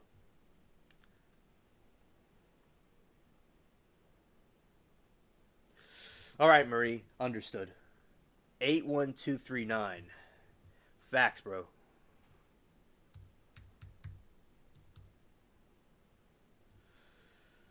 All right, so everybody have a great evening, morning, noon, night, afternoon, wherever you are. And thank you again, Marie and Zero, and everybody watching. This YouTube journey has been amazing. And peace. That's a cool effect that I have with my computer, by the way.